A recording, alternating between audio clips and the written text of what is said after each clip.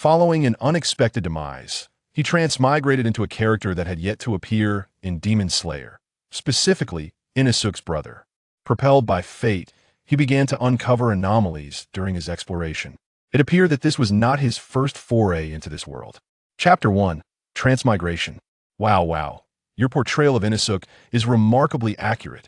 Can I collect it? Of course, come on over. I am an utterly unremarkable wage slave, with but a singular modest passion, a fervent enjoyment of anime, and the characters I adore through cosplay. On this occasion, I was cosplaying as Inosuke from Demon Slayer, preparing to watch the newly released Infinity Castle arc with some friends, when I was halted by fellow enthusiasts requesting photographs. You are simply stunning as always. To my left stood a dear friend, who was cosplaying as another member of the trio, Zenitsu. What of it? Just indulge in your jealousy. I suppressed the corners of my mouth that were threatening to curl upwards and entered the theater clutching my movie ticket. Inside the cinema, I gazed at the unfolding narrative on the screen, tears streaming down my face. Even though I had long since concluded the manga, confronting the visual representation anew evoked the same feelings I experienced during my initial reading. A faint cracking sound emanated from above me, yet I, engrossed in the plot, remained oblivious. It was not until a fragment plummeted towards the ground before my eyes, producing a dull thud, that I became aware. What the hell? Look up.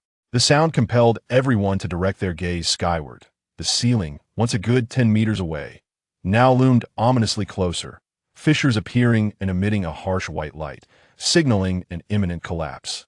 Run! Everyone surged towards the exit, and I was no exception. A louder crack reverberated from the ceiling, and despite my prime location, I struggled to extricate myself from the throng. I pushed desperately through the crowd, seeking to escape the most perilous center. Bang! As anticipated, I was struck down by a falling concrete slab. In a realm of pure whiteness, I brushed off the non-existent dust from my attire and exhaled my last breath deeply. Phew, not so bad. I felt no pain, a painless death. What a bargain. I remained clad in my Inosuke cosplay. But where am I? I surveyed my surroundings, finding nothing but a blank expanse of white. Hello? Is anyone there? Yes. What's the rush? A pristine, mechanical voice emanated from the white floor, approaching me in a swirling dance. As I beheld the rotund, grayish, machine-like sphere before me, a spark of unprecedented excitement ignited within my gaze. Could it be that you are the system destined to lead me to a life of luxury? Am I not meant to have perished? And in compensation, have you bestowed upon me a golden finger system, allowing me to choose any world I desire, be it as a wealthy heir or a bureaucrat's offspring? The cold, metallic voice interrupted my reverie. Stop dreaming. While you are partially correct, our error indeed led to your premature demise. But alas, we cannot grant you the privilege of indulgence. You now face two choices. Reincarnate as a human, but given the current birth rates, you are likely to be reborn in a region of Earth referred to as Africa. Alternatively, you may choose to reincarnate into the dimensional realm of anime, but you must strive to attain recognition among significant characters therein. Otherwise, you will be rejected by the cosmic order and utterly obliterated. As a form of compensation, should you opt for the first choice, we will modestly enhance your health and wealth attributes. Should you select the second option, you may choose the world into which you transmigrate and will have the opportunity to customize your physical form, along with an unconscious system bound to you. Before it could finish, I, who had been lying on the ground in a state worse than death, sprang up immediately. Second. I choose the second option. What a joke. There's no need for deliberation. The second option is a treasure trove of benefits. The words of humanity obstructed the system's unfinished discourse. However, the system had no intention of continuing, as it had other pressing matters to attend to. Now, let the transmission commence. Wait, wasn't this my own choice? Of course, it was your own choice. Your consciousness has already made the selection for you. A black aperture materialized in the empty chamber, instantly engulfing the human on the ground. Wow. It's here. The woman on the bed, upon hearing the cries emanating from beneath her, was about to exhale a sigh of relief when a sudden wave of excruciating pain surged through her, prompting an involuntary cry of anguish. The midwife's expression shifted dramatically. Twins. In this era, The birth of twins was still regarded as an ominous omen.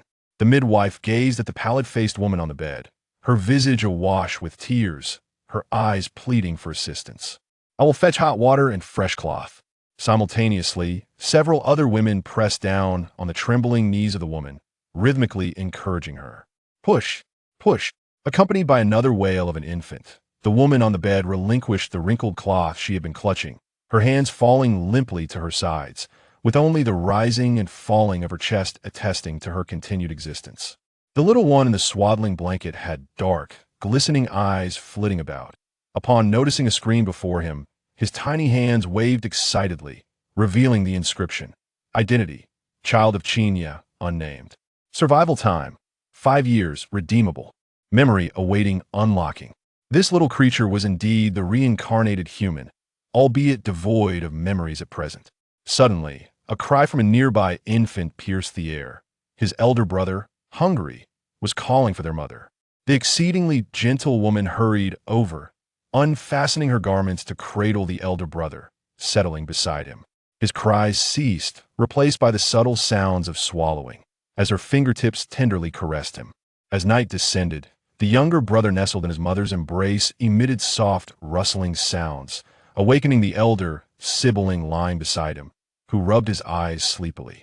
The younger brother opened his blood-red eyes, which, under the daylight, mirrored the green of his brother's. The crimson eyes surveyed the surroundings, unfazed by the sudden change of environment that his secondary persona had grown accustomed to. The primary persona continually struggled to control his abilities. What is this place, and what has the primary persona done now? Those blood-colored eyes closed once more, as the tiny mind processed all that had transpired, recalling the memory of his demise at the hands of stone, witnessing the primary persona's abysmally poor decisions.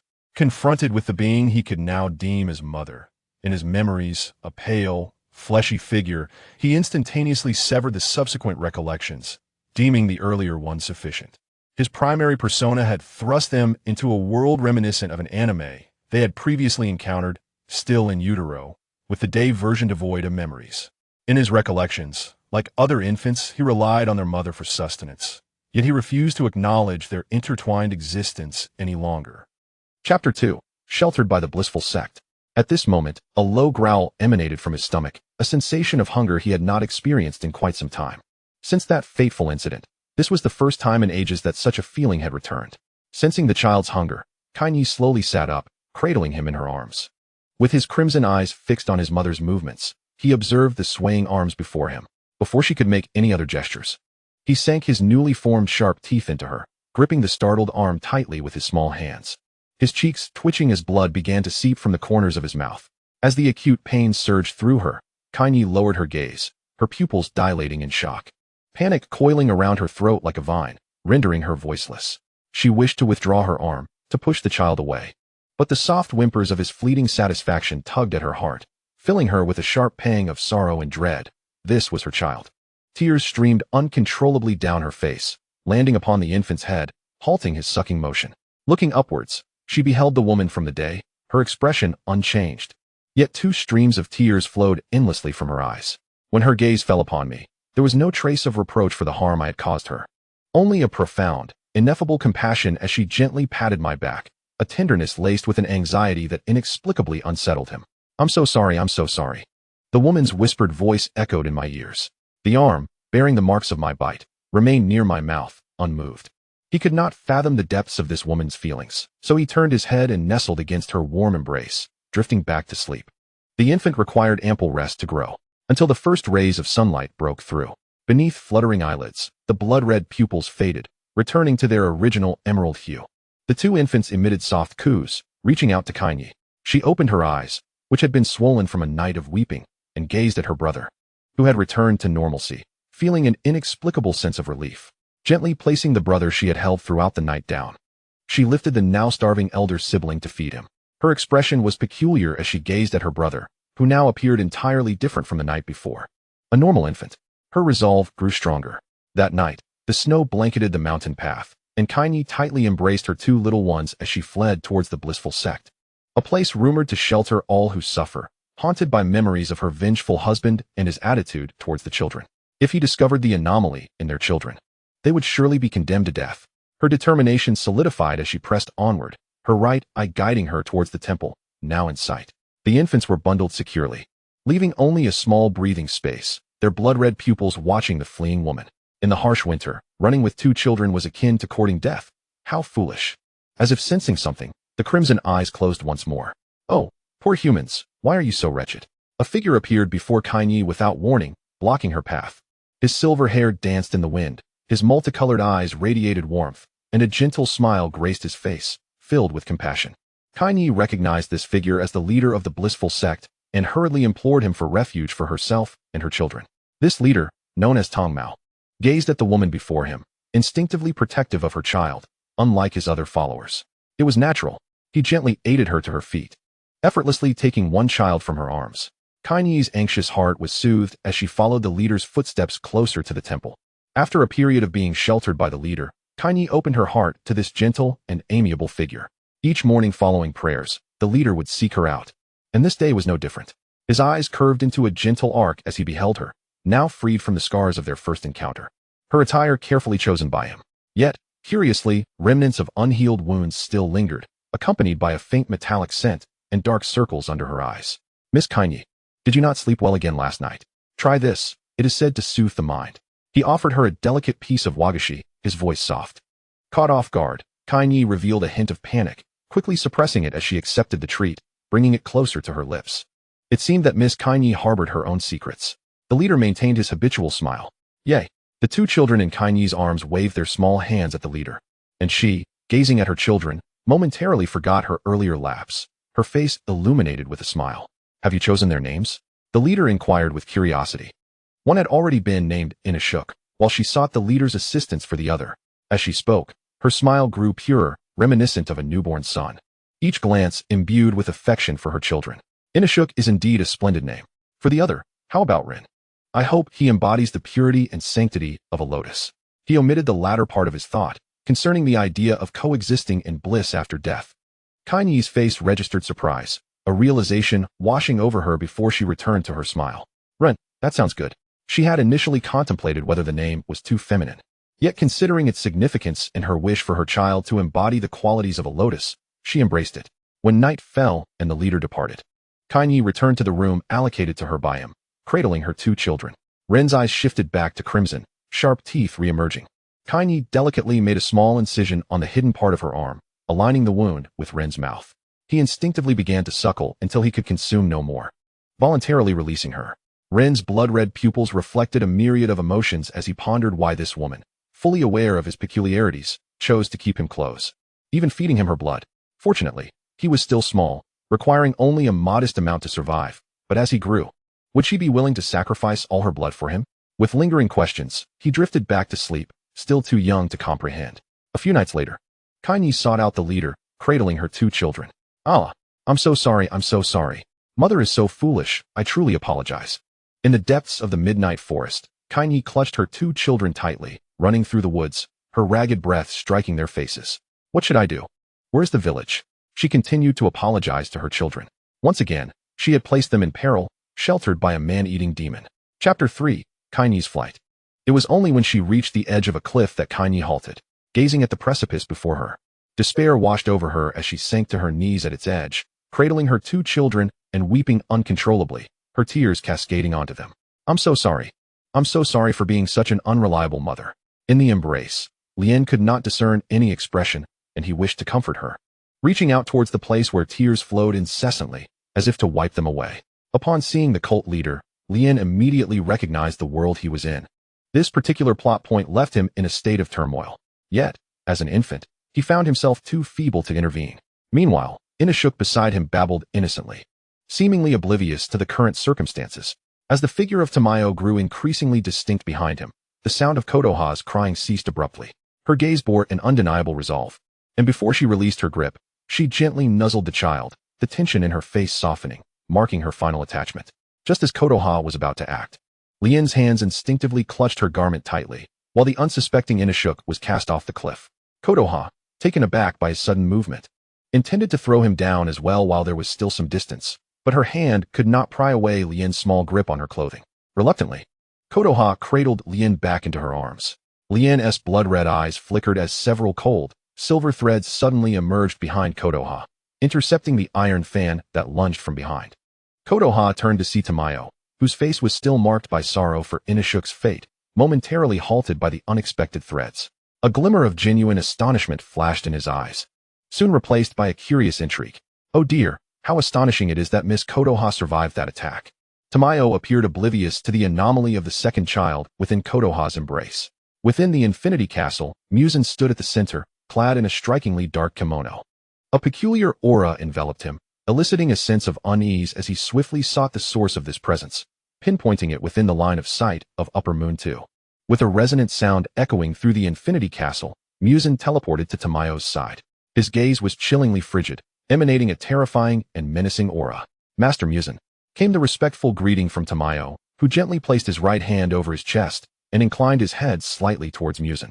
Kotoha, startled by this sudden apparition, instinctively drew closer to the cliff's edge.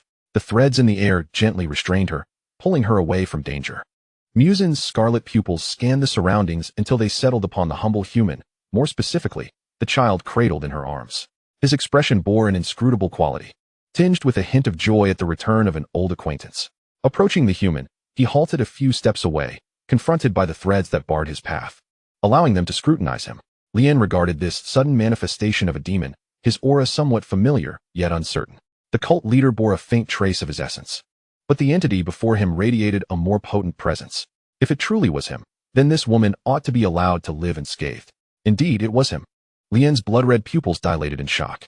After years apart, he had returned in the form of an infant. His voice remained as deep and resonant as ever, laced with a natural languor, imbued with nostalgia. Lien extended his arm from the swaddling, reaching towards Muzan, then brushing against Kotoha's face, as if attempting to convey something. Not again. Muzan's voice was tinged with irritation. His arrival always effortlessly provoked his emotions, rendering him uncharacteristically flustered. Yet, in a mere moment, he suppressed that surge of feeling. Tendrils sprouted from behind, lunging toward the woman holding Lien. The threads in the air did not obstruct the tendrils' advance. Kotoha gazed in terror at the oncoming attack, yet she lacked the strength to flee, tightening her embrace around Lien. The tendrils did not kill Kotoha. Instead, they rendered her unconscious, forcibly extracting Lien from her tightening hold and gently placing him in Muzan's embrace. Muzan's grip was fierce, as if he intended to suffocate Lien within his arms. Lien seized Muzan's arm, his gaze seething with indignation as he glared at his captor. His blood-red eyes unmistakably articulated his thoughts, despite his current inability to voice them. Are you seeking to suffocate him? All those at the edge of the cliff found themselves within the Infinity Castle. Tamayo's face reflected confusion. He struggled to comprehend the connection between Kotoha and Master Muzan. After all, Kotoha's husband had been slain on the very night he took her in, and this child was evidently an ordinary infant. Recalling the sudden appearance of the threads, Tamayo snapped his fan shut, wrapping his head lightly as he resolved not to ponder further. Muzan, standing above with Lien in his arms, regarded Tamayo below, when suddenly, his tendrils surged towards him. Tamayo swiftly unfurled his fan to block the tendrils, which struck the fan's surface with a dull thud, causing him to stagger back a few steps. Master Muzan? Tamayo queried, bewildered. But there was no time for clarification as more tendrils attacked from all directions. Tamayo's gaze sharpened, his colorful pupils radiating a vibrant blue light. Blood demon art, cold white lotus. Countless icicles erupted from the fan, instantly transforming into a multitude of blooming white lotuses that interposed around him. The tendrils collided with the icy blossoms, producing a cacophony of shattering sounds, as the frigid air emanated from the lotuses, freezing and obliterating the relentless onslaught. However, a tendril struck Tamayo, yanking him upwards, before crashing him back down. The floor splintered like a spider's web, a protruding wooden plank slicing across his forehead before healing. Crimson droplets staining his form. He lay motionless on the ground, his disheveled white hair obscuring half of his face, yet his smile remained unchanged. He lifted his head to gaze at Muzan above, his eyes devoid of fear, his voice hoarse. Master Muzan, why the sudden warmth towards me? Muzan's pupils revealed unabashed disdain, his fingertips idly caressing Lien's tiny fingers, his voice as cold as ever. If you cannot evade such a trivial attack, Upper Moon 2, you ought to practice more diligently. With another resonant sound, the environment around Tamayo transformed into his paradise cult. He stood still at the hall center, raising a hand nonchalantly to trace the location of the lotuses within the temple, which immediately turned to ash, dissipating in the wind. The entire hall instantly became barren. And as Tamayo lowered his hand, his smile remained ever present, tears of pity streaming from his eyes. Konoha's fate is indeed tragic. She was meant to rest within my embrace. Deep within, Tamayo mused that Konoha, left in Muzan's care within the Infinity Castle, would soon be devoured, evoking a sense of sympathy. The tears flowed more freely. Chapter 4. The Restoration of Memories. In the 5 years following Muzan's return of Lien to the Infinity Castle, many intriguing events transpired. Muzan had initially intended to rear Lien personally, but during the day, Lien resembled an ordinary child, even expressing considerable dissatisfaction with Muzan's attempts to hold him, prompting Muzan to return Lien to the human woman. Upon her initial arrival in this unfamiliar realm, Konoha was gripped by trepidation and vigilance. On several occasions, she attempted to flee with Ren in her embrace, only to realize she was merely traversing in circles. Gradually, she found her bearings, yet each night, Ren would be taken away by a striking figure who appeared out of nowhere, only to be returned unharmed by day. From the moment this enigmatic savior rescued her, contrasting sharply with the Ren she knew at night, she surmised that this individual might be acquainted with her child's nocturnal transformation. She harbored no fear of Ren's alterations, for he was her offspring. Nevertheless, during those late-night abductions, her thoughts would inevitably drift back to Inosuke, whom she had cast off the cliff, praying for the safety of her other child in that inescapable chamber. As time passed, and Ren learned to speak, Muzan began to interrogate him about the circumstances of his departure. Ren, however, refused to answer, which led to a prolonged period during which Muzan sulked in silence. Once he reclaimed Ren from that woman, he placed him upon his own bed, maintaining a considerable distance without uttering a word. When Ren turned 3, he defied Muzan's objections and, accompanied by Konoha, departed from the Infinite City to seek a modest abode. Ren assured Muzan that he would return at night to keep him company. Over the years, Ren's existence became a topic of whispered tales among certain demons. On a particular day, just minutes shy of his 5th birthday, the daylight Ren was merrily riding a wooden horse in the courtyard. Konoha sat nearby, embroidering garments, with several completed outfits beside her, each type consisting of 2 identical pieces, one set presumably intended for Inosuke. As the wooden horse's movements gradually subsided, Ren's laughter came to an abrupt halt, his cherubic face contorted in pain, beads of sweat dampening the hair by his temple, yet he remained steadfast, unyielding to the discomfort. He recalled Ren reopened the long-dormant screen. Identity, Ren, Konoha's child, unlocking pending, survival duration, 1 month, redeemable amount, 10 years 0000001, continuously increasing. Status, physically healthy, 30 memories unlocked. The expression on daylight Ren's face fixated on the redeemable amount of 10 years, astonishment etched upon his features. How was this sum derived? Alas, no one was present to elucidate this query. The screen indicated that memories had been unlocked. Prior to his crossing, he had been in this situation. An unforeseen accident during his adulthood had resulted in the loss of many memories, which he still could not recall. Yet, he was indifferent, forgetting signified insignificance. So why dwell on it? His disposition was such that when faced with the incomprehensible, he simply relinquished it. After all, he had gained an extra 10 years of life. A significant boon. As for why his mother, Konoha, did not meet her demise as depicted in the original narrative, he attributed it to the butterfly effect of his arrival. He continued, carefree and unburdened like any ordinary child, switching to a new toy. With the last rays of sunlight fading, Ren succumbed to slumber. Adhering to his long-established biological clock, in the dimly lit room, a shadowy figure stealthily emerged from a corner, fixating its gaze upon the child in bed. Only when Ren awoke and sat up did the figure begin to stir, taking a seat beside him. Nighttime Ren understood that today marked the moment for daylight Ren to recover his memories. Though a portion of his recollection had been lost, he was still very much the same, blissfully unaware. Otherwise, he would have recognized that he had traversed this world before. Just as he had sought to leave the Infinite City for a place reminiscent of this one, daylight Konoha had been confined within a house. Had he observed closely, he might have discerned subtle differences between this reality and the house he had known. Yet, his nature did not lend itself to such meticulous scrutiny. A smile, unbeknownst to him, graced Ren's face. Tonight, you are in high spirits, Muzan affirmed. Perhaps, his voice, tinged with nasality and remnants of childhood, seemed quite out of character. This was the first day in a long time that he could coexist peacefully with his daylight counterpart, a reunion he dearly missed. Do not call me Ren anymore, he thought, awakening to his true name, which he wished to reclaim, Enichi. Muzan's expression was one of astonishment, his voice trembling with palpable disbelief. This was indeed a deviation from his public persona, an exception made for Ren. He has awakened? Enichi coldly interrupted. aware that his amicable interaction with Muzan could only extend thus far. Having been treated as a mere substitute for Ron, he had grown weary of this charade. If not for the circumstances, he would have demanded, "Do not appear before me again." Enji's expression flared with emotion, his voice sharp. Even though he was but a 5-year-old child, Muzan's ire was ignited by Enji's outburst. "Why should that be? You shall never see him again. I will not grant you the opportunity to inflict harm upon him as before." Muzan offered no further rebuttal, and their conversation ceased abruptly. Enji staring coldly at the space where Muzan had just vacated. The following morning, Rin finished the breakfast prepared by his mother and bounded to the door. Turning to bid her farewell. "Mother, I'm heading out. Be safe, Rin." Konoha felt assured of this unique child venturing out alone, as over the years, the neighbors had grown familiar with Rin's increasingly mischievous demeanor. One courtyard could no longer contain him. With a small bag sewn by his mother slung over his shoulder, containing a few treats and some pocket money, and wearing tiny shoes crafted from rabbit fur, he made his way toward the street, holding freshly made pastries in hand. To live again meant to embrace the experience like any ordinary child. Otherwise, how could he astonish in extraordinary moments? He skipped eagerly toward the nearest street, only to trip over an unnoticed step. Ouch! What is the step doing here? Rin stumbled and fell to the ground with a thud, his palms scraping against the gravel, causing tears to well up in his eyes. A stream of exclamations poured forth from his lips as he pressed his knee against the ground, pushing himself back up.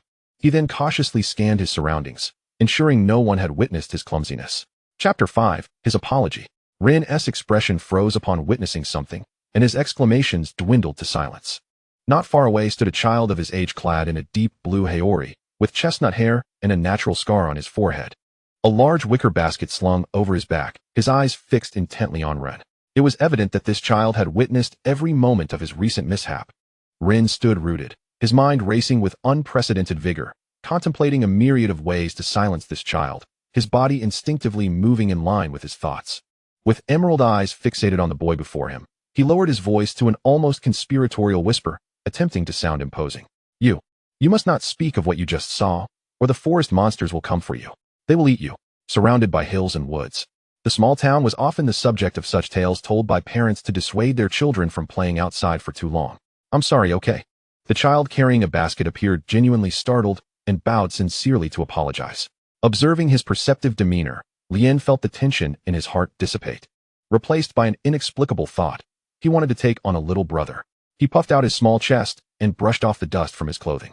Alas, he suddenly remembered the painful wound on his hand, which had been aggravated by the fabric, causing tears to well up in his eyes once more. "Are you all right?" The child with the basket inquired with concern, his father having instilled in him the importance of caring for those weaker than himself. Indeed, Lien was mistaken for a girl. But it was hardly the child's fault. Lien possessed an exquisite and adorable appearance, far removed from that of a mischievous boy, and his voice was sweet and childlike. "I know a wonderful uncle. Let me take you there to tend to your wound," he exclaimed, taking the initiative to pull Lien in a certain direction. Lien had initially wished to break free, as he had intended to visit a newly opened shop that was rumored to have unique items not found elsewhere. Yet, seeing the kindness radiating from this child, he acquiesced and followed along. "It's just a small injury. A bit of ointment will suffice." "Tanjiro, is this your new friend?" "Yes. I am Tanjiro's new friend," Lien interjected, preempting the words Tanjiro was about to utter. Each time Tanjiro attempted to speak, Lien would hastily fill the silence, a bit mischievous, he thought, but he could not deny the amusement in witnessing the child's flustered expression. "How naughty of you," Lien mused, attributing his own behavior to the influence of the child's innocent form. After exiting the pharmacy with Tanjiro, Lien once again interrupted Tanjiro's attempt to say goodbye. "Where are you going?" "I want to follow you, my friend," Lien declared, unilaterally claiming Tanjiro as his verbal friend, showing no inclination to seek Tanjiro's opinion. "Are we selling charcoal? I'll help you." He grasped Tanjiro's hand and chose a random direction, disregarding any words Tanjiro might have had.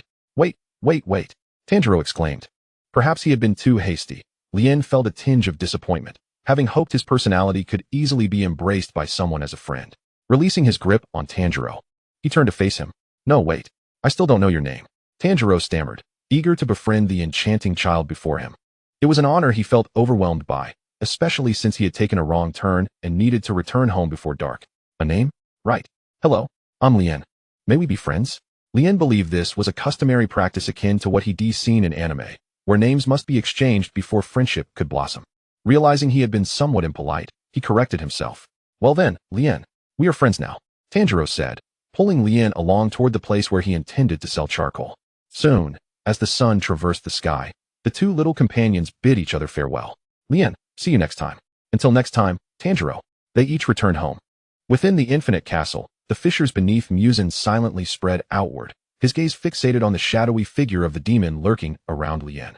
The pale face twisted with unrestrained jealousy. Since learning of Lien's regained memories, he had been consumed with the desire to reappear before him. If only I could find the blue spider lily.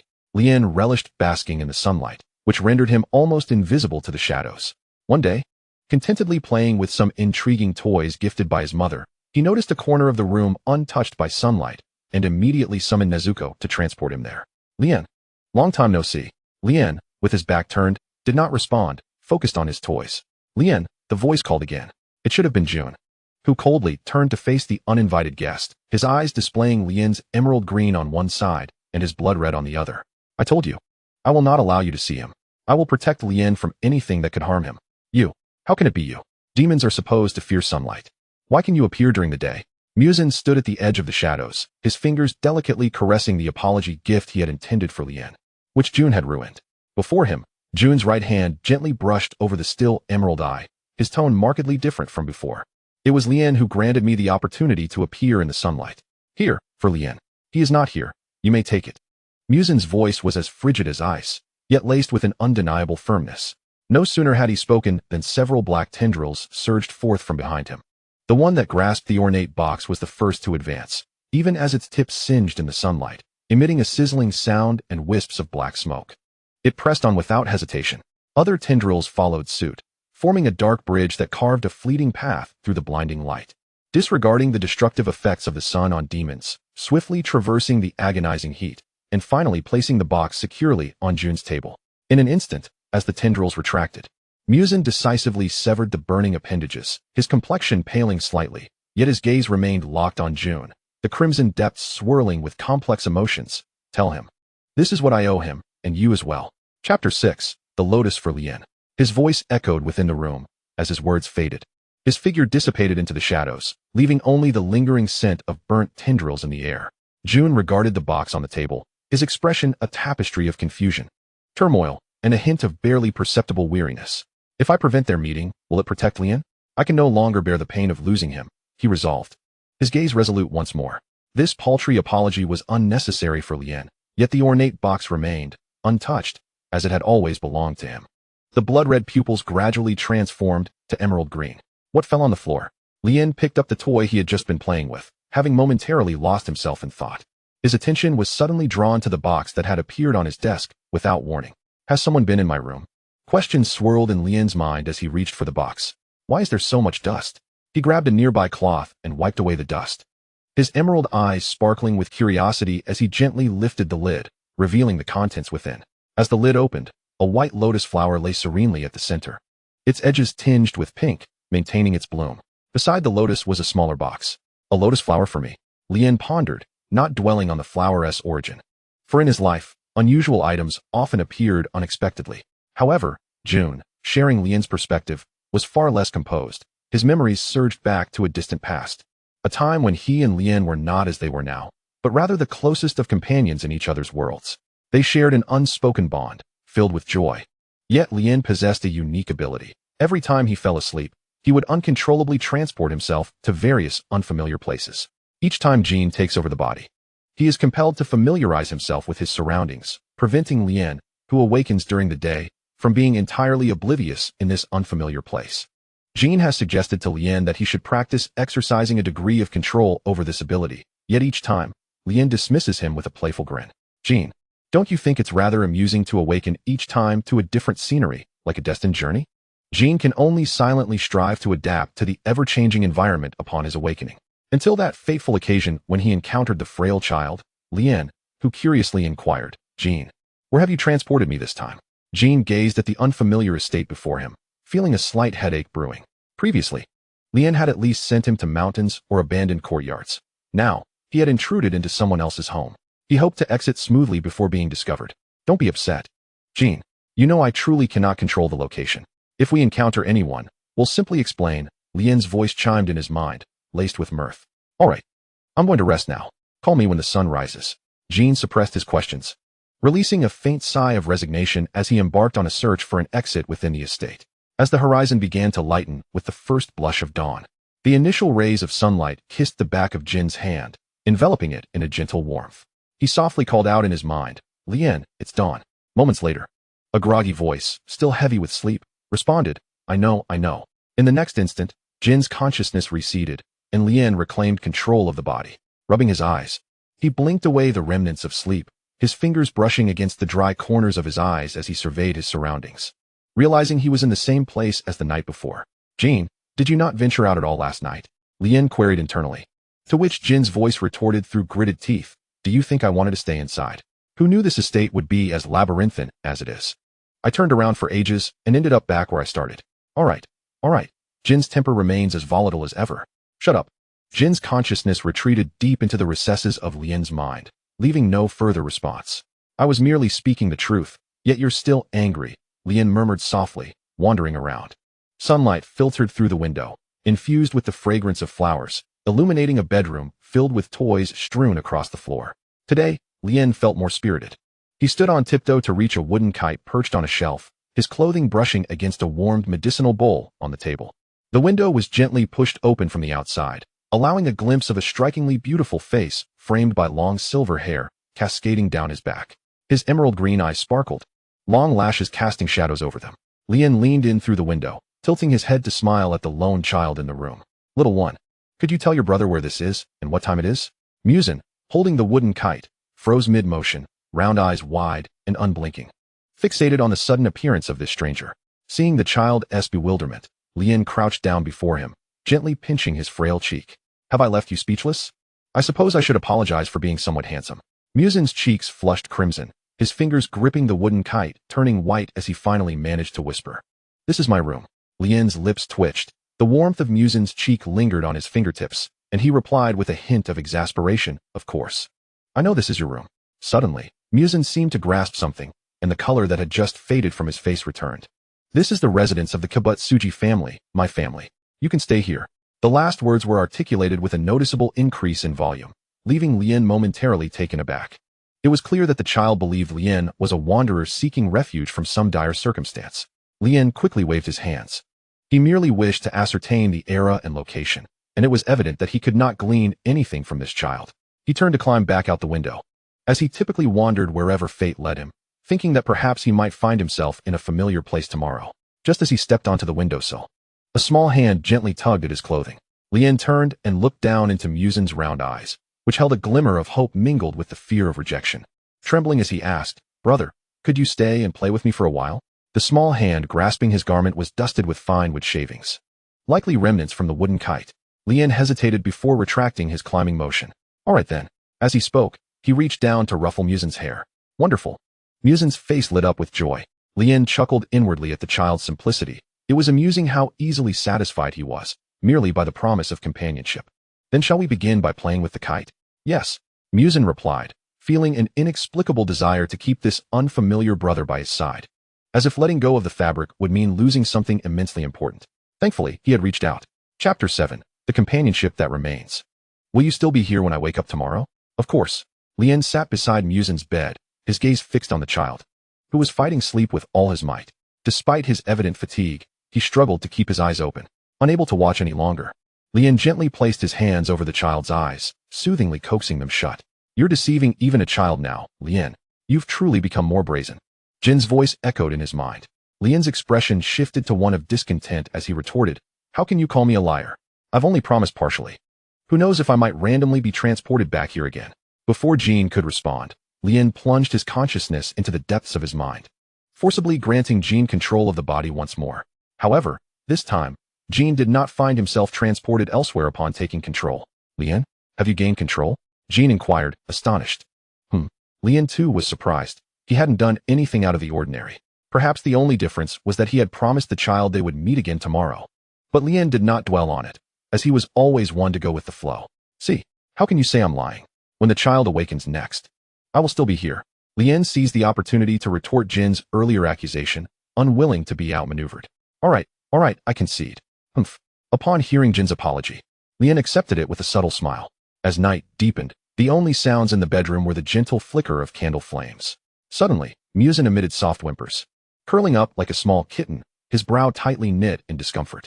During the hours of Lien's slumber, Jean had contemplated leaving more than once. Yet, the thought of this maze-like estate always quelled his resolve. Leaning against a shadowed corner, he heard the child's distressing sounds and felt little inclination to intervene. The child's well-being was of no concern to him. However, the increasingly distressed whimpers began to unsettle him, not out of worry for the child, but from the fear of waking the slumbering Lien. Ultimately, he rose, treading lightly to the bedside. Under the dim candlelight, Muzan's forehead glistened with cold sweat. Strands of hair dampened, his cheeks flushed like burning coals, and his breathing was labored, clearly indicating a fever. After a moment's hesitation, Jean turned and approached the door, gently knocking. When the servant outside heard the sound and entered, a mix of caution and trepidation adorned their expression. The individual who spent his days entertaining the young master exuded a radically different aura by night, one that was imposing and reminiscent of standing before the family patriarch. The young master had fallen ill, prompting an urgent summons for the physician. The voice that broke the silence was cool and devoid of emotion. The servant hastily approached to assess the situation, while June retreated once more into the shadows of the corner. Lien remained awake, not roused by the commotion, but rather peering at the bed through June's eyes. Under the dim glow of the flickering candlelight, Muzan lay curled up, his small face flushed with fever, brows knitted tightly, and remnants of tears still glistening at the corners of his mouth. He appeared a stark contrast to the child who had been giggling with a wooden kite earlier that day. Tisk, Lien thought, unable to suppress his sympathy, and communicated to June, "Let me out, I shall tend to him." Before June could respond, Lien's consciousness surged forth, forcibly taking control of his body. He walked a few steps to the bedside, bending down as his silver hair cascaded, brushing against Muzan's feverish cheeks, his azure eyes reflecting an uncommon seriousness. When the servant entered with a bowl of medicine, Lien reached out to take it, his fingertips grazing the rim of the bowl and flinching at the heat. "It's too hot. Let it cool for a moment," he instructed, turning to the servant with a softened tone. "Fetch a clean cloth and a basin of warm water." The servant nodded eagerly and exited, casting a glance at the suddenly gentle silver-haired youth. Lien settled at the edge of the bed, gently propping Muzan up against him, one hand supporting his back while the other took the now-cooled medicine bowl. He scooped a spoonful and brought it to Muzan's lips. "Little one, it's time to take your medicine. It will help you feel better."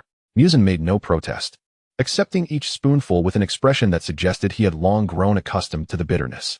When the servant returned with the cloth and warm water, Lien had already laid Muzan back down. He wrung out the cloth and gently placed it on Muzan's forehead, then traced it down his cheek and neck with tender movements. "You stay outside. Call me if you need anything," Lien instructed the servant without lifting his gaze, his fingers continuing to comb through Muzan's damp hair. The servant complied quietly, closing the door softly behind him, leaving only the soft flicker of candlelight and Lien's gentle, off-key lullaby in the room. As the medicine took effect, Muzan's breathing gradually steadied. The flush on his cheeks diminished, and his brow unfurrowed. Unconsciously, he leaned into Lien, his small hand clasping Lien's sleeve as if it were a lifeline. The candlelight danced upon his long lashes, casting delicate shadows that accentuated the softness of his features. Once Lien had completed his tasks, June finally spoke. "You certainly have a way of extending kindness, even to a child you've only met once, sacrificing your rest to care for him." Lien lowered his gaze. The soft glow of candlelight reflected in his azure eyes. "Just this once," he replied, observing the peaceful slumber of Muzan, his fingertip lightly brushing against the child's cheek, thinking it was essential not to let him suffer alone. As the candlelight gradually dimmed, Lien remained at the edge of the bed, vigilantly watching over the sleeping child throughout the night. When dawn's first light filtered through the window, it gently illuminated the bed. Muzan's lashes fluttered, and he slowly opened his eyes. The fog of lethargy had lifted, and he felt considerably lighter. Instinctively, he turned, only to find himself gazing into a pair of azure eyes glowing with the warmth of morning light. Lien sat at the edge of the bed, resting his chin on his hand, his silver hair aglow with the golden morning sun. Upon noticing Muzan awake, a bright smile blossomed on his lips. "Good morning, little one. How do you feel?" Muzan initially appeared stunned, but then his eyes sparkled with joy, as if ignited like twinkling stars. He propped himself up, his small face radiating uncontainable happiness, his voice still laced with sleepiness. You're still here?" "Of course I am," Lien replied, placing a hand on Muzan's forehead to check his temperature. Satisfied to find it normal, he smiled. "You were burning up yesterday. I couldn't possibly leave you alone here." At that moment, the servant entered with breakfast, and upon seeing Muzan awake, rushed forward with greetings, adding softly, "Young master. Thanks to this gentleman, you were well cared for last night. He fed you medicine, wiped your sweat, and stayed by your side all night." Muzan's eyes widened in astonishment, his face glowing with genuine warmth. He looked at Lien, gratitude spilling from his small features, gripping Lien's sleeve tightly, his voice thick with emotion. "Thank you, brother. Thank you for taking care of me yesterday." Lien chuckled at his endearing expression, running a hand through Muzan's hair with a tone of affection. "What is there to thank me for?" He picked up a bowl of kanji from the table, scooping a spoonful to let it cool before offering it to Muzan. "You must be hungry. Have some porridge." Muzan nodded vigorously, opening his mouth to accept the kanji, his gaze never leaving Lien. The reliance and joy in his eyes intertwining like vines, quietly ensnaring Lien before him. Chapter 8. The Lotus Lien gave forth. In the days that followed, Lien remained by the side of the ailing child, an inexplicable bond forming between them that even Lien could not comprehend. "Brother, you won't leave me, will you?" Muzan's condition worsened. He could no longer play freely, and even his wooden kite had gathered a thick layer of dust. The small child curled up in bed, shivering with coughs, his face devoid of color. Only a pallor of exhaustion remained. A flicker of pain crossed Lien's eyes. He had lived long enough to witness countless births and deaths, all fragile and fleeting yet filled with brilliance and uniqueness. Of course, Lien affirmed, his resolve firm. Deep within, Lien had made up his mind. He wished to accompany this child until the very end of his life. June, sensing Lien's thoughts, had always supported his decisions. Yet this time, he felt compelled to intervene. No need to speak. Lien preemptively silenced June's unvoiced concerns, and June understood. On a spring day, Lien crouched in the yard, squinting at the sky, a contented smile gracing his lips as his fingers toyed with a freshly plucked, sun-kissed willow leaf. Inside, Muzan pressed against the windowsill, intently watching the figure basking in sunlight, a weight pressing heavily against his chest. His illness continued to deteriorate, and now, he could not even step outside. Jealousy surged within him for Lien's vibrant, life-filled aura, something he had never possessed, though Lien was always there, feeding him medicine and sharing tales of the outside world to coax laughter from his lips. The moment Lien stepped outside toward that unreachable realm, a tide of anxiety and possessiveness washed over Muzan. "Brother," he called out, his voice laced with an imperceptible stubbornness. Lien turned back. "What is it, little one?" Muzan clenched the quilt tightly, his fingers turning pale with exertion, his gaze filled with obsession. "I feel unwell. Can you come in?" Lien hesitated briefly before stepping into the dim room. "Muzan, the air outside is lovely, and the sun feels wonderful. Once you're better, I'll take you with me." "I don't want that," Muzan suddenly shouted, tears welling up in his eyes. "I just want you to stay with me. Why do you always have to go outside? What is so great out there?" He was bewildered by his own reaction. Lien had done more than enough for him, yet he felt insatiable, yearning to keep Lien by his side, wanting him to see only Muzan, oblivious to the sunlight and the world beyond. Lien regarded his reddened eyes, a pang of sorrow swelling within him. He crouched down, gently wiping away his tears, his azure eyes filled with helplessness and heartache. "All right, I shall not go out. I will stay with you." At this, Muzan finally managed to smile through his tears, tightly embracing his arm as if clinging to a lifeline. Yet deep within, he understood that this unease had not dissipated. As long as Rin had the potential to leave, he could never truly find solace. He yearned to possess Rin, to make him eternally his. This thought twined around his heart like a vine, entwining him and the silver-haired youth who always treated him with tenderness. A feeling that lingered even into adulthood. Time passed swiftly, and so did Muzan's health. Initially, he could still lean against the headboard, clutching Ren's sleeve to utter a few words, but now he could only curl up under the brocade quilt, lacking the strength to even turn over. With each shallow breath, his frail chest heaved, accompanied by heart-wrenching coughs. At the peak of his suffering, crimson blood would spill from his cracked lips, staining the pristine pillow. The servants of the household brought dark bowls of medicine daily, one after another, the bitter concoction sliding down his throat, scorching his esophagus. Barely suppressing the gnawing pain of his affliction, he loathed the taste of the medicine, yet he had no choice but to consume it. As if grasping at his last lifeline, Rin remained by his side every day. He would sit at the edge of the bed, gently wiping the blood from the corners of his mouth with his fingertips, softly humming childhood lullabies to lull him to sleep, describing the sunlight streaming through the window as sweet icing, attempting to dispel the gloom that lingered in his eyes. Yet within Muzan's heart, the relentless pain had rendered everything barren, leaving only two intertwined emotions, affection for Run and the jealousy of not being able to fully possess him. He envied those who could converse with Run, envied the sunlight that enveloped Ren's entire being, even envied the garments adorning Ren's form. He longed to caress every part of Ren with his broken hands. He adored Ren, relishing the warmth of his fingertips, the gentleness concealed within his azure gaze, and the tranquility that accompanied Ren's presence, which allowed him to momentarily forget his agony. However, each time he awakened from slumber to find the bedside empty, the servants whispering that young Master Ren had gone out again, jealousy would surge within him like a poisonous vine, constricting his heart and leaving him breathless. Why must he always leave? Lying in the darkness with hollow eyes, he emitted soft whimpers from his throat. He knew Ren merely sought fresh air. But he could not control his obsession. He wished to confine Ren beside him, to imprison him within the confines of this small bedroom, ensuring he could never slip away while he slept.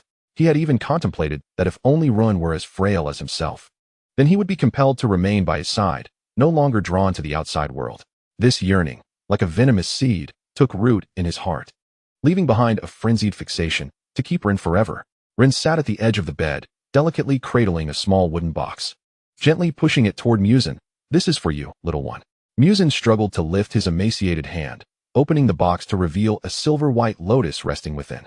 Leaning closer, he inhaled the faint fragrance, reminiscent of Ren's own essence. "This lotus can be used in medicine." Ren's voice was soft, his azure eyes harboring warmth. "Ground it into powder and mix it into the medicine. It will ease your discomfort." Muzan's fingertips brushed gently over the silver petals. This was Ren's first gift to him. Something uniquely his. How could he consume it as a mere medicinal ingredient? He shook his head, clutching the box tightly to his chest. "No, I wish to keep it safe."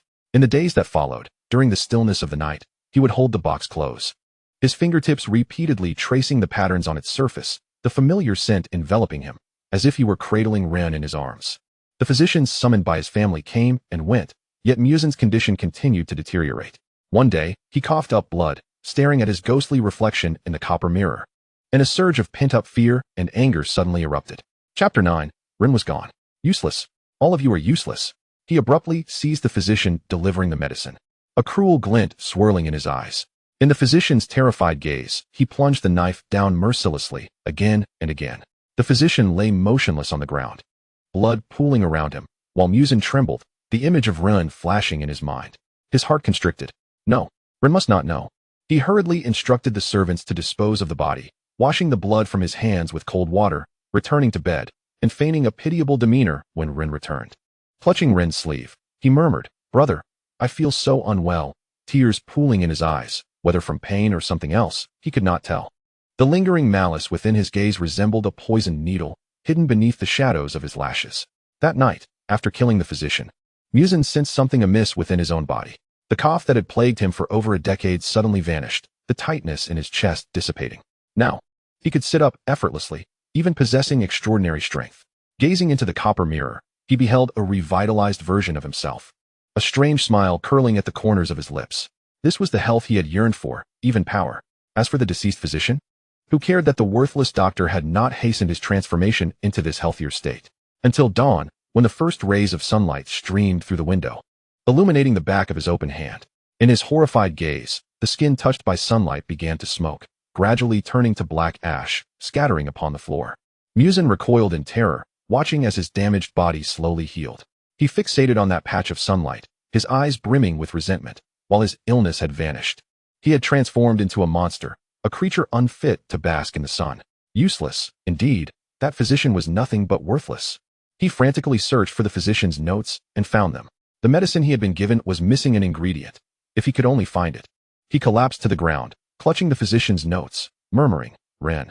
The image of the silver-haired, azure-eyed youth uncontrollably surfaced in his mind. How could he keep Ren by his side, and how could he face him?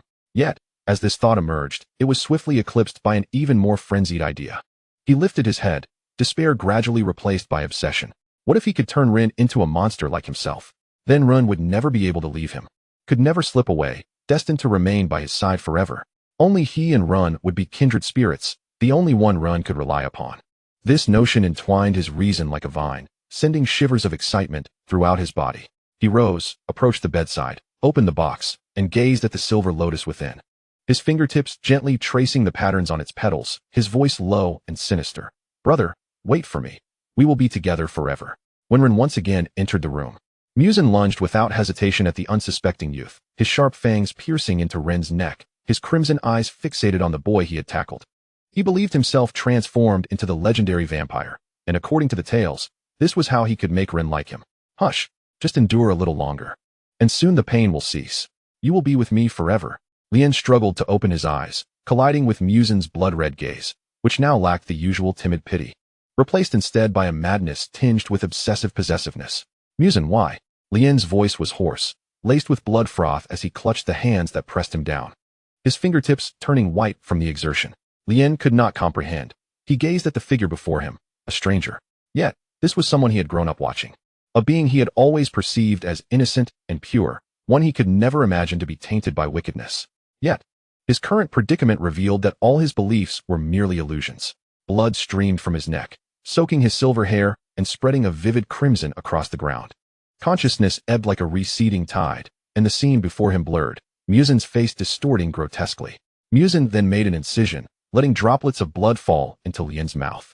With that, the last remnants of clarity vanished. Lien's once azure eyes gradually became stained with scarlet. How beautiful! Muzan's entranced gaze shamelessly roamed over Lien's form. 2 sharp bite marks marred Lien's neck, crimson droplets cascading from the tips of Muzan's fangs, tracing a sinuous path down his slender neck. His body arched in agony, shoulders trembling slightly. His hands remained locked in their grip around Muzan, fingertips pale and knuckles protruding from the strain. That subtly curved form seemed to exude the last warmth of life, blooming into the most alluring yet tragic of elegies. Yet unbeknownst to Muzan, Lien would never become a demon. The moment the first drop of blood entered him, Lien transformed into nothingness, dissipating into the air. On the ground, Lien reopened his eyes. His once azure irises now wholly crimson, and his wounds rapidly healed due to his transformation. Lien? Muzan inquired cautiously. Upon regaining consciousness, Jean immediately threw off the weight of Muzan, reversing their positions and pinning Muzan down, his hands fiercely tightening around his neck, veins bulging with the effort. You are not Lien. Muzan's face was a mask of confusion. He could not fathom where things had gone awry. This body was supposed to belong to Lien. Yet upon awakening, it had transformed entirely. Once Jean took control, his first instinct was to call out for Lien. It was still daytime, and it should not have been possible for him to take over so completely unless something had happened to Lien. Silence reigned in his mind. Lien was nowhere to be found. Jean suppressed the rising panic within him and fixed his gaze on the immobilized Muzan, who lay on the ground, eyes wide with shock. He knew this person would eventually bring harm to Lien. He had never witnessed Lien show such concern for anyone before. He had attempted to prevent Lien from continuing his association with Muzan, yet Lien seemed bewitched, insisting he wanted to accompany him until his death. Eventually, Jean relinquished his grip on Muzan's neck, fear creeping in, fear that Lien would blame him upon his return. Rising slowly, he began to walk outside. The sun had long since dipped below the horizon, leaving only a dim twilight. Chapter 10, Muzan's Regret. Wait! A hoarse cry echoed behind him. The marks around Muzan's neck were visibly healing at an alarming rate, the gaping wound gradually fading as he struggled to rise. Swiftly gripping Jin's wrist before he could exit the door. Where's Lien? A glimmer of coldness flickered in Jin's eyes. An overwhelming disdain for the one responsible for Lien's disappearance. He had no desire to speak another word, yet recalling Lien's deep concern for him, he suppressed his anger and coldly articulated the truth. What do you mean? Muzan released his hold on Jin's wrist, his expression turning vacant. He could not comprehend everything the person before him was saying, yet even without fully understanding, he had to acknowledge that it was his fault. His arrogance that had led to this moment. The person before him shared a body with Lien. Lien was the rightful owner during the day, and it was his actions that had transformed Lien into a creature unable to survive in daylight, resulting in Lien's current absence. He was unwilling to confront the other possibility. No wonder Lien seldom accompanied him during the late hours. Despite his attempts to feign vulnerability, Lien always found some excuse to refuse. Only on a few occasions when he was gravely ill had Lien stayed by his side at night, likely at great cost. A pang of regret pierced Muzan's heart. Jin's words reached their conclusion, and he abruptly turned, his gaze sharp as a blade, fixed intently on Muzan as he demanded answers, interrogating him about his cruelty and ignorance, questioning his selfishness that had led to this predicament. Why did you do this? The malice in Muzan's eyes dissipated, replaced by a frantic confusion, shaking his head repeatedly as he incoherently defended himself, asserting it was not his intention. Yet, Jin was beyond the point of hearing any explanation. He was consumed by exhaustion and revulsion. He needed to find Lien. He would locate him no matter where he was. Lien, wait for me. I will find you. Fortunately, he did find Lien. It was enough that Lien was still there. No matter how he had changed, he would remain by Lien's side. And this time he would ensure Lien's safety. Lien placed the box containing the lotus flower down carelessly in the cabinet, his attention shifting away from a small box nearby. His gaze retracting from this direction. Within Infinite City, Muzan toyed with a lotus flower, and upon closer inspection, it was indistinguishable from the original he had given to Lien.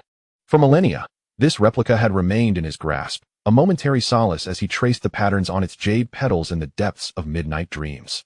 Throughout the years, he had constantly thought that if he ever encountered Lien again, he would refrain from acting in haste. He had truly returned, and he still remembered the day Jean departed. No, it wasn't me. Muzan's voice shattered in his throat, his sobs heavy as they sank into his knees, grinding his remaining pride into fragments, leaving only desolation and helplessness. Jin's search for Lien never wavered. Day turned to night, and weeks passed in a fervent call for him. Whether through the echoes of obsession in his mind or the hoarse cries that traversed the world, Lien's trace remained elusive. The urgency gnawed at Jin's heart, burrowing itself into his very being, devouring his reason day and night. He felt as though he were losing his mind. He had never felt such pain before, as if a piece of his soul had been forcibly extracted, leaving a void of anguish. Gradually, the remnants of hope were eroded, and Jin's heart sank into an icy abyss, coming to terms with the reality that Lien had truly vanished from this world. If Lien was gone, why should he continue to exist? Jean and Lien were simultaneously present. He should accompany Lien and not let him wait in vain. During this time, Muzan also searched for Lien in secret, each step steeped in regret, despite his unwillingness to admit it. He understood that the source of all this was his selfishness and impatience, which had led to their current plight. Jean had lost his mind. No, you can't. This is Lien's body. Jean broke free from Muzan's heart-wrenching grasp, running desperately toward the blinding sunlight outside. His body had long since been transformed into a demon by Muzan. Without Lien, existing had become torment, and he could no longer endure another moment. The sun's intensity engulfed him instantly, his skin burning with excruciating heat. The pain piercing to the bone, yet it paled in comparison to the agony of losing Lien, melting away inch by inch in the light. Before his essence completely dissipated, he gazed into the void, his hoarse voice shattering in the wind. Is that you, Lien? Lien? An ethereal figure emerged from the recesses of his mind. Delicate as a snowflake, yet imbued with an unmistakably familiar aura.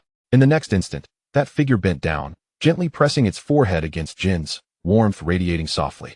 Before Jin's corporeal form vanished entirely from the world. In a shadowy corner, Muzan observed everything with acute clarity, his pupils constricting, a torrent of profound regret surging within him, coursing through his veins and engulfing him completely. In his line of sight, Lien's form was utterly consumed by the sun, leaving no trace behind. His Lien was irretrievably lost, all due to his own failings. This remorse, even more intense than the wounds inflicted by Yuan, seemed destined to sear his very soul. This time, he vowed not to repeat his past mistakes. The flickering candlelight reflected in his crimson eyes, swirling with obsessive tenderness, enveloped by a millennia-old ferocity. He had long since dispatched spirits to cleanse the mountains surrounding Lien's abode, annihilating any beast or malevolent entity that could potentially harm him, reducing them to mere dust, leaving only a tranquil realm for Lien to live out his days peacefully until the end of his natural life. Then, he would seek him out, devoid of any fear. He hoped Lien could endure until that moment. Muzan pressed his thumb against the heart of Lien, the soft click of the hidden compartment echoing in the stillness. The imitation artifact carefully stowed away, much like the obsession he had harbored for 1,000 years. A frigid winter descended, blanketing the world in pristine white. Lien lay sprawled on the tatami mat, tossing and turning, his fingertips unconsciously digging into the dust lodged in the wooden seams. The heavy snow outside confining him indoors for days on end. His mother forbade him from playing in the snow. Even a slight chill could lead to severe illness in these times. Despite being trapped at home, the cognitive value on his system panel continued to rise slowly, requiring no effort on his part, a source of relief. Yet this era felt exceedingly dull, with no mobile devices to entertain him. The heavy snowfall confined him within four walls, devoid of bustling marketplaces, and he hadn't even encountered a bothersome ghost, leaving him feeling bored to the very marrow of his bones. Unable to restrain himself, he let out a low click of annoyance, his brows furrowing as he sighed repeatedly. A sense of languor and melancholy enveloping him. Suddenly, soft mewling sounds broke the silence at the door, instantly capturing Lien's attention. His eyes brightened. The drowsiness faded significantly as he scrambled off the tatami mat, his steps infused with urgency as he rushed to the door, flinging it open. The wind, laden with snowflakes, rushed in, chilling his exposed skin to the bone. Chapter 11, A Cat. Meow. Lien's gaze fell upon a small creature curled up at the threshold, a diminutive kitten. no larger than the palm of his hand, its fur a deep black, with red-tinged tufts around its face, resembling a natural birthmark. Where did you come from, little kitten? In this frigid winter, I suppose I must take you in, Lien exclaimed, his voice brimming with joy and surprise, reaching out to the kitten, whose warmth was inviting. As his fingers brushed against its velvety fur, he leaned closer, enveloped in its sunlit essence, the kitten's cleanliness astonishing. The kitten, unperturbed by Lien's touch, merely lifted its eyes slightly, not flinching, allowing him to cradle it in his hands, the soft warmth dispersing much of his boredom. A smile unconsciously crept onto his lips, his brows relaxing as he looked down, eyes sparkling with delight. As he turned back into the room, he moved slowly, gently placing the kitten onto a prepared soft mat. Squatting beside it, resting his elbows on his knees, chin supported by his hands, gazing with fascination and affection. His fingers occasionally brushed its sleek fur, gliding from its spine to the tip of its tail, each motion imbued with tenderness. Noticing the kitten's ears twitch slightly, its tail sweeping across the soft mat, stirring up tiny flecks of fluff, he couldn't help but smile, his eyes dancing with mirth as he murmured, "You're not at all shy, are you?" The kitten, with its amber eyes heavy with ancient wisdom, bore a striking resemblance to a transformed Yuan, its pupils elongated and deep, suggesting an unfathomable depth.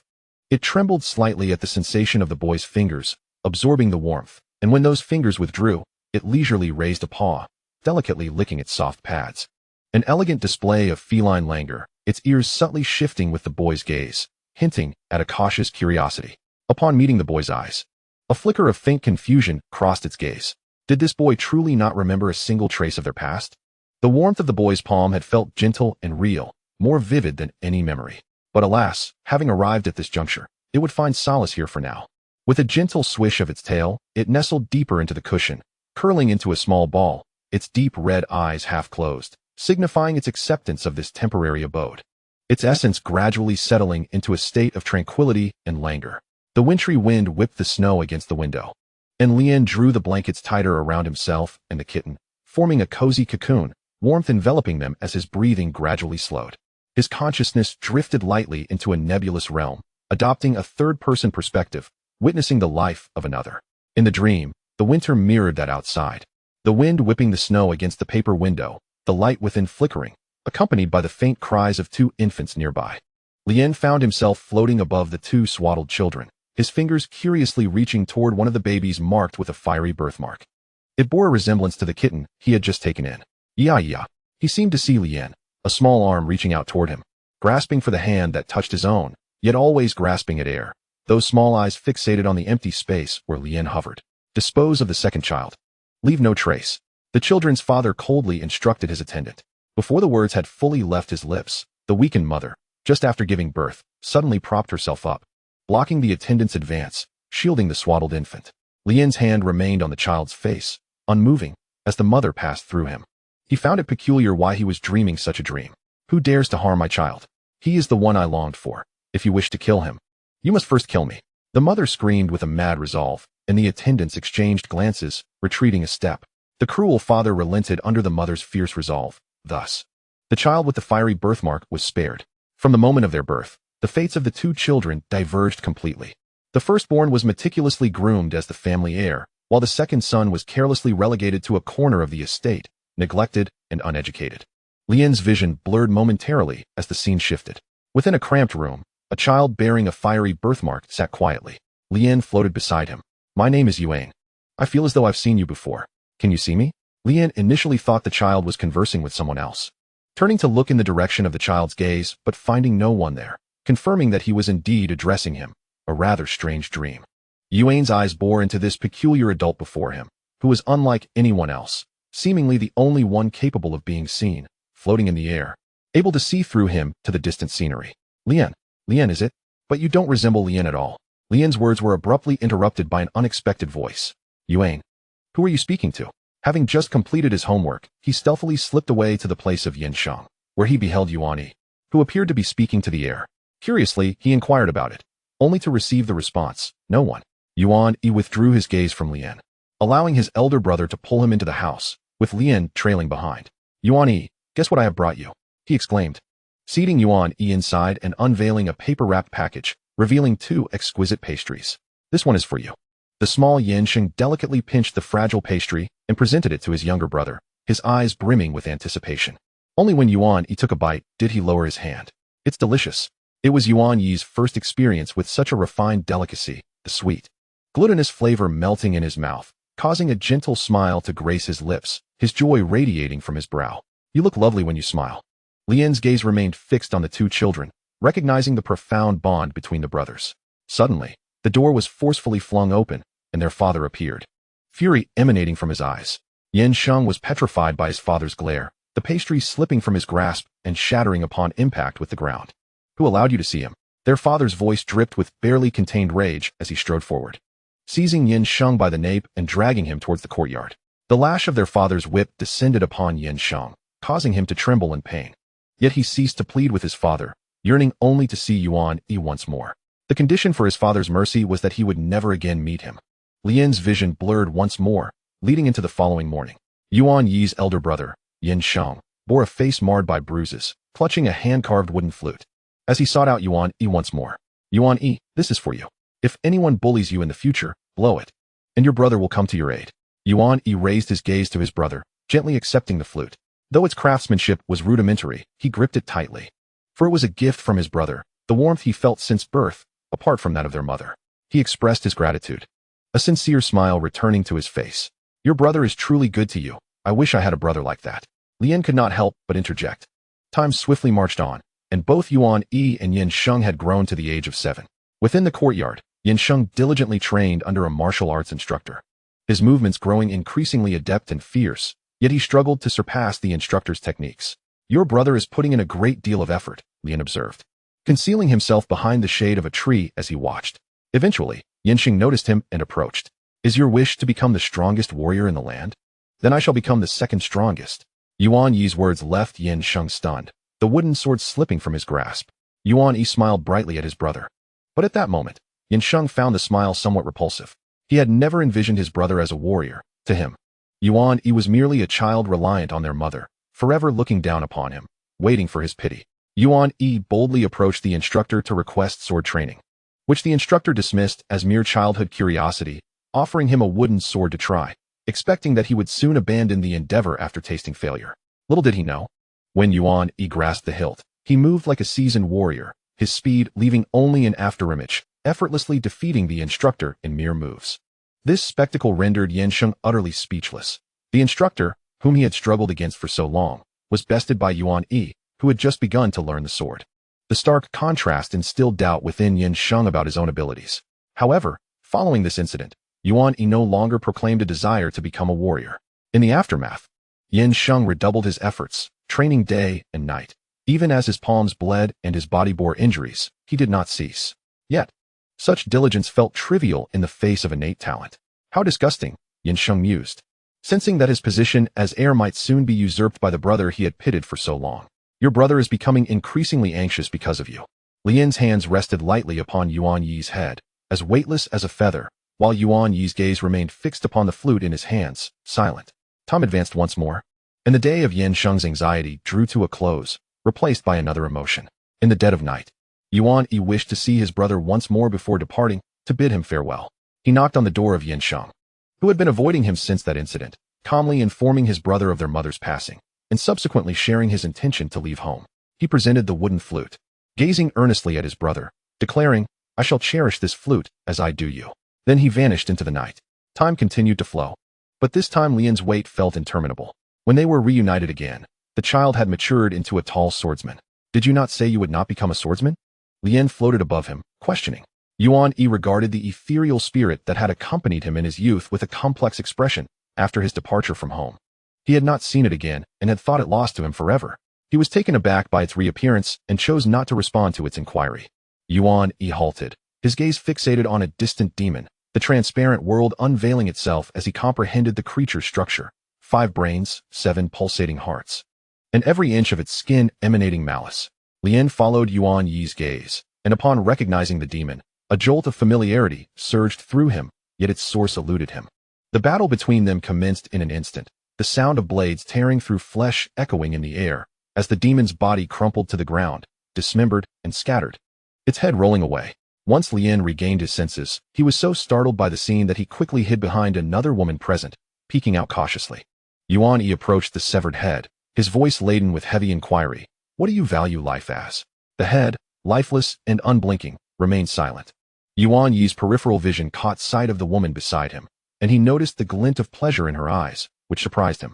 While Lien seemed to be in shock, without hesitation, he tightened his grip on the hilt, and in a sudden turn of events, the demon's remains erupted, scattering into countless fragments that fled in all directions. Yuan-Yi's heart raced as he unleashed a burst of incredible speed, his blade slicing through the fragments, annihilating them. In mere moments, he had dispatched over 1,000 pieces. Yet, despite the multitude, a few hundred fragments managed to slip away, vanishing without a trace. Yuan-Yi stood still, his blade at rest, his fingers whitening around its hilt. He had been so close, just a fraction away from ending all this suffering. Yet that malevolent demon had escaped. His heart brimmed with disappointment and guilt. If only he had acted more swiftly. Are you feeling guilty? Lien floated back to Yuan-Yi's side from behind the woman. Why should you feel guilty? Did you not do your best? Lien found herself perplexed, wondering why this time wouldn't suffice, why they couldn't simply try again. Yet, unbeknownst to her, this malevolent spirit would not grant Yuan-Yi another chance to seek him. The cold wind swept across the land, painting it in a blanket of white. Snowflakes settled upon Yuan-Yi's kimono, melting into a damp patch. He had reached the twilight of his years, his body slightly stooped. Yet the clarity in his eyes remained undiminished. He gazed toward the distant end of the road, awaiting someone's arrival. Who are you waiting for? Lien's voice echoed once more in Yuan-Yi's ears. I am waiting for a farewell. After I die, will I become an existence like Lien? Lien remained silent, pondering the strangeness of this dream. Footsteps approached from afar, a figure emerging from the road's end, drawing closer. Chapter 13. The cat that resembles Yuan-Yi. In Lien's line of sight, a figure with 6 eyes advanced, halting not far from Yuan-Yi. Is that you, Awakitsu? Lien questioned, uncertain, as the figure before him bore an odd appearance. Yuan-Yi, have you summoned me for a final struggle? Awakitsu's voice confirmed Lien's suspicion, his form unchanged since youth. Brother Awakitsu, Yuan-Yi rasped, I wish to engage in one last match. His demeanor was calm, devoid of any murderous intent. In contrast, Awakitsu regarded him with contempt. You are but a decrepit old man. What right do you have to challenge me? Awakitsu had long been enthralled by the power of immortality, and seeing his aging brother, satisfaction brewed within him. He surged forward with great speed to attack Yuan-Yi, who did not evade. The Nichiren blade in his hand rose, and both figures became mere shadows against the snowy backdrop, the sound of metal clashing resonating through the air. During the skirmish, Yuan-Yi found the strength to converse. Eventually, he sheathed his sword, observing his brother, now seated in the snow, his breath fading away, leaving Awakitsu alone amidst the accumulating snow. Lien watched as Yuan-Yi's soul floated from his body, reaching out to grasp him. Yuan-Yi's gaze fell upon the place where Lien held him, questioning whether he had transformed into something akin to Lien, hence being graspable. Unable to contain herself, Lien leaned closer, whispering in Yuan-Yi's ear. Why do you not become a demon as well? That way, you could live on forever. Your brother has already become one. Yuan-Yi slowly averted his gaze, looking into the distance, his tone calm, yet resolute. The purpose of my existence is to eradicate the Demon King. Those dear to me have suffered grievously at the hands of demons. I have witnessed too many families torn apart and lives shattered because of them. If I were to become a demon, it would only perpetuate such tragedies. He paused, a faint sorrow glimmering in his eyes. A demon must consume countless lives to endure. If survival requires the blood of others, it is far wiser to accept fate and reincarnate sooner, sparing more souls from suffering. Lien stood entranced, her internal doubts dissipating. Indeed, an immortality sustained by slaughter and plunder is never true living. Rather than devolving into a monstrous being that feasts upon humanity, it is better to accept one's fate, preserving a semblance of purity and obsession, returning to dust, and awaiting a new life. A fracture in time appeared before her, and with a crack, the world became hazy once more. The dream, like morning mist, obscured her vision. Lien drifted within her surroundings, a shard hurtling toward her. Who is calling me? My consciousness uncontrollably detached from a form identical to mine, standing beneath the sun, gradually dissipating.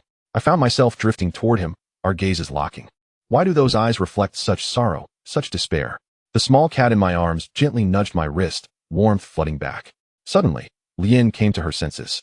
The snowfall outside had ceased, and morning light streamed through the window, casting a soft glow on the bedding, reminiscent of a long dream steeped in warmth and clarity. Speaking of which, little cat, you bear a resemblance to him. Are you his reincarnation? Lien held the small cat to her chest, her face brushing against its soft belly, eliciting a chorus of meows, which it did not protest. Yet, the figure from her dreams lingered in her mind, and the identity of that identical person remained elusive, causing her thoughts to swirl in confusion. The morning sunlight gradually illuminated the little courtyard, where Lien crouched on the stone slabs, playing with stones.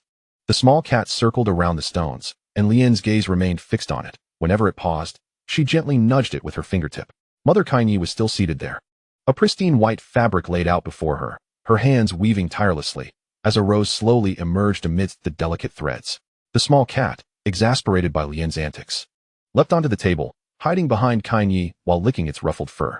Lien stood before Kainyi, her small face tense, her eyes sternly fixed on the cat hiding behind her, filled with uncontainable resentment.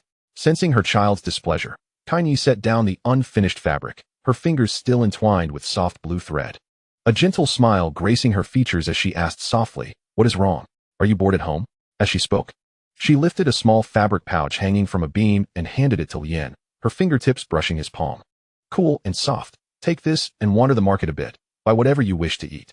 Her voice enveloped in warmth. Lien's expression softened, and he nuzzled against her sleeve, the faint scent of soapberry filling his nostrils, familiar and comforting. In his past life, he had been an orphan, supported only by government aid and loans to complete his education. Though he had not endured great hardship, he had also not enjoyed any luxuries. The feeling of having a mother was truly wonderful. Lien gazed at Kainyi, yet his thoughts wandered elsewhere. His mother was often oblivious. No one had ever visited their courtyard, and her days were spent weaving handkerchiefs for small change, yet their lives were never truly impoverished. Who was it that quietly cared for them? Lien's curiosity swelled, but he asked no further questions, accepting the fabric pouch from Kainyi, clasping it tightly in his hand, and turning to call for the small cat, signaling it to follow him outside. The cat promptly scampered over, rubbing against his pant leg, its tail held high, as they stepped out of the courtyard together, leaving behind their faint shadows on the ground. Lien resolved to show off the small cat to Tanjiro. In truth, he had not seen him in a long while and missed him. He headed toward the place where Tanjiro typically sold charcoal. The fabric pouch remained warm in his grasp, and Lien's steps were light, the small cat poking its black-red head out from his clothing. He had named the cat Little Cat, despite the creature's fervent objections at the time. Still, that did not deter Lien from his decision, and the little cat glared at him with a look of reproach. Lien approached the town's entrance, the wind tugging at his clothes, mirroring the excitement swelling in his heart. Tanjiro was his only friend here. The other children were too cruel. Lien had no desire to befriend them, having suffered their bullying, yet he was too lazy to retaliate against a group of childish kids. Under the old locust tree at the town's entrance, he spotted that familiar, slender figure from afar. Tanjiro, laden with half a basket of charcoal, was bent over organizing his wares, sunlight glinting off his dark hair, casting a golden halo. Lien's eyes lit up, and he called out, "Tanjiro." Tanjiro suddenly turned around, recognition washing over his face, his brows lifting in delight as he hurried toward Lien. "Lien? What brings you here? I still have some charcoal left to sell." Chapter 14, The Strange Person. "I'll buy the rest," Lien said, handing the fabric pouch he had clutched tightly to Tanjiro. Stepping forward with an air of mystery, he reached into his garment, searching. Alas, he fumbled initially, but persevered through several attempts. Tanjiro diverted his gaze, though the faint crimson on his ears betrayed a certain emotion. "Look, I've found a cat, quite well behaved," Rin announced, his movements delicate as he retrieved a small feline from within his clothing. It was a kitten, its entire body adorned with a rich tapestry of red and black fur, the shades intermingling beautifully, save for a few vibrant red strands gracing one side of its forehead, cascading down along its ear. Upon closer inspection, they bore a striking resemblance to Tanjiro's scar. The kitten's eyes were heavy-lidded, exuding a calmness that belied its appearance. When its gaze fell upon the pendant dangling from Tanjiro's ear, its pupils momentarily constricted, a fleeting glimmer of clarity passing through its otherwise murky gaze. Suddenly, it was reminded of a distant memory, one in which it had gifted a pair of earrings to a family. To its surprise, this boy before it was a descendant of that very family. The kitten, feeling a sense of recognition, gently mewed at Tanjiro, its voice soft and endearing. A greeting of sorts. Seeing the kitten's fearlessness, Rin smiled and set it down on the ground. As it landed, it tread lightly, its tail brushing against the grass, obediently remaining by the feet of the two boys, its gaze occasionally drifting to Tanjiro's pendant. "What an adorable little kitten," Tanjiro remarked, crouching down and cautiously reaching out a finger to stroke the kitten's back, his movements tender, as if fearing that any sudden gesture might startle it. Rin had come specifically to showcase the kitten's newfound skills to Tanjiro and urged him to set down his backpack. Tanjiro complied with a smile, placing the bag in a corner before being led by Rin to a nearby open space. The two knelt on the grass, gathering small stones and arranging them in circles to create a rudimentary racetrack, the crevices adorned with budding green grass. "Come here," Rin called to the kitten, his voice bright and cheerful. The kitten approached with small, proud steps, its neck held high, but upon reaching the makeshift track, it found itself encircled by the stones just like in the yard. Resigned, it began to trot around the circle, its paws softly tapping the grass, occasionally pawing at the stones, its body swaying gently. The two boys observed, their laughter carried by the breeze, clear and melodious, mingling with the kitten's soft mews, all basking in the warm sunlight. The kitten, too, felt joy at their happiness, realizing they were merely two children. Rin seemed to recall something and turned to Tanjiro, inquiring, "Is your home far up in the mountains?" For whenever they played, despite the sun being barely past its zenith, Tanjiro always had to return home. Tanjiro pondered Rin's question, reflecting on the distance from his house to their current location. After careful consideration, he replied, "It's not too far, really, if I leave before sunrise. It takes about 2 or 3 hours to get here. I'm still small, but when I grow taller, I'll be able to cover the distance more quickly." Rin was taken aback by Tanjiro's response, astonished at the endurance required to make such a journey daily. His admiration for Tanjiro grew, and he regarded him with newfound respect, giving him a thumbs up. Initially, he had contemplated visiting Tanjiro's home with his mother someday, but that thought was swiftly dismissed, given his small stature. It seemed more prudent to refrain. What is it like to have younger siblings? Rin wondered, intrigued. He had heard Tanjiro mention his 2 younger brothers and sister before, but his own household contained only him. Tanjiro's voice was sincere as he replied, "I can't quite describe it. Perhaps it is like this. Even though I haven't yet grown into someone capable of shielding them from the storm, I instinctively find myself protecting them. My younger brothers may be quite small, yet they insist on sharing the burden when they see me at work. My sister always offers me the largest portion of food and greets me at the door whenever I return home. I wish I had younger siblings too. So I would have companions to play with. That would be wonderful." Rin seemed to have an epiphany, hastily bidding farewell to Tanjiro while cradling the kitten. And he dashed towards home. He intended to ask his mother about something. He had a vague recollection of a sibling who resembled him, but the memory was too hazy to be certain. Moreover, he recalled that Kotoha always prepared 2 sets of clothes and toys for him. As Rin was about to step into his home, he hesitated as he spotted a peculiar figure that had repeatedly appeared on his wall, seemingly observing something. Previously, Rin had been apprehensive, fearing the person might be a child trafficker. However, with several vendors nearby, he managed to quell his earlier fears. Tilting his head back, he called out to the figure on the wall, "Who are you? Why do you linger here? What do you want?" As his words hung in the air, the figure turned to face him, exuding an aura of danger, yet upon meeting Rin's gaze, the hostility dissipated significantly. With agile grace, the figure leaped down from the wall, his garments brushing the grass, a nonchalant smile gracing his lips, the corners of his eyes curving delightfully. "I am your father." Rin's brow furrowed sharply, stepping back in disbelief as he scrutinized the man before him. He could not fathom having a father. He was from a single-parent household. The man bore a cold and austere visage, his silver hair starkly contrasting with Rin's own appearance, leaving no semblance of resemblance between them. "You're lying. We look nothing alike." "Don't try to deceive me," Rin retorted, though uncertainty began to gnaw at him. Their home was spacious and tidy, and his mother never struggled to make ends meet. He had heard whispers of a benefactor in the neighborhood. The man before him was elegantly dressed, indeed resembling someone of nobility. Observing Ren's wary demeanor, the man's tone softened somewhat, his gaze landing on Ren's flushed ears, tinged with nostalgia and amusement. "Your name is Run. I chose it for you." Noticing Ren's stunned silence, he continued, "As a child, you were inseparable from me, always nestled in my arms, babbling and clutching my fingers tightly." These words struck Ren like lightning, causing his cheeks to flush crimson, warmth radiating to the tips of his ears. He quickly averted his gaze, his fingers unconsciously fiddling with the hem of his garment. Was this man jesting? He felt an overwhelming urge to rush home and inquire with his mother. Meanwhile, the kitten nestled in Ren's arms remained on high alert. Its back arched, deep crimson eyes narrowing into slits, fixated on the man before them, emitting low, threatening growls as if ready to pounce at the slightest misstep. Ren sensed the kitten's unease and gently stroked its back, attempting to soothe it. Avoiding the man's gaze, he hurriedly turned and made his way inside. Chapter 15, My Brother. "Mother, mother," Ren called out as he hurried into the house, his pace quickening. Outside, Doma saw him enter and decided to leave. His curiosity had initially drawn him to the scene. Seeking to uncover the fate of the mother and child taken by Muzan, he had invested considerable time into this endeavor. Muzan's orders only bound the lower-tier demons, while the higher-ranking ones would not freely defy his commands. Upon Doma's arrival in this area, Muzan had already been aware. Though for reasons unknown, he had not commanded Doma to leave. Thus, he had acquiesced to his employer's wishes and came to observe this small being, though it seemed he had inadvertently frightened him. After all, he had merely spoken the truth. I'll come back another time, he mused. But Konoha still looks as beautiful as ever. If only Shienti noticed me, perhaps I could have kept her close. What a pity. What's wrong, Rin? Konoha emerged from a room, leaning against the door, her expression filled with concern as she observed the flustered Rin rushing back inside. Mother? Who is my father? Curiosity enveloped Lien's face as he found it hard to believe the words spoken by the stranger at the door.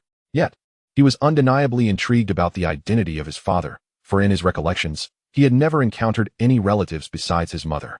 The visage of Lien's father, Qinyi, was marked by turmoil, her brows knitted together in distress as she grappled with how to respond to Lien's inquiry.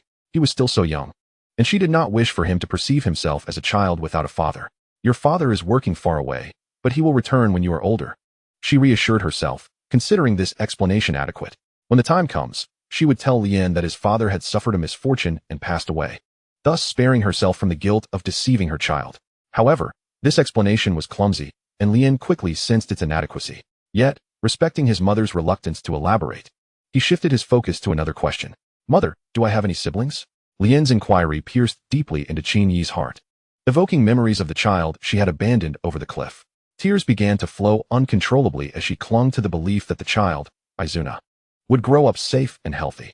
You have an older brother, a twin, and should you ever meet him, you will undoubtedly recognize him at first glance. Qinyi spoke gently, imbued with affection. Lien, somewhat incredulous, questioned, why not a younger brother or sister? Disappointment washed over him, but before he could dwell on it, another question sprang forth. Before posing his query, he hugged his mother around the waist, as if seeking to comfort her. Why doesn't he live with us? Is he with father? Lien's confusion was evident as he gazed up at her. Your brother, it is due to your mother's mistakes. Qinyi could not articulate further, instead crouching down to embrace Lien, tears cascading down her cheeks. All right, Lien said, patting her back gently, concluding that his brother must be a pitiable creature.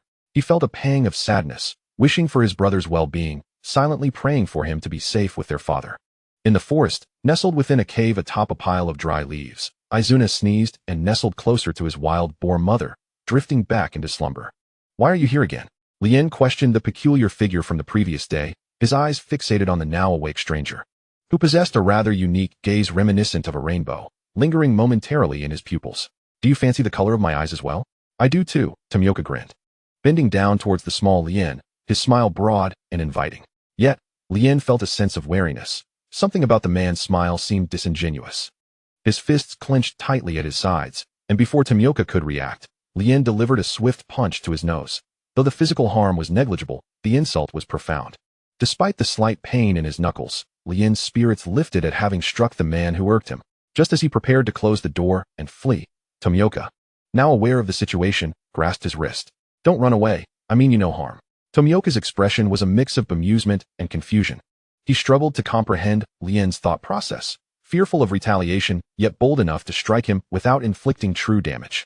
As the struggle in Lien's little hand diminished, Tomioka finally released his grip. May I invite you and your mother to visit my paradise cult? He proposed earnestly, his voice clear, though still laced with a hint of deception. Lien, wary of the potential dangers posed by a child trafficker, hesitated to act impulsively. The previous encounter had revealed the disparity in their strengths, and he remained on edge. Noticing Lien's tension, Tomioka attempted to assuage his fears. It's perfectly fine if you decline. I have many other delightful places to explore. By the way, when you grow a few more years, I know a friend your age who adores playing house. You two would have great fun together, he added, his smile widening as he envisioned future encounters. Do not fantasize about strange things regarding Lien. Muzan's voice echoed within Tomioka's mind, tinged with veiled threats. Tomioka recognized that allowing Lien to interact with him stemmed from his own selfish desires, yet he was puzzled by Lien's behavior. Hadn't he regained his memories? Why did he seem unchanged? Moreover, there had been no sign of Shinsuke for a long time. Was something amiss? His concerns grew, though he supported Tomioka's whimsical ideas, believing that it would be beneficial for Lien to venture beyond this confined space as he matured. Tomioka's smile faltered slightly under Muzan's admonition. All right, I shall refrain from teasing you for now. He stood up, abandoning the playful banter. It's fine. I'll be here whenever you feel like visiting. Do keep me in mind, he added, offering a small token before vanishing before Lien's eyes. Lien glanced down at the object in his hand, confusion etched across his features. Another gift from that peculiar individual, he thought, exasperated. The ice lotus melted swiftly in his palm, leaving only a memory of its beauty. He had no desire to visit that strange man's abode, he resolved within himself. Chapter 16, A Visit to the Paradise Cult. In the days that followed, Lien found himself caught in a monotonous routine, yet the vexatious figure continued to intrude upon his life.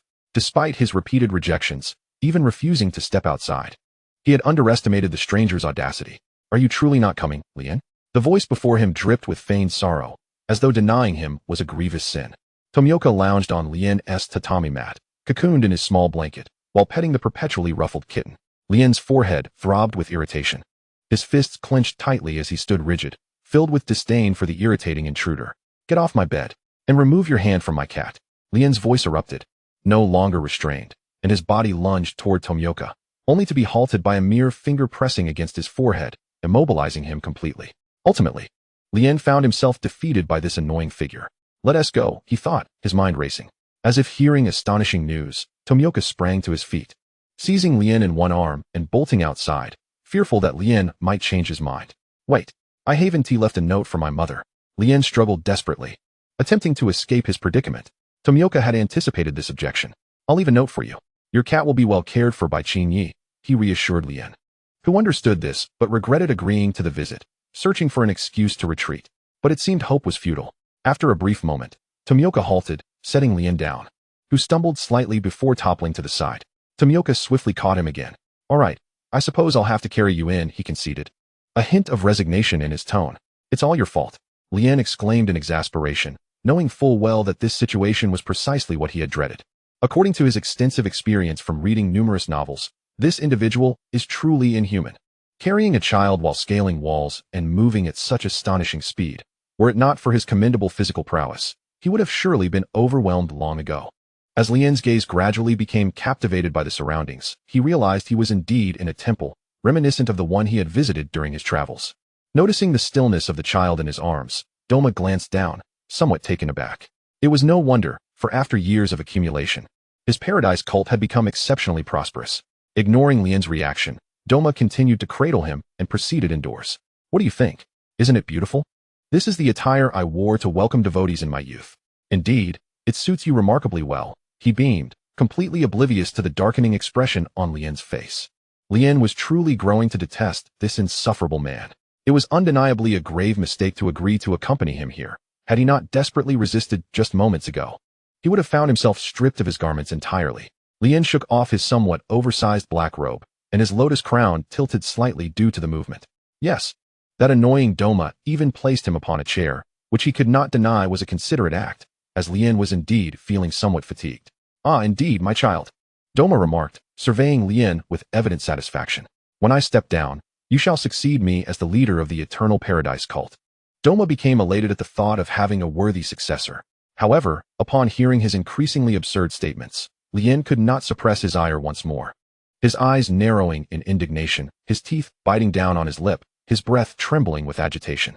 I have not ever claimed that I am your child, Lien retorted, shaking his robe, causing the two Buddhist beads around his neck to clink together audibly. In a few swift strides, he approached the self-absorbed Doma and delivered a punch to his groin. Ouch, that hurts. Oh, how it saddens me, Lien, Doma exclaimed, dramatically collapsing to the ground. One hand clutching his injury, the other using a fan to shield his mouth and nose, his eyes glistening with tears as he gazed up at Lien, as if he had been grievously wronged. Imposter. Lien was at a loss for words against this absurdity. Change my clothes back. Who would want to wear your second-hand garments? Standing before Doma, Lien fixed him with an unwavering stare, silently conveying the severity of further defiance. All right. The younger Lien was indeed more adorable. A small bundle who neither cried nor fussed, Doma lamented.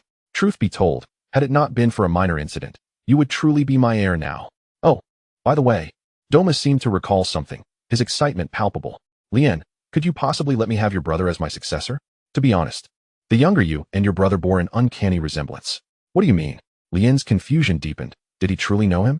Regarding his brother, he had only learned of him when he returned home and inquired with his mother, and now he felt a pressing urgency to clarify matters with Doma. How do you know I have a brother? Doma found himself momentarily speechless at Lien's question. Oh, Did I say too much? I thought Lien was aware. Well, when you were very young, your mother, Kainom, brought you to my temple. At that time, Kainom. Huh. The more Lien listened, the more bewildered he became. His mind filled with question marks. Just stick to the subject and stop talking about my mother. What do you mean she had a close relationship with you? That she even asked you to name me? I refuse to believe it. What do you mean my mother mistakenly misunderstood you? Taking the child with her while leaving my brother behind on a cliff? Surely you have embellished something. I cannot accept this. Lien covered his ears with his hands. His eyes warily fixed on the still chattering Doma. Why would he not cease talking? It was infuriating. Lien's fists clenched tightly once more. Doma seemed to finally notice Lien's actions. Ceasing his monologue, his eyes silently accusing Lien as though he were oblivious to the gravity of his words. Yet Lien remained indifferent to his feelings. Am I truly disliked by Lien? Doma's voice was filled with feigned sorrow. Conversely, Lien expressed his vehement agreement with a vigorous nod, his little head bobbing. Yes, indeed, Doma. You are disliked by Lien. It is not Lien's fault. It is entirely yours.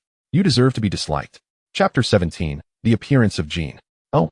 Doma tilted his head to the side, tears springing forth without warning, dripping onto the ground, the usual smile absent from his face.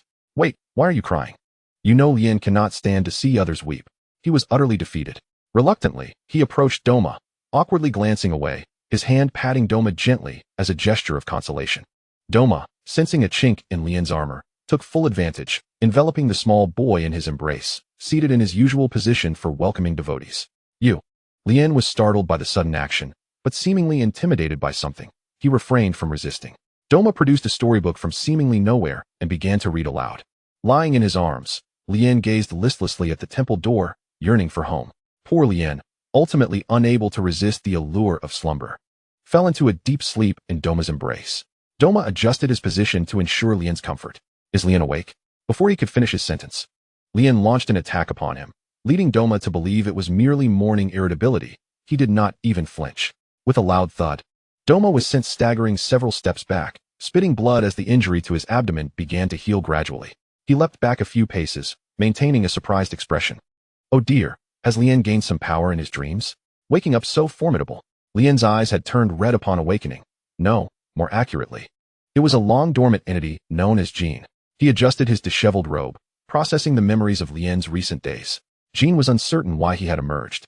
He had sealed himself deep within the recesses of Lien's mind. Was Lien growing weaker? It appeared that mere sealing was insufficient. Yet he could not conceive a better solution at present. Why has Lien become so cold? It makes me sad, Doma remarked, noticing Lien's prolonged silence and attempting to assert his presence. Why have Lien's eyes changed to red? Honestly, I still think Lien's green eyes are more beautiful. It's not that red is unattractive. Jean turned to face this detestable figure from his memories, recalling Doma's prior attacks. He was prepared to settle old scores. Jean instantly teleported behind him, extending silver threads that were taut and cutting through the air, aimed at Doma, as if to pierce through his very being. With a sharp clang, Doma, as if he possessed eyes in the back of his head, reacted with remarkable speed, deftly blocking the silken threads with an intricately designed golden fan. How impressive! Lien's abilities are quite fascinating, yet I do not detect any trace of demonic energy from you. Would you be so kind as to reveal where you conceal these threads? Doma paid little heed to the attack launched by Ron, his curiosity piqued by the sudden aggression. Oblivious to the reasons behind it, Jean, initially reluctant to engage, felt a surge of anger as Ren's name incessantly escaped Doma's lips. I am Jean, he declared. And with that utterance, countless silver threads erupted from behind him, lunging towards Doma. The golden fan in his hand spun into an ephemeral blur, each sweep severing multiple strands. Yet some still managed to slip past and graze his shoulder and forearm, leaving crimson trails on his garments, droplets of blood seeping along the intricate patterns. Such ferocity, Ren. It should indeed be Jean. Doma, even if dim-wit, recognized that the individual before him had transformed. He could not fathom why this person bore such animosity towards him. Yet he opted for defense rather than retaliation. On one hand, he was cowed by the threat from his superior. On the other, he harbored no desire to harm Ren's form, fearing that any unintentional injury would provoke Ren's wrath upon awakening. Jean disregarded Doma's words entirely, the silver threads around him coiling tighter, weaving into a razor-sharp net that surged towards Doma, intent on avenging both new grievances and old. The air was filled with the clashing sounds of silver threads and the golden fan, a cacophony of metallic echoes mingling with the increasingly pungent scent of blood. Doma remained strictly on the defensive, his hands wielding the golden fan with increasing urgency, blocking most of the silver threads, yet several still found their mark, inflicting pain that served as a constant reminder of his injuries. His once resplendent robe was now marred with dark crimson stains, a pitiful sight. After a prolonged struggle, Jin's silver threads suddenly slackened, retracting back into his palm, the oppressive aura around him dissipating as if he had finally vented his frustrations. The malice that had roiled in his eyes tempered slightly. Only he understood that his internal strength had been exhausted. Each manipulation of the threads had drained him, his fingertips trembling with fatigue. As he beheld the bloodied and tattered figure of Doma, the tension in his face eased, and a sliver of the pent-up frustration within him began to dissipate. At that moment, a sharp sound echoed through the hall as Muzan's figure materialized out of thin air. His gaze immediately landed on Jin. While Doma was of little concern, alive or dead mattered not to him. A multitude of questions swirled in Muzan's mind. He yearned to inquire why Jin had emerged now, having not shown himself since their last conversation, and he was genuinely worried that Ren had encountered further troubles. Yet, the words caught in his throat as he surveyed the disheveled Doma, then cast a glance at Jin, whose previously subdued malice reignited at his arrival, sparking a hint of trepidation. He feared that uttering even a single word would lead to a fate akin to Doma's, leaving him to stand in silence, awaiting Jin's inquiry. Jin silently regarded the sudden appearance of Muzan, uncertain how to confront this individual who had caused Ren harm. Although Ren was currently under his protection, it did not imply a readiness for reconciliation. He would not initiate an attack either. The trio remained in a heavy silence, each absorbed in their thoughts. Jin's intentions towards Ren were clear, placing all matters concerning him above everything else. Jin extended his hand towards Muzan, a medicine that transforms demons into humans or allows demons to bask in sunlight. Muzan stood momentarily stunned by Jin's words. He possessed neither of those remedies, realizing Jin must have some purpose in mind, leaving him feeling utterly powerless. It dawned on him that Jin sought the blue spider lily, a quest he had been pursuing. Doma's injuries had healed completely, save for his tattered clothing, and his visage had returned to its usual jovial demeanor. Chapter 18. Poisonous pastries. What a bunch of worthless fools. Jin had always known that these individuals were of no use to him. Yet he did not intend to rely on them. He would discover a means to gain control. This body began to shift towards its demonic nature, albeit at a glacial pace, so slow that Ren had not yet noticed any changes. However, Jin was keenly aware that this was due to his presence within Ren's body. He would find a way. This time, he would not allow Ren to vanish again.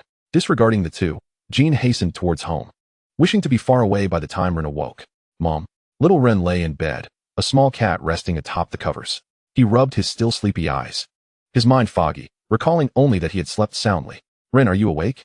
Kotoha's gentle voice drifted from the side. Are you all right? Your mother was worried sick. Her face was etched with concern.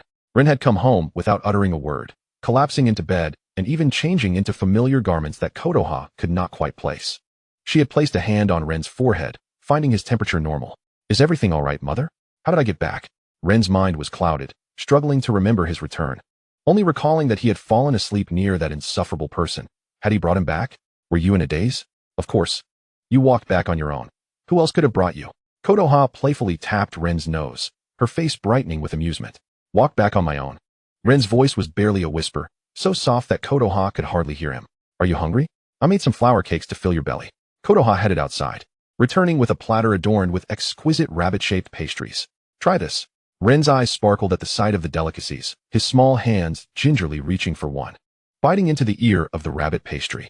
His expression lit up instantly as he turned to his mother. It's so delicious. The pastries were sweet, yet not cloying, infused with a floral aroma. If you like it, eat plenty. Kotoha nudged the platter towards Ren, who accepted it eagerly. This time, he did not indulge alone. He lifted a piece to feed his mother, then broke off a small morsel to place before the little cat that had nestled beside him. The small creature mewed a few times before devouring the offering, its tongue flicking rapidly as it finished the morsel in mere moments. Wisteria? Your skills are quite impressive. Yuri, with his faintly reddish eyes, regarded Ren, unbeknownst to him that in Ren's eyes, he appeared as an utterly adorable creature. Ren was taken aback by Yuri's actions, pulling him back into his embrace. Does the little cat want more? Ren's gaze was fixed on the feline. Too close. It began to squirm, attempting to escape his hold. All right. I suppose you're done eating. I shall eat it myself. Kotoha watched the scene with a smile that never wavered, happy that Ren was enjoying himself. She resolved to ask the neighbor if they could spare more flower petals next time. Just as Ren reached for another pastry, a sudden, piercing pain surged through his abdomen, akin to being pricked by countless needles. An overwhelming wave coursed through his throat, and before he could cover his mouth, the pastries he had just consumed were violently expelled, splattering blood-red droplets across the bedding, swiftly staining it. Ren, what is happening? Kotoha's voice trembled, her body stiffening as she rushed to his side, steadying him. The nearby cat, curled up anxiously, mewed in distress, its tail stiffening as it nudged his hand, attempting to offer comfort. As darkness began to envelop Lien's vision, he was at a loss as to the cause of his affliction. His body trembled with pain, cold sweat gradually oozing from his back, and the agony in his abdomen showed no signs of abating. Every breath he took sending sharp stabs of discomfort through him. He yearned to reassure his mother not to worry, yet only fragmented gasps escaped his lips, while his nose bled profusely, rendering his mother's face a mere blur before him. Qingyi, disregarding all else, scooped the unconscious Lien into her arms and stumbled towards the door, her expression a tumult of panic and determination. However, the physician's abode was some distance from her courtyard, and despite her hasty strides, she felt as though she had been running an eternity without reaching her destination. Lien, hold on a little longer. Mother will soon bring you to the doctor, she urged, cradling the pallid Lien, whose blood dripped steadily from her hands onto the ground. It was as if Lien was becoming lighter in her embrace, as if he would ascend to the heavens at any moment. Upon finally spotting the sign of the medical hall, she summoned her last vestige of strength and carried Lien inside. Please, save my Lien. Save my Lien. Only when she saw Lien being taken by the physician did she exhale a sigh of relief, her legs giving way as she collapsed to the ground. It was she. Once again, she had placed her child in peril. Her gaze was vacant, tears cascading like pearls from a broken string. Her heart ached with both torment and despair, her arms hanging limply at her sides. Lien, my dear Lien. She could not afford to collapse here. Supporting herself against a nearby pillar, she rose again and approached Lien's side, finally collapsing beside his bed. The old doctor pressed his fingers against Lien's wrist, and as soon as his fingertips made contact, his brow furrowed even deeper. This symptom was unfamiliar to him, strange and unlike the usual signs of indigestion or cold. It resembled the effects of a potent toxin ravaging the internal organs. He lifted Lien's eyelid and sighed heavily, turning to retrieve silver needles from the medicine cabinet, swiftly inserting them into several acupoints on Lien's body. The moment the needles pierced his skin, Lien's nosebleed ceased, though his complexion remained ghostly pale. These few needles may merely prolong his life for a few days. The rest depends on his own fate. I have never encountered such an enigmatic pulse. How could this be? It was merely a pastry. Qingyi's expression darkened. Wisteria? It must be the wisteria. I am so sorry, Lien. I had no idea that would harm you so profoundly. Mother will not repeat this mistake. Please forgive me, Lien. Jean had already taken over Lien's body when the latter lost consciousness, but the poison was so potent that even he needed time to digest it. He watched Qingyi, who sat despondently beside him, and spoke to reassure her. Mother, I am fine.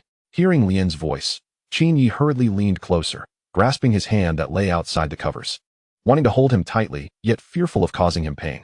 She was terrified of losing Lien before her very eyes. Chapter 19, Lien's Transformation. Lien, cough, cough. Mother, I want to go home. He could not linger here any longer. All right, we shall return home, Qingyi readily agreed, lifting Lien into her arms once more. This time with an urgency born of fear, desperate to avoid losing him again. Qingyi's steps were steady, not causing Jean any discomfort. Yet his heart was burdened by his own thoughts. It was all his fault. If only he were not in Lien's body, everything would be better. He felt such anguish, knowing Lien suffered because of him. This body was becoming increasingly ghostly, and now even the wisteria could inflict such harm upon Lien. What if Lien discovered that he could no longer bask in sunlight? Would he be heartbroken? What to do? If he emerged too frequently, it would hasten the body's transformation into a ghost. Yet if he refrained, he would have no chance to seek help. The pain was unbearable. If only he could die. Then he would not cause Lien any harm. It was all his fault, all his fault. Once more, Jean succumbed to sleep within his mother's embrace. Though his pallor was grave before he drifted off, Qingyi gently laid him on the tatami, covering him with a quilt and rhythmically patting it. Gradually, a faint flush returned to Lien's face. I am sorry, mother, for causing you worry. When Lien regained consciousness, he felt markedly better, though his throat was hoarse from the corrosive effects of stomach acid. There is no need for you to apologize, Lien. It is I who should apologize to you for not realizing that you cannot eat food made with those petals. Qingyi's expression was frail. She had kept vigil over the sleeping Lien all night, her eyes reddened from fatigue, unwilling to leave his side. She was terrified of losing Lien and what she would do without him. That is not true. Mother has no reason to apologize to Lien. I did not even know myself. How could you? Lien contested his mother's words, unwilling for her to shoulder the blame for his own choices. You are not at fault. The blame lies with me. Jean, deep within Lien's consciousness, could no longer remain dormant. He was deeply concerned about Lien's condition. It seemed now that only internal changes had begun. Mother, please rest. I worry about you. Lien observed his mother's sleepless night, fully aware of her concern for him. Very well, Qin Yi acknowledged, noticing the discontent on Lien's face as she retreated to her room. Before leaving, she reminded him that there was kanji she had warmed for him in the kitchen, urging him to eat if he felt hungry. Understood. A small kitten, once delicate, now approached Lien, brushing against him. Are you worried about me too? I am fine. Lien cradled the kitten in his arms, absent-mindedly stroking its head as he rose, intending to bask in the sunlight outside and dispel the remnants of his illness. Meow? Observing Lien's movements, Yuan felt a flicker of anxiety. The wisteria was known to inflict significant harm upon ghosts, yet Lien bore no resemblance to one. What is it, little cat? Do you not wish to bask in the sun? If not, I shall go alone. Lien bent down and gently placed the kitten on the ground, setting off by himself, adjusting his garment to prevent it from slipping off. It is so warm. Lien reclined on a lounge chair in the courtyard, gazing up at the pale blue sky. Rays of sunlight streaming down upon him, making it appear as though he radiated light from within. Jean, observing this scene from within Lien's mind, felt a wave of relaxation wash over him. As long as Lien was happy, that was sufficient. He vowed to protect Lien, his gaze drifting to the threads of fate. The kitten, having emerged from the house, gathered its strength beneath the lounge chair before leaping into Lien's embrace. Did you not wish to bask? You little cat. How quickly you change your mind. Though Lien spoke thus, he dutifully held the kitten close. Together, they basked in the sunlight upon the lounge chair. Lien's hand absent-mindedly stroking the soft fur of the kitten. The kitten's deep-set eyes closed as it curled into a ball against Lien's chest. 5 years later.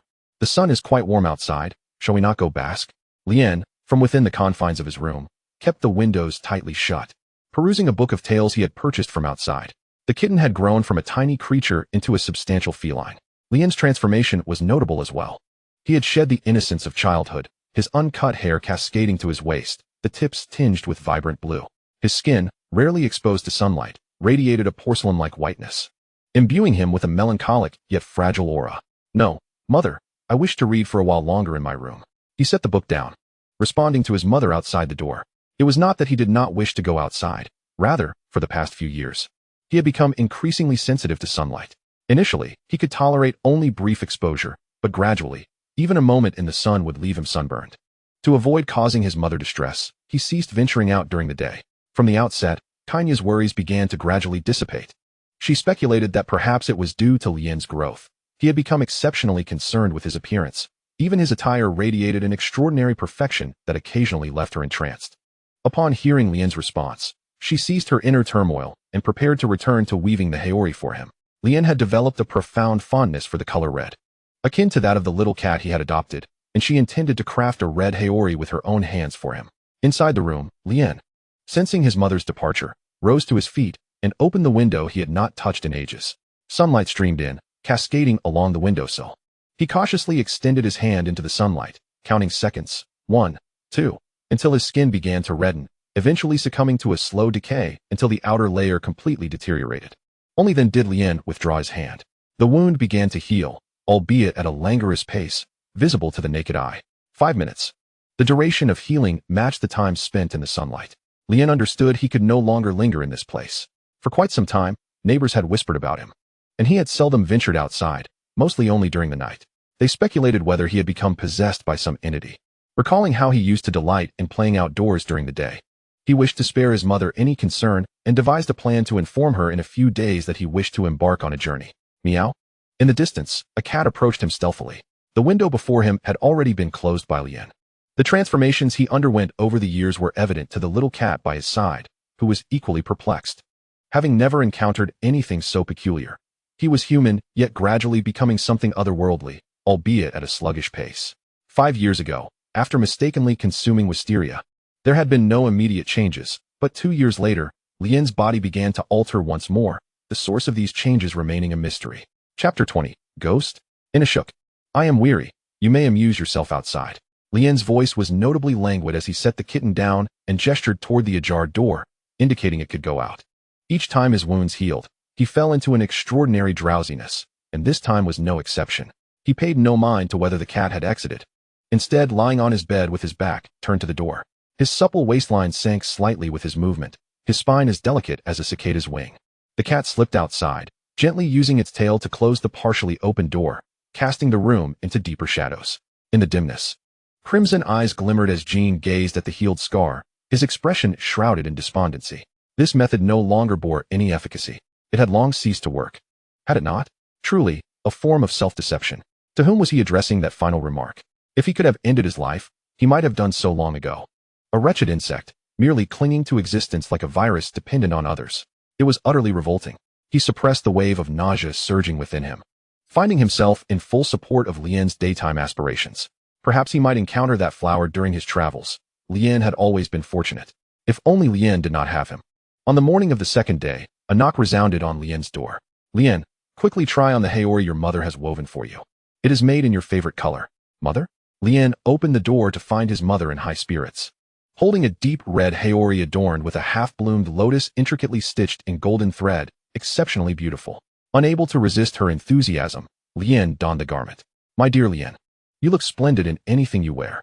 The haori accentuated Lien's elegant and noble demeanor, his long black-blue hair cascading to his waist, harmonizing beautifully with the dark red fabric, while his eyes took on a gentle, distant quality. Mother, I truly love the haori. By the way, I plan to travel for a while. Lien spoke in an unremarkable tone, mindful that following the incident 5 years prior, his mother had become overly vigilant regarding him. She always took a hands-on approach to his affairs, and he was not afraid of her rejecting his request. She would never deny him. Kanya was momentarily taken aback by Lien's words. She had never considered that he might one day leave her side. The immediate denial she wished to express lodged in her throat, and she stammered, Very well, let me prepare some travel funds for you. Oh, and some clothing. The weather is still mild, but it will grow colder soon, so you must dress warmly. And I will include some of my homemade sweets. Mother. Lien's voice rose slightly, interrupting Kanya's continued suggestions. I will take good care of myself, Mother. I will write to you periodically to share my experiences. Do not worry. Lien had matured. I will also bring the little cat with me. Very well, then it shall have a companion on the journey. I will depart tomorrow. Tomorrow? So soon? Yes. Then I must hasten to gather your belongings. The two conversed animatedly for quite some time, the atmosphere shifting from oppressive to joyous. Transitioning from preparations for the following day to reminiscing about Lien's childhood, from dawn until dusk. Farewell, Mother. I shall return soon. Lien waved at his mother, who stood by the door, as he shouldered the garments, pastries, a dagger for protection, and a sunshade he had prepared himself, while the little cat trotted alongside him. Very well, Mother will await your return. Kanya watched Lien depart until he was out of sight before returning indoors. Lien did not embark aimlessly. He resolved to visit his childhood companion, Tanjiro. He had not sought him out since falling ill, and Tanjiro had not come looking for him either. For a time, he had felt some resentment, until he recalled that he had never informed Tanjiro where he lived. Well, no need to hold it against him. Is this the place? Weren't we told it would take 2 hours to arrive? Where's this? Lien felt as though he was about to crumble. He seemed to have lost his way. Had he known, he would have asked for directions before setting out. Yuan-E, now transformed into a little cat, followed Lien closely. Witnessing how he strayed from the intended path, veering in a crooked manner, even glancing in the opposite direction of their destination, he too felt a twinge of frustration, pondering if it would have been better to leave him at home. Along the way, he attempted to prompt Lien, but Lien was oblivious, merely assuming that the little cat was hungry, which had left his own stomach feeling quite full. What to do? Lien had never anticipated such an outcome. Having never ventured far from home, he had not considered that he possessed a proclivity for getting lost. If only he could see a village or something. Currently, he found himself in desolate wilderness, the sun having already set, leaving the surroundings in gloom. Lien constantly felt as though something was watching him, a chill creeping down his back as he followed the mountain path. Suddenly, a shadow darted past him, accompanied by a chilling breeze that brushed against him, causing Lien's body to stiffen. Who goes there? Do not play tricks. Lien's expression was one of alarm, the absence of light rendering the surroundings almost impenetrable, with only the faint moonlight allowing him to discern the outlines nearby. Cautiously, Lien withdrew the dagger he had kept for protection, positioning it before him. The little cat nuzzled against his leg, offering a sense of comfort. Wow! A figure abruptly appeared before Lien, holding a dim lantern that illuminated his face, allowing Lien to see him clearly. Lien let out a startled scream, abandoning even his self-defense dagger. He swiftly scooped up the cat from the ground and began to roll and crawl backward in a frantic escape. Help! Help! He fled aimlessly, the contents of his bundle falling one by one. At that moment, Lien could not care less about these losses, as the pursuer behind him continued the chase. Branches scraped against his body, and his hair and clothes became entangled with numerous leaves, rendering him particularly disheveled. The shadow behind him relentlessly pursued, and Lien gradually began to tire, his legs weakening momentarily before he suddenly fell to the ground, gasping for breath. He cradled the small cat in his arms and glanced back. "Hey, do you still want your things?" The words from the figure behind him had yet to reach Lien's ears before he succumbed to unconsciousness, frightened into a swoon. "What's the matter? Am I truly that terrifying?" Standing before him was none other than his frequently mentioned brother, Inosuke, adorned with a wild boar headpiece, 2 broken blades slung at his waist, and a small lantern in hand, inside which danced several fireflies. Inosuke spotted Lien from afar, his keen eyesight recognizing the familiar figure, and he felt a mischievous impulse to frighten him. Chapter 21. Charge ahead. He intended to scare Lien, but to his surprise, the moment Lien saw him, he took off running. Naturally, Inosuke had to pursue him, collecting the items that Lien had dropped along the way, planning to inquire if he still wanted them. He rather fancied the contents, so if Lien had no need for them, he would gladly keep them. When Lien finally halted, Inosuke assumed he had conceded. But just as he approached, Lien fainted. Inosuke crouched down, his gaze fixated on the unconscious Lien, inspecting him from left to right. He looked rather appealing. Noticing the leaves clinging to Lien, Inosuke began to pluck them away, and only when Lien was entirely stripped of foliage did Inosuke nod in satisfaction, casually taming Lien's disheveled hair. After a moment, observing the fallen strands in his hands, Inosuke quickly cast them aside, turning away to feign ignorance. Ouch! Lien, feeling a sharp pain in his head, gradually regained consciousness amidst the chaos of grass. He rose from the ground, one hand clutching the sore spot on his head. Spotting the small cat not far away, his heart eased, but his gaze was soon drawn back to the items he had lost, completely oblivious to the boar-headed figure that had chased him the previous day. "Hey!" Inosuke, noticing he was being ignored, called out loudly to assert his presence. Lien jumped at the voice from behind him, hesitating to turn around, clutching the items he had dropped yesterday. After a moment of composure, he finally dared to look back. The morning light revealed the visage of the person before him, and he felt a surge of anger. How could someone so rude frighten him with a boar's headpiece in such darkness? The terror from the previous night lingered, as he genuinely believed he had encountered a ghost. Yet, Lien did not find the person before him peculiar, for he was aware of such enthusiasts for animal masks even before his journey began. He was a person who respected the preferences of others.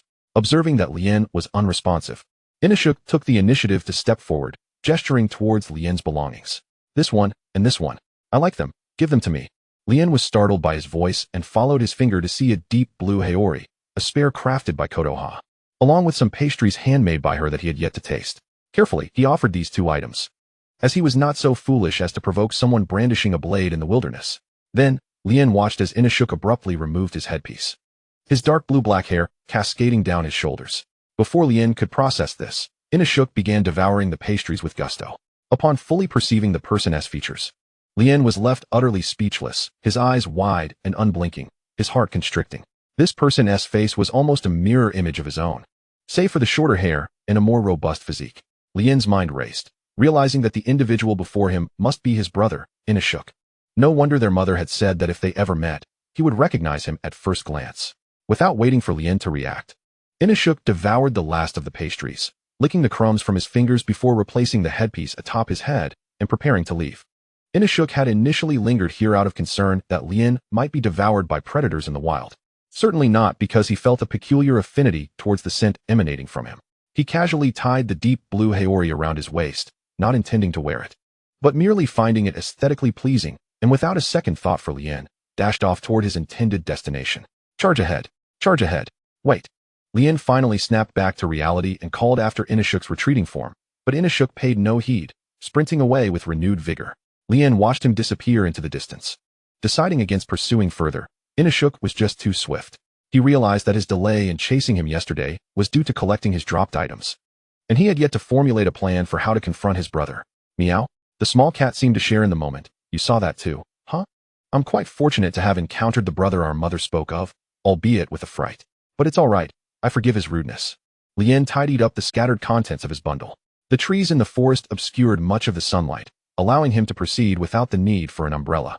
He ventured in the direction Inosuke had taken, as he truly had no other path to follow.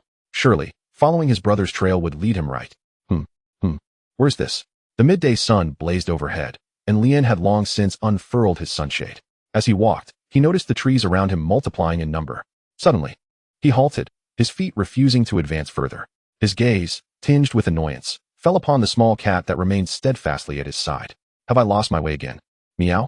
No, you haven't erred. Your brother is indeed heading this way. Of course, Lien could not comprehend the cat's language. He closed his eyes and began to spin in circles. 1, 2, stop. Determined to trust in his luck, he set forth again. Convinced this time he would find his way out. Suddenly, he spotted figures ahead. Small cat, let us go. Meow. The cat's sharp cry went unnoticed by Lien. He walked for what felt like ages, exhaustion finally settling in, until he finally beheld a building before him. The excitement of potentially encountering other people flooded his mind, overshadowing any awareness of the strange surroundings. Knock, knock, knock. Is anyone there? Apologies for the intrusion. Lien folded his umbrella and knocked several times on the door, but received no response. Disappointment flickered across his face, though he quickly rallied his spirits, reasoning that perhaps the occupants were merely out. After whispering an apology, Lien prepared to push the door open. He was utterly fatigued. With a creak, the old door yielded, revealing an interior cloaked in darkness. The meager light filtering and insufficient to illuminate the space. In the unseen corners of the room, insects scurried away from the light, retreating into shadowy recesses. I'm so sorry. I had no idea anyone was inside. I knocked and received no reply. Lien stammered, flustered, as he faced a youth of similar age. Perhaps due to illness, the boy's skin was pallid, adorned with numerous red spots reminiscent of birthmarks. It's quite all right. Welcome to my abode. The expression of exhaustion remained unchanged as he gazed at the individual before him. From the moment this person stepped into Spider Mountain, Rue had already sensed his presence. He allowed this person to approach his dwelling, curious about the human whom Lord Muzan had explicitly instructed should not be harmed. However, this human piqued Rue's interest. He found himself rather fond of him, for every aspect of the man conformed to his aesthetic sensibilities. How wonderful it would be if he could become a part of his family. Chapter 22. Be my brother. Are you here to be my brother? Rue uttered his thoughts without hesitation. He had no intention of harming this human. Agreeing to be his brother would be the most delightful outcome. Rin stood frozen, bewildered by the child's train of thought. Why would a child immediately inquire if he wished to be his brother? Perhaps it was a result of a lack of affection. Since entering, he had only seen the child alone in the house. Surely, his parents were out working, and they appeared to be in poor health as well. With no neighbors in sight, Rin felt a surge of sympathy for the child. Though he himself had not made many friends throughout his life, he at least had his mother's kitten to keep him company each day. Upon entering, he had surveyed the sparse interior, a few dishes and utensils, a table, and several beds, with no other forms of entertainment in sight. It was no wonder the child had approached him with such a request. No, Rin replied firmly.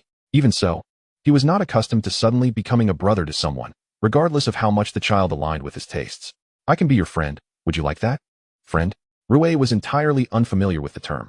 He had no friends, only family. Wasn't family enough? Rue found this human intriguing. He wished to keep him around. But Lord Muzan's orders forbade any harm. If we are friends, can you stay and keep me company? Rue's voice held a note of uncertainty. Could a friend truly replace family? That tenuous bond seemed less significant. What mattered most now was ensuring Rin remained. Upon hearing Rue's doubtful tone, Rin recognized the child was indeed starved for affection. Perhaps he had never ventured outside before. As friends, you can certainly invite me over to your home, Rin responded, his gaze drawn to the cobwebs in the corners of the room. Your parents are quite irresponsible. There are so many cobwebs here. They should really clean this up. Living in such conditions can lead to illness, Rin thought to himself, feeling genuine pity for the child. Since they were friends now, he felt compelled to help. He picked up a broom from the corner and began to clear the cobwebs, opening the tightly shut windows. As the sun began to set, casting its last rays into the room, Rue instinctively stepped back when Rin opened the window, startled by the sudden influx of light. Observing Rin busily tidying up, Rue struggled to comprehend his actions, yet he discreetly manipulated the spider's silk to assist. Finally, it's almost done. The sun had long disappeared, leaving only a solitary oil lamp illuminating the room. Rin thought to himself, since they were friends and he had helped clean, it would be reasonable to let the child rest for a night. After all, the boy appeared rather frail. He turned to Rue, who stood still, and said, as friends, "Is it all right if I rest here for the night? And I help clean, after all." "Yes, but you Haven T told me your name." Rin paused, realizing he had forgotten to introduce himself and had not inquired Rue's name either. Social interactions were not his forte. "I'm Ren. Rue." Such a coincidence that our names share the same character. Rin had never questioned why his mother had given him a single character name, especially since his brother had 3. It dawned on him that perhaps the name was given by the fellow named Doma he had encountered later on. But he had long since grown accustomed to how others referred to him. Where are your parents? Aren't they coming back? Rin asked, puzzled. How could a child stay home alone for so long without anyone to care for him? Rue hesitated, unsure how to respond. His family had been punished for their transgressions and were likely still recovering from their ordeal. He had also commanded them to refrain from returning for the time being. I don't know. Perhaps they are still busy with other matters. How irresponsible. Even if they are busy, they shouldn't leave you alone for such an extended period. Especially when you seem unwell. Rin expressed his indignation, leaving Rue bewildered. Was this newfound friend truly championing him? What a kind-hearted soul. It's all right. I'm used to it. Rue's tone was flat, as if he genuinely did not care. Suddenly, Rin remembered something and rummaged through his bag. Here. My brother took quite a bit from me on the way, but there are still some left. You must be starving. Have this to fill your stomach. Rue stared at the piece of pastry Rin offered, clearly marked by the signs of having been crushed. His gaze darkened, lost in thought. Thank you. He reached out to accept the pastry, having not tasted human food since becoming a demon. Slowly, he took a tentative bite, his immediate reaction being one of disgust. However, under Rin's expectant gaze, Rue forced himself to swallow it, maintaining an impassive expression. It's delicious. Rin felt a weight lift from his heart, relieved that Rue did not find it too sweet. His lips curled into a smile. As long as you enjoy it. Unfortunately, this is the last piece. Once I descend the mountain, I'll buy more and bring them back for you.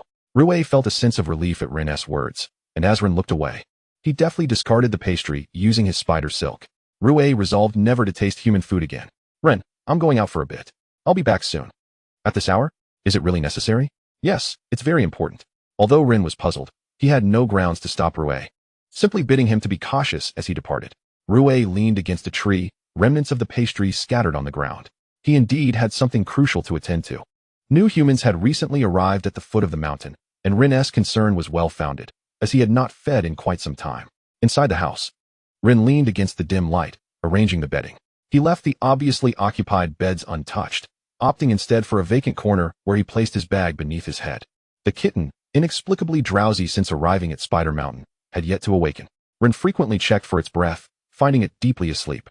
He planned to inquire with Rue the following day about the village at the foot of the mountain and seek a veterinarian to check on the kitten. Did kittens hibernate? Chapter 23. Have I walked this path before? In a hazy slumber, Rin drifted off, with the kitten resting at his feet. He had never once considered that Rue could be anything but innocent, especially not a child who was too timid to respond even when someone knocked at the door. Rin seemed to forget that he, too, was merely a child. With a creak, the door swung open from the outside. Is that Rue back again? Lian's voice was soft, and he did not even lift his head. The sound of the door creaking open startled him momentarily. But it did not last long before he plunged back into the realm of dreams, exhausted from the day's toils. Yes, it was indeed the return of the weary. But he was not alone. He had brought back the mother he had sought. As for his other family members, Lei preferred to keep Lian from meeting them for the time being, bringing his mother back merely to obscure his own identity. As the morning sun ascended, Lian remained blissfully unaware within the dim confines of the room, where the windows effectively blocked the light. It was not until his biological clock roused him that he groggily rose to his feet. The persistent ache throughout his body served as a reminder that Lian had yet to adapt to such a rudimentary bed at home. He would lavishly cover his mattress with as many blankets as he could find. Clearly, during his travels, he could not afford such luxury and had to force himself to acclimatize. The oil lamp had burned through the night, unextinguished. Lian, are you awake? Lei's voice broke the silence as he sensed Lian's movements, fearing that Lian had perished due to his prolonged stillness. When did you return? I didn't hear you at all. Lian had completely lost the memories of his semi-conscious state from the previous day, but he did not dwell on it. Instead, he resolved to inquire whether Lei knew the way down the mountain. Lei, do you know how to get to the village or market? Lei was momentarily taken aback by Lian's question. Whether or not he knew the answer was irrelevant. Even if he did, he was reluctant to share it. Wouldn't it be better to stay here and keep Lian company? Are you really leaving? Lei's external demeanor remained stoic, but Lian could sense a hint of vulnerability in his inquiry. No, it's just that the food in my pack has run out, and I need to buy some more. Food? Are you referring to the pastries from yesterday? I could have asked my mother to go buy some. Lian seized on the key point in Lei's statement. Has Lei's mother returned? Lei nodded in response, gesturing toward a corner of the room. Following the direction of his finger, Lian beheld a woman clad in pure white, her complexion reminiscent of Lei's, adorned with red birthmarks akin to his. A hereditary condition, perhaps? However, Lei's mother appeared remarkably youthful, had it not been for Lei's prompt, Lien would not have noticed an additional presence in the room. Was Lei's mother somewhat socially anxious? Lien was filled with questions, yet no one was available to provide answers. Mother, come here. As Lei's words fell, she immediately moved from the corner to stand beside him. Lien's expression shifted slightly. It seemed Lei spoke to his mother with a lack of courtesy, as if issuing commands to a servant. Lei observed Lien's scrutiny with keen attention, quickly noting the shift in his demeanor. Mother, this is my new friend. Could you prepare some food for him? Lei smiled at his mother, his tone softening from its previous firmness. Of course, she replied, her voice betraying an involuntary hint of panic as she retreated into the inner room, where the human food Lei had instructed her to procure was located. She recalled the adult who had ordered her not to harm any humans, perplexed as to where Lei had brought this one from. Moments later, she emerged with a plate of exquisite pastries. Lien fixed his gaze upon the delicacies, momentarily furrowing his brow before quickly relaxing. Lien, these are specially made for you by my mother. Please, try them. Lei beamed, having noticed Lien's initial expression of doubt, and remained unperturbed. Thank you. Lien nodded in gratitude to Lei's mother, accepting the pastries with both hands, his hunger undeniable. Lei, you eat first. Holding a piece of pastry to Lei's lips. Lien watched him intently, refusing to withdraw his hand. I've already eaten. This is prepared just for you. Lien, please enjoy it yourself. Lei's smile remained unwavering, even as the fingers at his side quivered slightly. The piece of pastry stayed poised at Lei's mouth, silently communicating that Lien would not retract his hand until he had eaten. Ultimately, Lei complied, consuming the pastry and grinning even more broadly. Lien, you go ahead and eat. I'll fetch some things from the inner room. All right. Lien's voice scarcely faded before Lei hurried away. Is it urgent? Lien redirected his focus back to the plate of pastries. They were indeed exquisite. Lei's mother's culinary skills were remarkable, akin to those of a professional pastry chef. After presenting the pastries, Lei's mother vanished into the depths of the house, but Lei showed no concern, nor did Lien have reason to inquire. Delicate sounds escaped Lien's lips. They were indeed delicious. It was a pity that Lei had not savored more. In a matter of moments, Lien polished off the remaining pastries, gathered his belongings and the cat, and began his search for a way down the mountain. It seemed unlikely he would glean the route from Lei, so he prepared to seek it out himself. Upon opening the door, he unfolded his sunshade and stepped outside. The little cat remained asleep, a source of worry for him. Not long after Lien exited, Lei emerged from the inner room only to find Lien's absence. Lien? The noise at the entrance had revealed Lien's departure. Lei's voice did not reach Lien's ears as he gazed at the trail left behind. Surely, following the path would lead him out. The sun cast its rays upon Lien's feet, while the cuffs of his trousers shielded him from the light. His pace quickened slightly compared to the previous day, likely due to the rest he had received. Have I walked this path before? The road before him mirrored the one he had traversed earlier. The little cat still asleep and no one to respond. I refused to be thwarted by a mountain. He lengthened his strides and quickened his pace. Is it this place again? He found himself once more on the identical path he had traversed twice before, his speed increasing further. Under the shade of the trees, Lei scrutinized Lien from a distance. This marked the 5th time Lien had passed the house, leaving Lei at a loss for words. Initially, upon emerging from the inner room, Lei had felt a surge of anger. It was clear that their friendship was rather tenuous. The sun outside thwarted his efforts to catch up, forcing him to remain in the shade, watching Lien's retreating figure. When Lien had first passed by, Lei had hoped he was returning, eagerly anticipating their conversation. He had already formulated what he would say upon facing Lien, but Lien had not headed in this direction. With the second pass, Lei assumed Lien merely needed time to think. After all, given his fondness for Lien, he could be patient. By the 3rd time Lien passed, Lei began to feel perplexed. Was Lien engaged in some peculiar game? Regrettably, he could not join in. The 4th time Lien passed, Lei wondered if he was perhaps exercising, continuously circling and expanding his trajectory. By the 5th pass, Lei was left speechless. The 6th, 7th, and 8th times came and went, with the sun now descending behind the mountains, leaving only a hint of twilight. Lei approached Lien, who sat on the ground, and asked, Lien, are you not tired?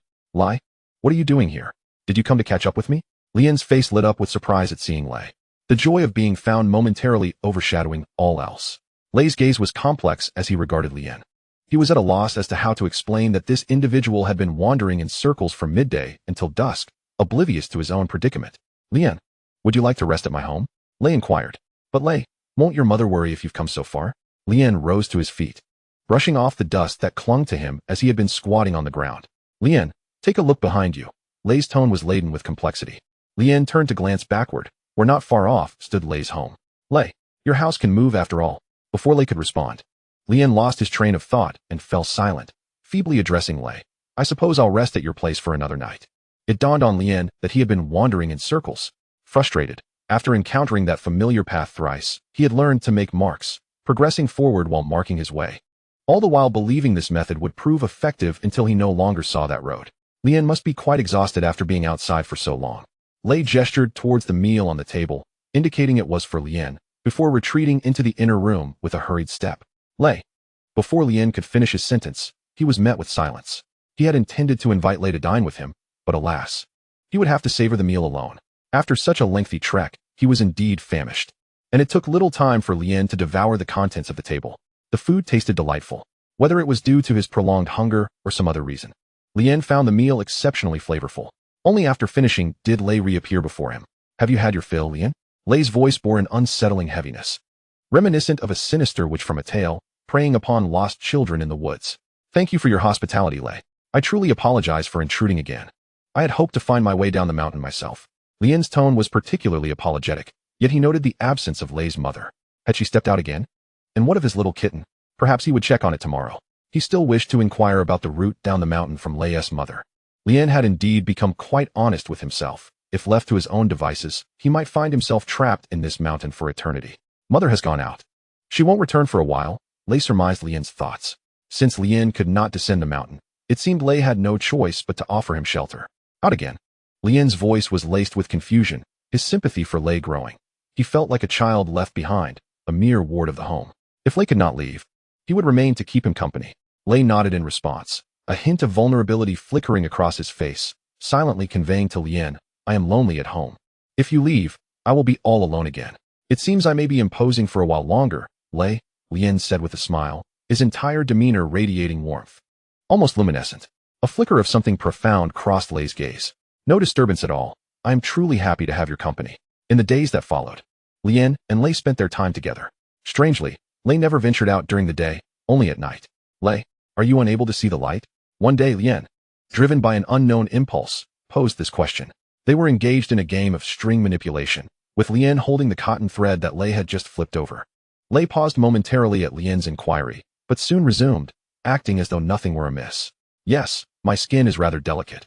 Exposure to sunlight causes discomfort, so I avoid going out during the day. Lien accepted Lei's words, his gaze reflecting a shared understanding of their affliction, as he too was tormented by a similar condition. He refrained from broaching the topic again, instead contemplating the gift he wished to present to Lei before departing. The atmosphere of the mountain grew increasingly tense. Yet Lien remained blissfully unaware. After their previous conversation, he had begun preparing diligently, his expression focused as he skillfully wielded a stick and knife. Are you heading out again? Lei. Lien's hands did not cease their work, although his words caused Lei, who stood at the door, to halt. Yes, the animals in the cave need to be fed. Lei replied calmly, as if discussing an everyday matter. Be careful, watch your step out there, Lei. Lien refrained from asking further questions, as he had already learned that Lei tended to some animals in the mountain, presumably for his parents to sell later. It seemed rather unfair for Lei, so young, to bear such responsibilities. Lien had once wished to assist him, but Lei had gently declined, leaving Lien to abandon the notion of helping. The object he intended to craft for Lei was taking shape, and with a bit more time, it would be complete. He chose to focus on that, waiting for his mother to return so he could inquire about descending the mountain. The little kitten in his arms had awakened 2 days prior, but for some reason, it seemed less lively than before, hardly making a sound. Once they descended the mountain, he would seek a physician to examine it. In the initial days, Lien would still venture outside, but as time passed, strange noises began to emanate from within the mountain, instilling a sense of fear in Lien. Most days, he chose to remain indoors, as he had always preferred the comfort of home and quickly adapted to this new routine. Boom. The umbrella in Lien's hands was just a step away from completion. He meticulously layered the framework, applying glue to the structure. Suddenly, the sound of trees crashing outside reached his ears, startling him. Lien paused, rising to his feet just as the door was pushed open, revealing Lei's return. Lien? Lei seemed to have anticipated Lien's confusion, providing an answer. A wild boar has come from the neighboring mountain, rampaging through the forest. You should really stay inside. It's too dangerous. I see. Lien accepted Lei's explanation, resuming his seat, trusting that Lei had no reason to deceive him, especially given his unfamiliarity with the paths in this area. I'll check to see if anything in the cave has been affected, Lei said before stepping back outside. Lately, Lei had been going out frequently. It seemed that the wild boar posed quite a challenge. Lien hoped it would leave soon, granting Lei some much-needed respite. Chapter 25. The Blessing of Rain in Dry Days. Together with Murata, I held back the manipulated team member, Inosuke, while Tanjiro, now grown, stood in the dark jungle. Accompanied by Inosuke, whom Lien had met not long ago, as well as members of the Demon Slayer Corps. A shadow loomed above Tanjiro. Lei lightly touched the taut strands of web in midair, his garments shimmering with cold white folds in the night breeze. Moonlight illuminated him from behind, casting his shadow onto Tanjiro.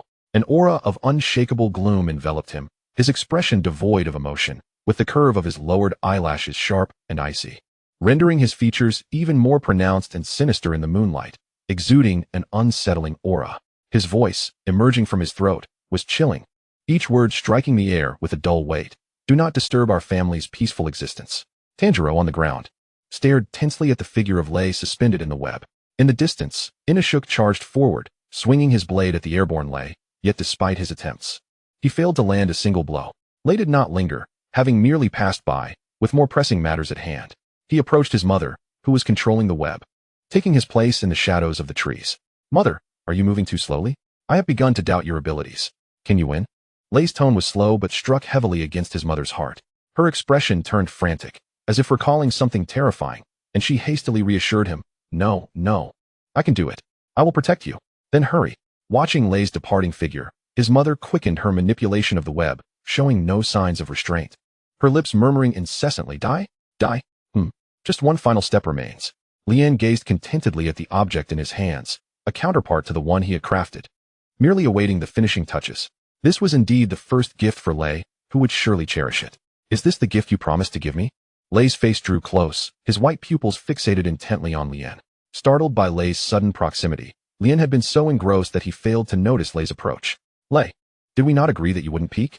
Lien's voice rose, a hint of irritation lacing his words, audible even to the most oblivious. Lei, momentarily taken aback by Lien's outburst, failed to comprehend why Lien was upset over merely seeing an umbrella. I'm sorry, he replied, his tone tinged with disappointment. The sight of Lei's pitiful demeanor softened Lien's heart, and he felt a pang of remorse for his earlier tone. It's all right, Lei. You needn't apologize. I was just a bit overzealous. It was meant for you anyway, so seeing it in advance is of no consequence. Lien smiled, easing the tension in the air. By the way, what brings you back? Did you manage to scare off the wild boars? Lei gently leaned against Lien's legs, and Lien made no move to push him away. Mother has returned. She said she would handle it. Lei's mother had come back. That was wonderful news. Lien felt a surge of joy, not solely for the wild boars being dealt with, but also for Lei's opportunity to leave the mountains, which he had thought would take much longer.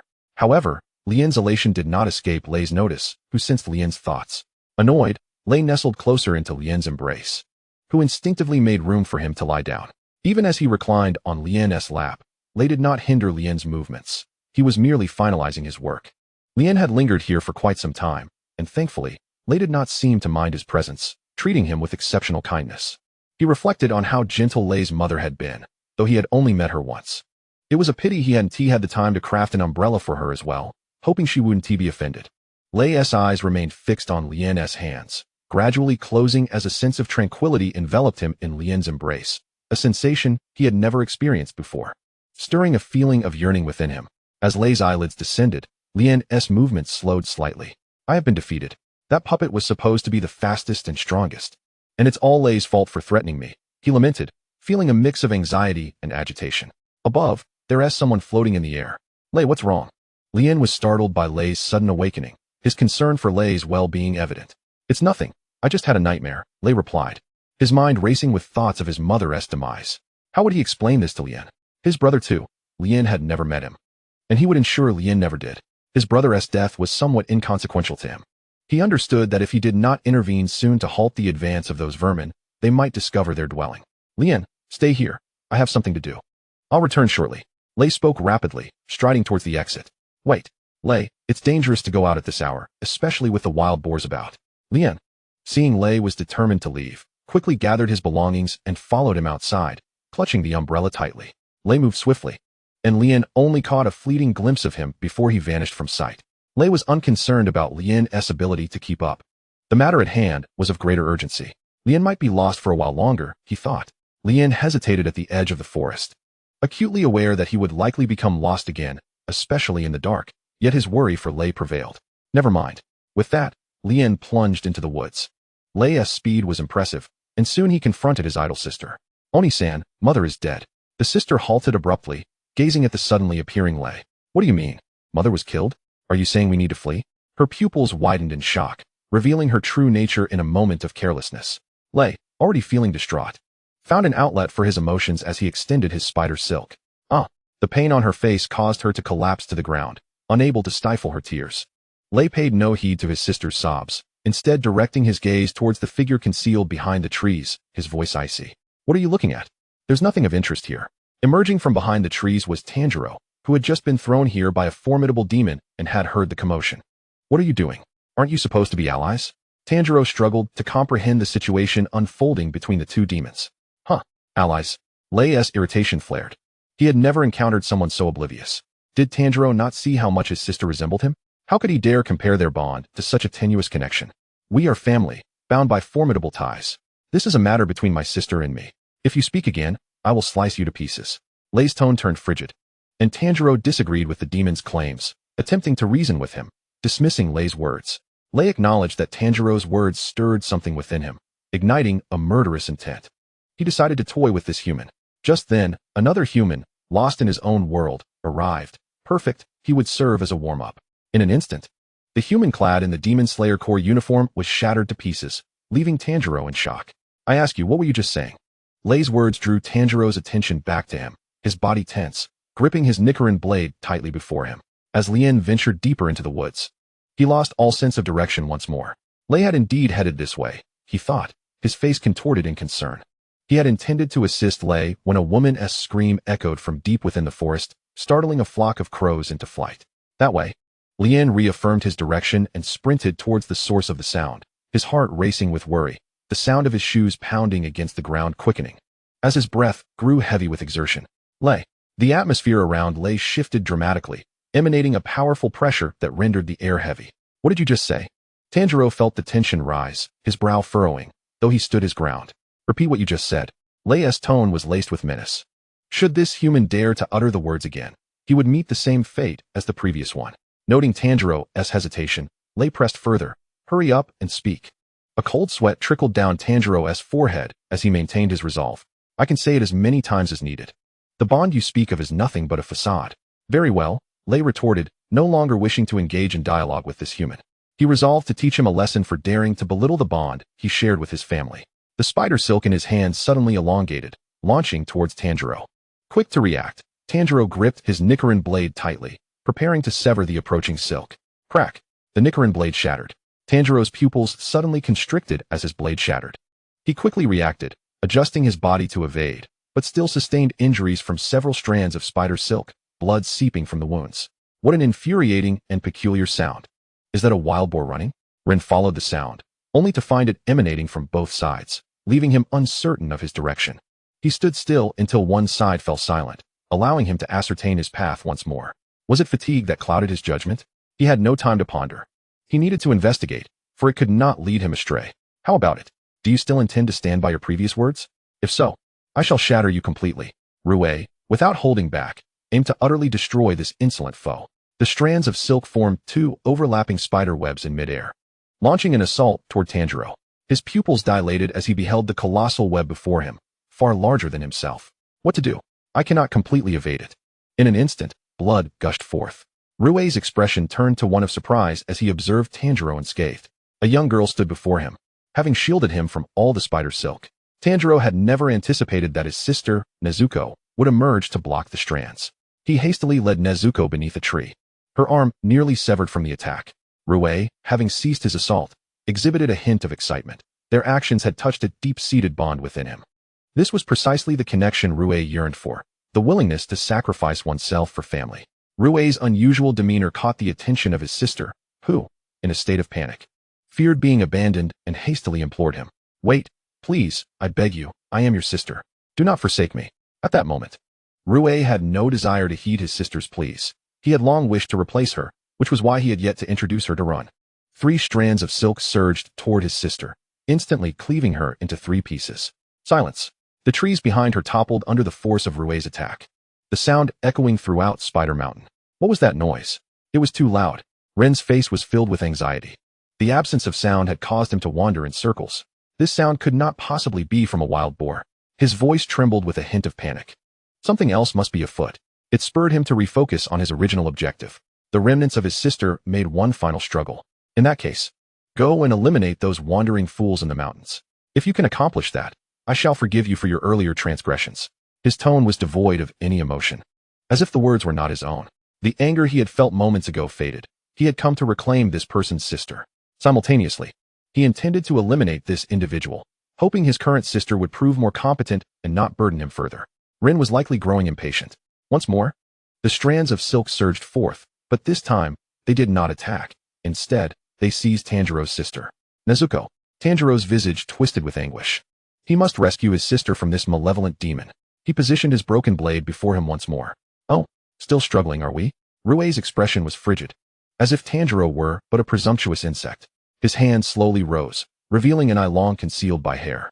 You cannot defeat me. I am a member of the 12 Kazuki, lower 5. The crimson and white hues of his eye clearly displayed the characters for lower 5. Without granting Tanjiro a moment to react, he was pressed for time. The sound was right here. Why had it fallen silent again? Rin began to observe his surroundings, completely unaware of the white orb enveloped in spider silk hanging above him. A shadow darted past from afar, leaving no trace. Wait. Before he could utter another word, the figure vanished, its speed too swift for Rin to comprehend. He exhaled sharply and moved toward the direction of the disappearing figure. Rue acknowledged that this human possessed some skill, capable of severing his head, yet he had thoroughly enraged him.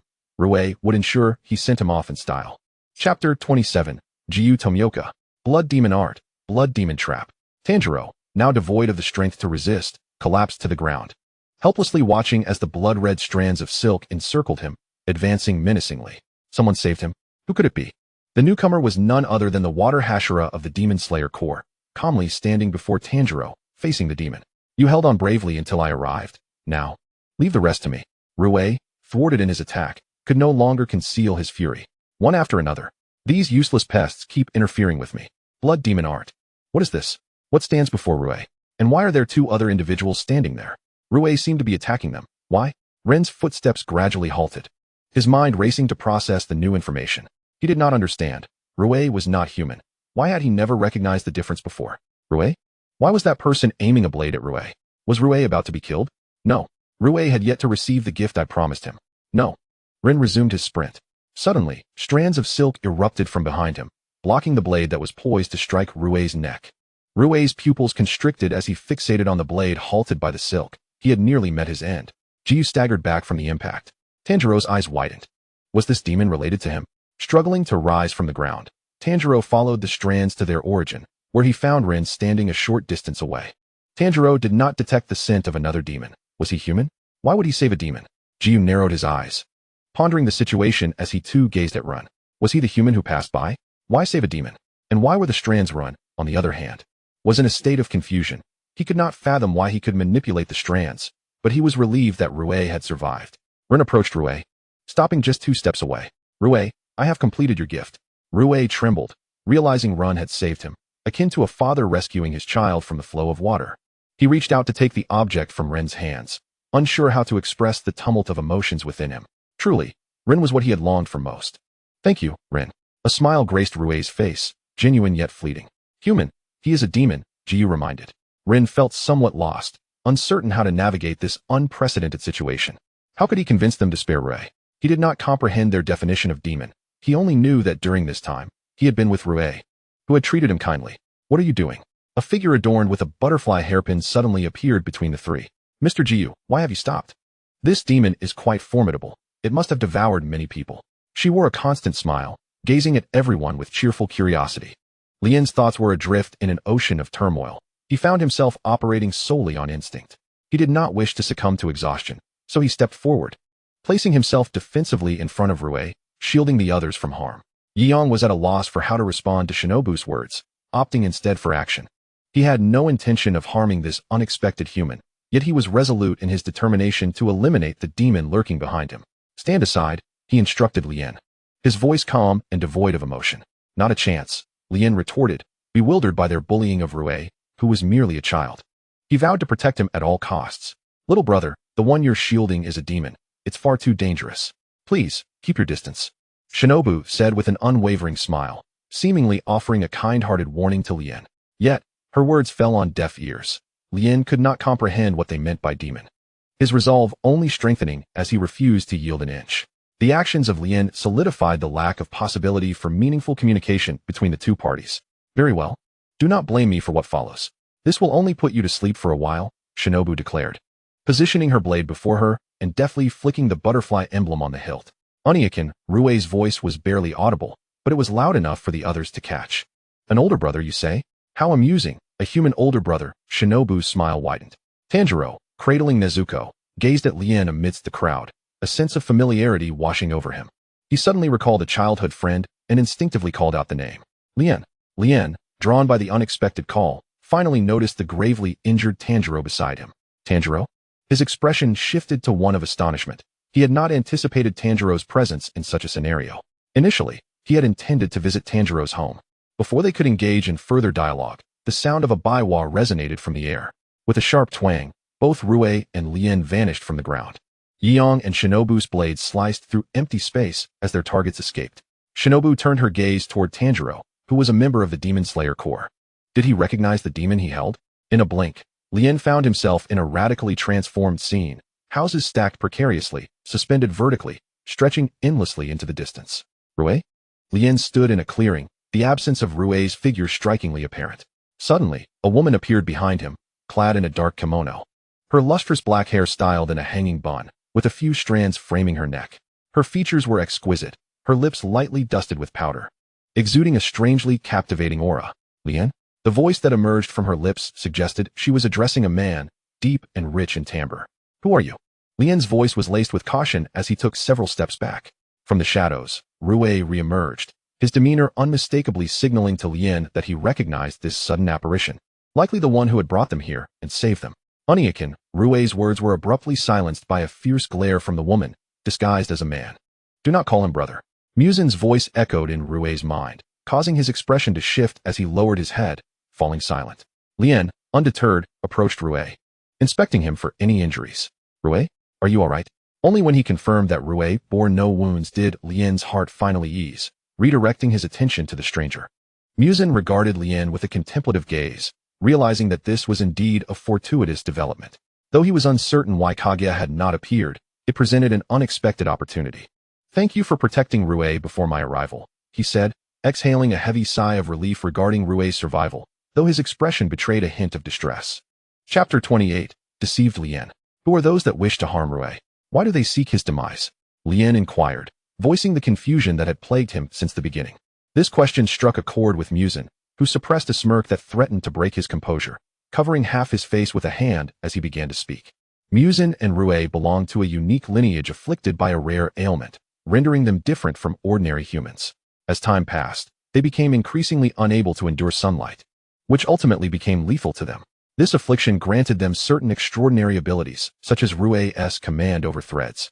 Conversely, those who sought to slay Rue were extremists, convinced that individuals possessing such inhuman abilities should not exist. Their fear led them to label these afflicted beings as demons, forming the Demon Slayer Corps, a specialized group dedicated to exterminating them. Though they had never committed any heinous acts, they found themselves mercilessly hunted by a band of zealots.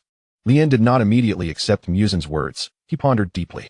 The notion of a unique ability that could not withstand sunlight, coupled with his experiences alongside Rue and their encounters with those individuals, incessantly reminded him of the likelihood of Muzan's claims being true.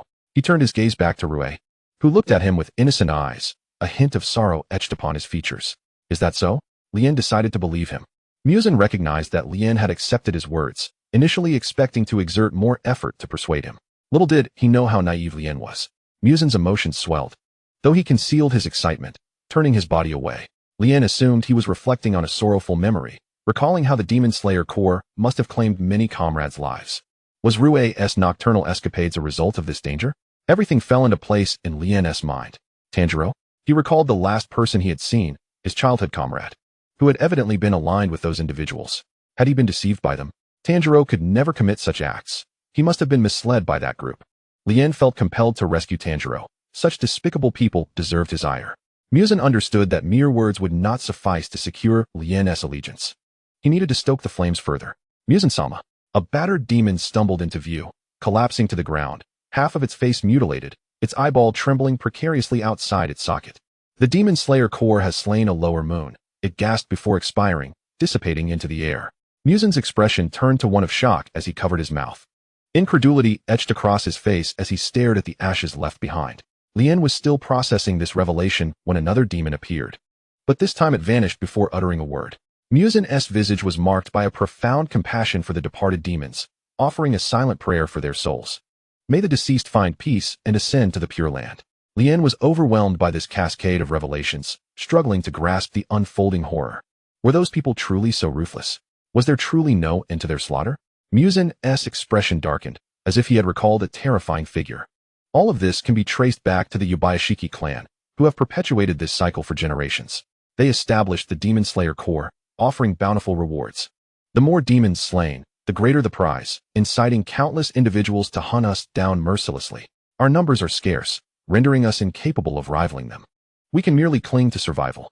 Yet, many of our comrades have met their end due to missteps, myself included. Lien was filled with fury.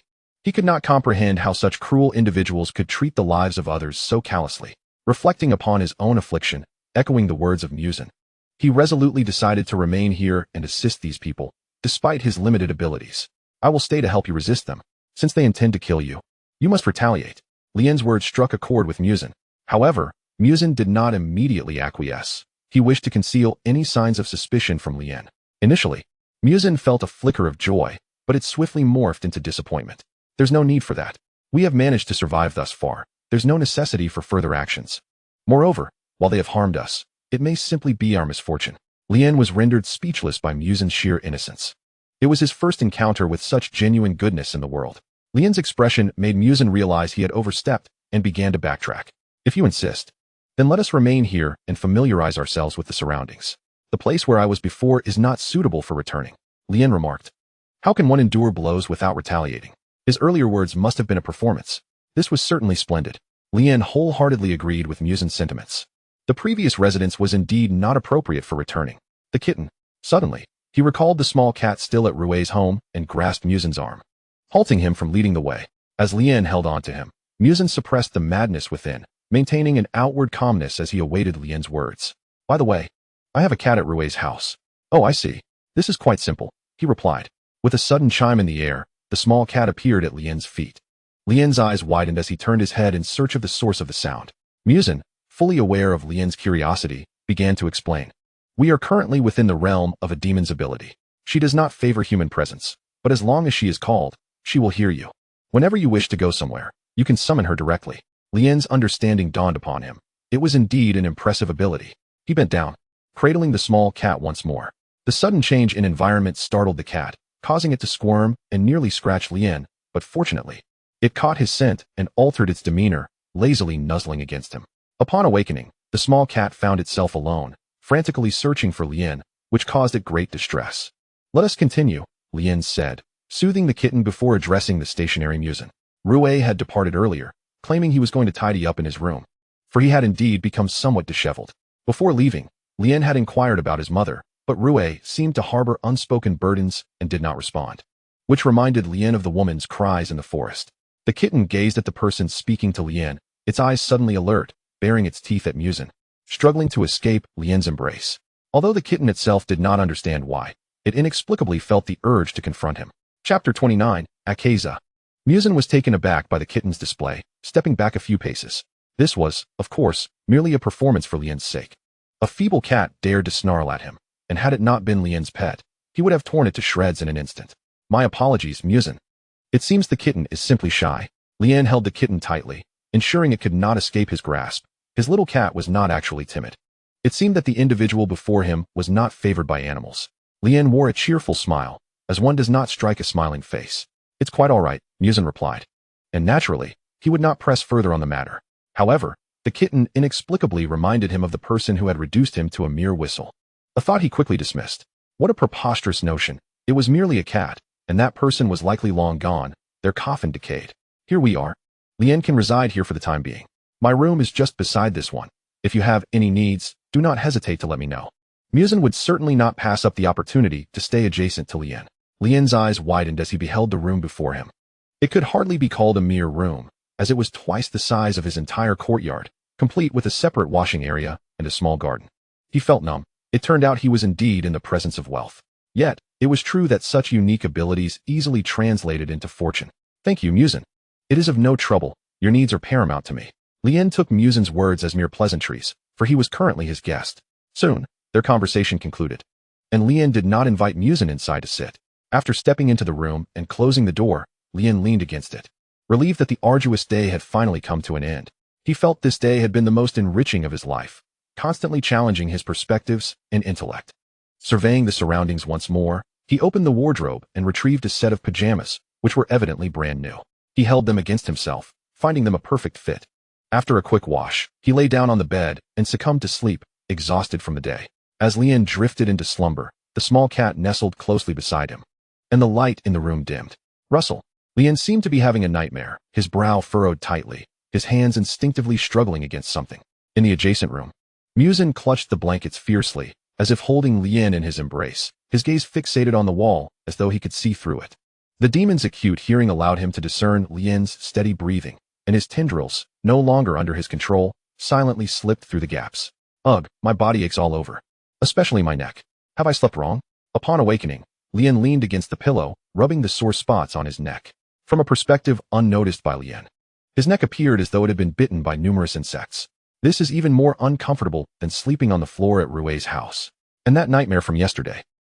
Lien shuddered involuntarily, recalling the vivid sensation of being swallowed by a python, a feeling that continued to linger. Meow. The kitten also stirred awake alongside Lien, acutely aware of the events of the previous night. However, the kitten could not convey this to Lien. Its fur was disheveled, tangled in a chaotic mess. Lien stretched his body, eliciting a series of satisfying crackles from his joints. Suddenly, a loud crash echoed from outside, followed by the sound of voices. Lien rose and walked toward the commotion, still clad in the white pajamas from yesterday, his long, dark hair cascading over his shoulders.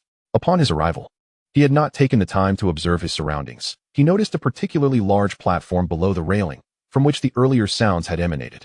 As he leaned closer, resting his hands on the railing, he squinted to see more clearly. Below, the surrounding structures were all in ruins, and two figures were continually colliding and separating, leaving shards of ice embedded in the floor where they had been struck. Gradually, the two figures came to a halt, allowing Lien to discern them more clearly. That silhouette. Lien felt a sense of familiarity and strained to see closer. Was it Tamayo? It turns out that Doma is indeed a member of this organization. Certainly. The abilities he showcased when he took him away back then lend credence to this. The other individual possesses short, peach-colored hair, adorned with deep blue, nearly black, striped tattoos covering his body. Underneath his eyes, Akeza noticed something, his gaze sharp as he looked upwards. Ren, startled by his penetrating stare, took a step back, inadvertently loosening his grip on the railing. Such a piercing gaze, it seemed etched with something profound, too distant to discern clearly.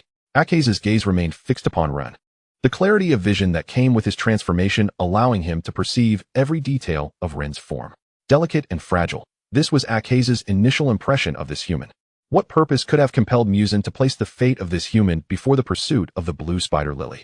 Akeza's unwavering scrutiny made Ren feel somewhat uneasy, prompting him to retreat several steps until he could no longer be seen. Ren's attention was soon diverted elsewhere, having focused solely below moments ago. He had overlooked the presence of another across from him. That figure, obscured by a drape, sat upright, seemingly engaged in some task that Ren could not quite discern. This silhouette evoked a sense of familiarity in Ren, yet he struggled to recall where he might have seen it before, his mind failing to align the image with anyone he knew. Hey, why is Lord Akeza ignoring me? Doma remarked, his folding fan delicately poised against his lips, his fingers nonchalantly tracing the intricate patterns on its surface. His tone light and airy, he followed Akeza's gaze upwards, not spotting the already retreating Ren. Doma inhaled deeply, as if he had caught a whiff of something utterly unbelievable. He bent slightly, his foot shifting. In an instant, Doma's figure appeared on the railing where Ren had just been gripping, startling Ren into losing his balance and tumbling to the ground. Fortunately, his arms instinctively cushioned part of the fall, sparing him from significant pain. Doma leapt down from the railing, his steps light as he approached the fallen Ren, his face alight with delight, a broad smile illuminating his features. Ah, it's you, Ren. I wondered what delightful aroma I was sensing. And to find you here is truly a surprise. He had searched for Ren in his courtyard several times, only to be met with disappointment. Entirely unaware that Ren had already ventured out, As for the courtyard's Kanade, Doma was unaware of the reasons that made him refrain from appearing before her. Doma flicked the fan to his other hand and reached out to assist Rin in getting up. Rin, taking advantage of the offered support, rose but did not grant a friendly expression to the one who caused his fall. He merely huffed and turned to stride away. Before Rin could react further, Doma suddenly leapt into the air, landing in a cold embrace. Don't be in such a hurry to leave. Let me introduce you to my friend. With that, Doma leapt downwards, the chill wind whipping across Ren's face, darkening his expression.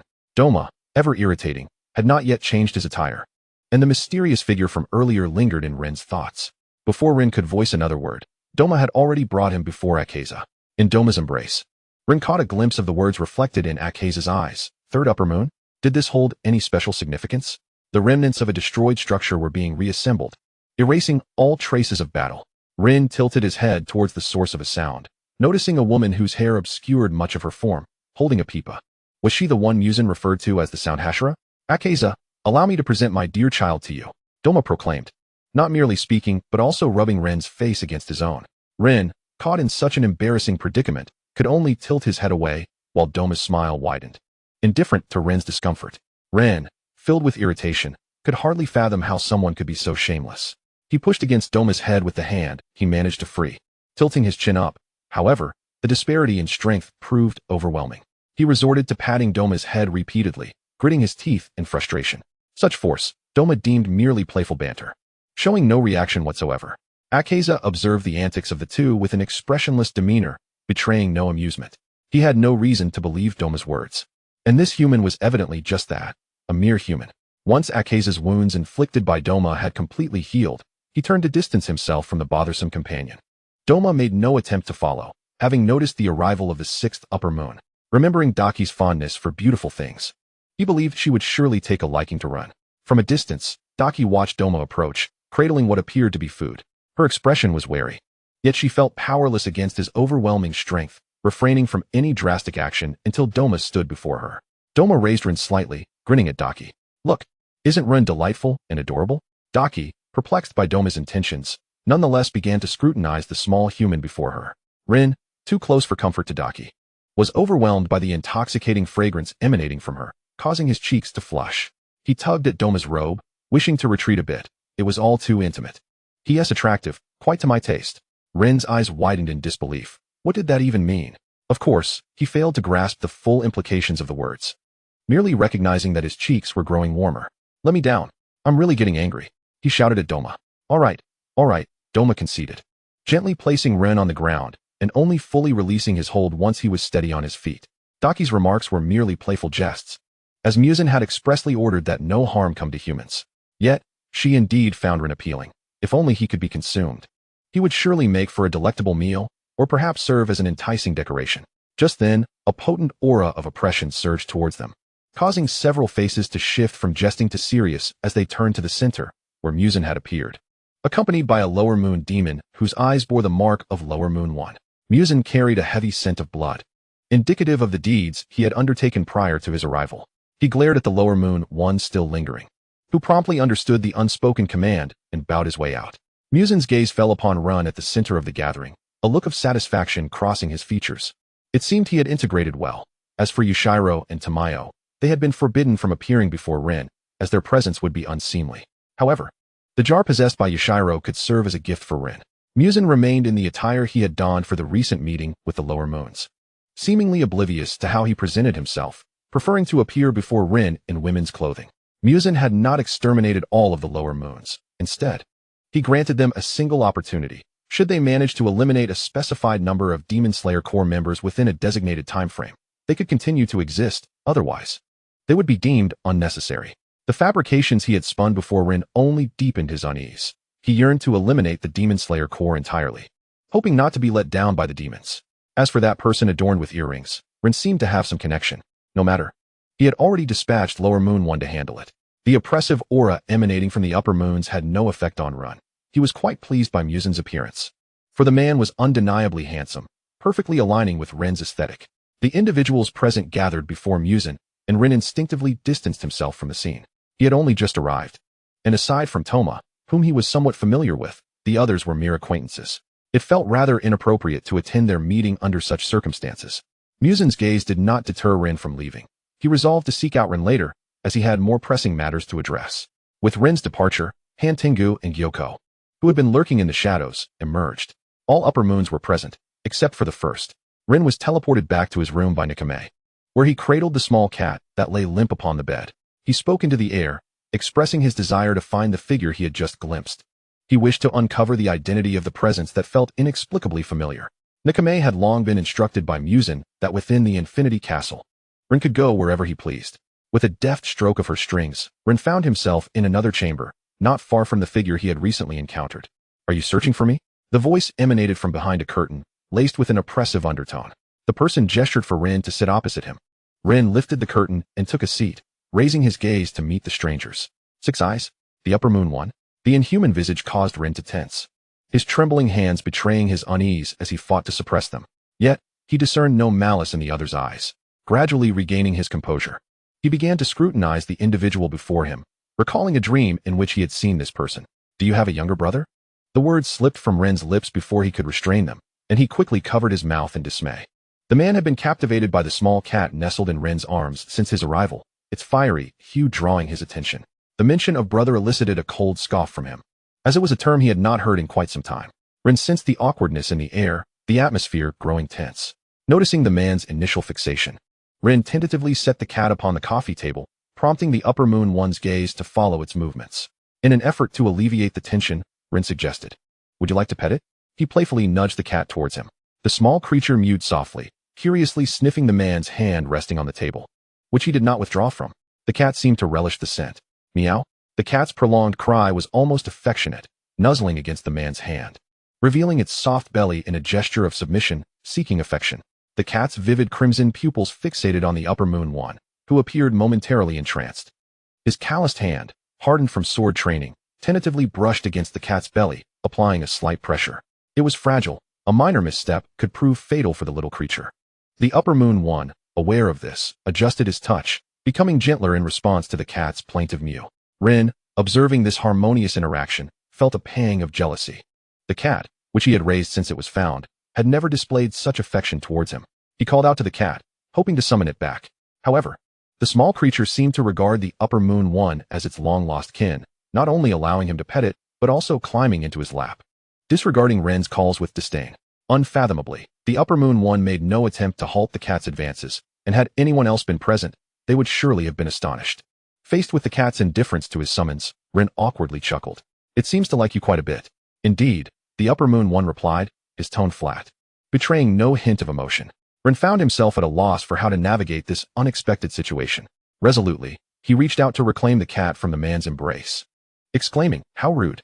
Yet the cat managed to evade his grasp, retreating to a safe distance with the upper moon one. "It likes me," the man stated matter-of-factly, leaving Ren's heart shattered. He was acutely aware that the cat favored the upper moon one, but it was still his cat. Finally recognizing the awkwardness of the situation, the upper moon one gently set the cat down on the floor. The suddenness of this action startled the small creature, which quickly clung to the man's pant leg, attempting to climb back up. Witnessing this scene, Ren felt entirely powerless. He had been forsaken by his own cat, and was now left feeling like a drifter. The upper moon one looked at Ren with an expression of innocence, as if he had not intended for this to happen.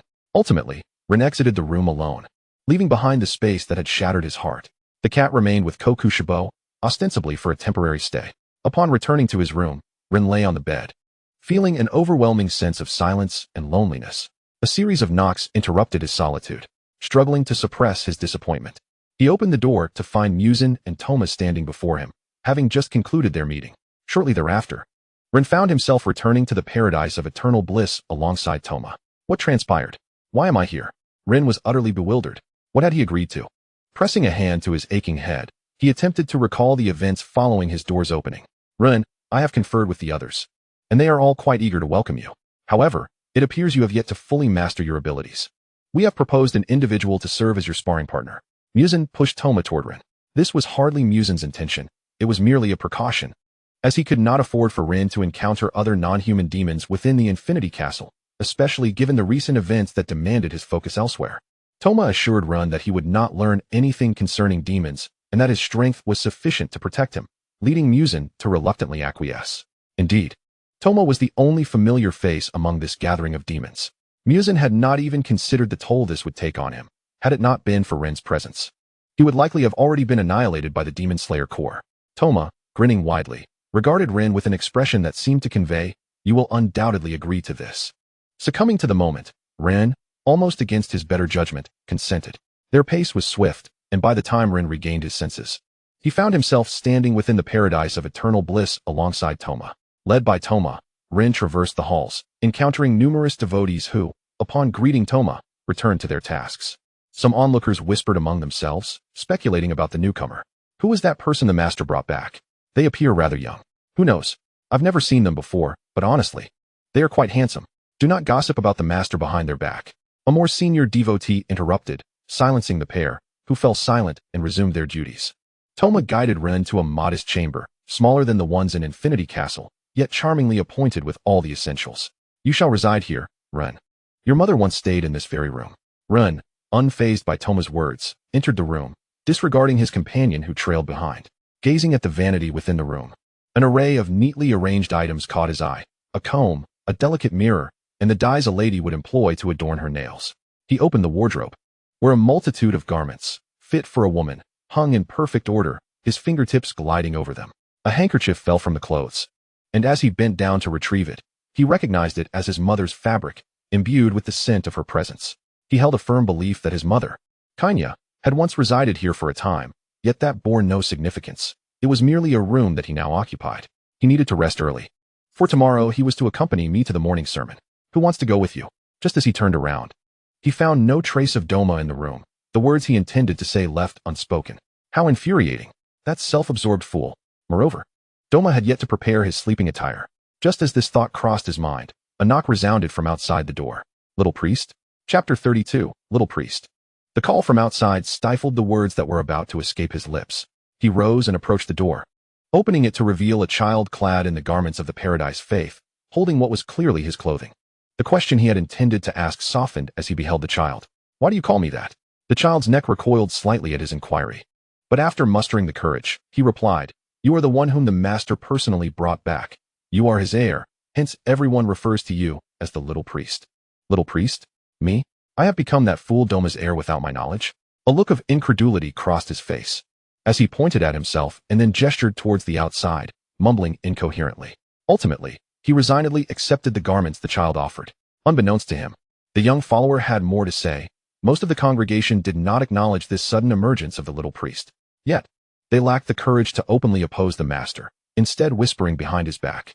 The young follower, however, held a different opinion, believing the Little Priest was indeed the Little Priest, as he bore a striking resemblance to the master, equally handsome. The only difference being the absence of the master's kaleidoscopic eyes. The Little Priest's emerald green eyes were also quite charming. After the Little Priest closed the door, the child departed. He changed into the attire brought by the young acolyte and lay down, falling into a particularly deep slumber this time. Rin, it's time to wake up. He heard the voice in a fog, rolling over in an attempt to drift back into sleep. Whoosh. Doma yanked the covers away, his hands slipping beneath Ren's armpits, lifting him into the air. The motion jostled Ren's head from side to side, dispelling any remnants of sleep. Stop shaking me. No more shaking. He slumped helplessly at the edge of the bed, but before he could gather himself, Doma returned with a fresh outfit, clearly the new Little Priest's attire.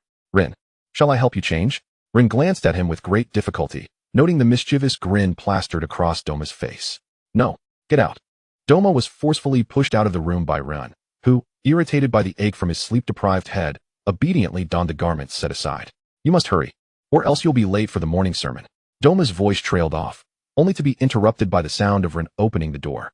The expression on Ren's face was one of deep displeasure as he glared at Doma. Why is it only 5 o'clock? Doma paid little heed to Ren's scowl, proceeding on his own as Rin donned the same outfit as his. This indeed represented Ren's stance, and Doma took his hand, leading him toward the main hall. Within the main hall, a multitude of followers had already gathered. It seems the master will bring that Little Priest along for the sermon today. Do not refer to that person as the Little Priest. When the master had brought him, those who had glimpsed his appearance noted how utterly ordinary he appeared, lacking any semblance of a holy figure. Indeed, it is perplexing why the master would bring him back. Do you suppose he might be the master's illegitimate child? Enough of that. The master has arrived. The hall fell silent once more. Doma guided Rin to his usual seat, while beside him was a newly added position. Pressing Rin into the chair as he quietly murmured, You shall sit here. The morning sermon will commence shortly. The moment Rin settled into the seat, his eyelids drooped heavily. His body succumbing to a languid state akin to water, and before long, he slipped back into slumber. Meanwhile, Doma had taken his own seat, commencing the day's morning duties. He had already noticed Rin dozing off again. Initially, he attempted to nudge him with his foot, but upon receiving no response, he abandoned that notion, deciding to address it later. During this interval, the followers below occasionally cast furtive glances at the slumbering little priest, each formulating their own thoughts. As the morning sermon drew to a close, Rin lay in a disheveled manner, utterly serene, with only the sound of his steady breathing piercing the silence, oblivious to the reactions of the other followers. Upon witnessing that Rin had yet to awaken, Doma picked him up and exited the main hall. As Rin was cradled in Doma's arms, he instinctively nestled closer, seeking a comfortable position to continue his sleep. Once they departed, the congregation resumed their discussions. The master truly brought him to the morning sermon and allowed him to sleep through the entire session. Could he genuinely be the master's heir? If he were to inherit, would our future morning sermons merely consist of sleeping through them? How terrifying. Do not speak so carelessly. The current master is still young. Yet, the little priest is rather endearing, with a lovely appearance.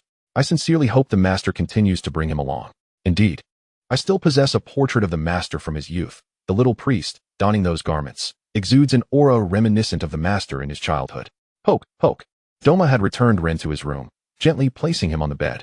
He squatted beside the bed, poking Rin's cheek, relishing the way Rin's brow furrowed at his playful antics. Doma's gestures continued unabated until Rin, growing increasingly impatient, seized Doma's troublesome hand and pressed it against his cheek, thus ensuring no further disturbances to his slumber. Doma was startled by Rin's action, sensing the warmth radiating from his palm. He ceased his movements, instead reaching for a book resting at the bedside to pass the time. It wasn't until the day had fully dawned that Rin stirred slightly, his eyes fluttering open to find Doma before him. Still in a haze, as Rin's awareness began to crystallize, Doma lifted the hand pinned beneath Rin's face. At this, Rin's eyes shifted, and he quickly comprehended the situation. He turned onto his side, liberating Doma's hand in the process. Without waiting for Doma to respond, Rin sat up and inquired pointedly, "Why are you in my room?" Doma was momentarily taken aback by Rin's question, letting out a sigh. The just awoken Rin appeared adorably dim-witted, and he responded with a hint of exasperation. "Rin, do you not recall this morning's events? Furthermore, this is my room." Lien has finally awakened, surveying his surroundings as his memories coalesce. A hint of shyness blooms on his face, only to swiftly dissipate. It is not his fault, after all. The instigator before him insisted on dragging him to some morning lecture, claiming to be his little mentor. However, Lien has mistakenly misjudged Tong Yu's good intentions this time. Initially, he had no intention of declaring Lien as his successor. Chapter 33, The Blood Demon Technique, Crystal of the Child. The identity he had arranged for Lien was meant to be that of a mere follower, one among many whom he had taken in. Before he could clarify, rumors inexplicably surfaced, prompting him to conceive a new strategy. He decided to explain everything when Lien was about to leave, and as for dragging Lien to the morning assembly, it was merely a reflection of his mischievous side. "I don't remember." Lien's voice rang with conviction, though it bore a hint of uncertainty. Tong Yu had no intention of forcing Lien into acknowledgement. He stood up and addressed him. "Since you are awake, let us commence today as training." Tong Yu's words carried a sinister undertone, sending a shiver down Lien's spine. However, reflecting on the purpose of his presence here, he straightened himself and followed Tong Yu. Lien was taken aback by the grandeur of the structure before him. He had never anticipated that Tong Yu's residence would encompass such a vast inner chamber. The surrounding space felt eerily vacant, as if tailor-made for him. This place had been constructed years ago by Tong Yu's orders, initially devoid of purpose and left idle until Lien's arrival sparked its use. After Lien had unconsciously manipulated the threads once before, he had been unable to replicate the feat for days. It was only after several attempts that he began to sense that power again. But he could no longer exhibit the same hardness and speed he had once displayed while blocking the blade. He felt pathetically weak. Muzan had also recognized this limitation, and Tong Yu's abilities were ideally suited to serve as Lien's sparring partner. Thus, he guided Lien to accompany him, effectively diverting his attention from delving into matters concerning the Demon Slayer core. "Lien, are you ready?" "Of course." Lien remained vigilant, extending the threads in his hands. Blood Demon Technique, Crystal of the Child. In an instant, an ice puppet identical to Tong Yu manifested before Lien.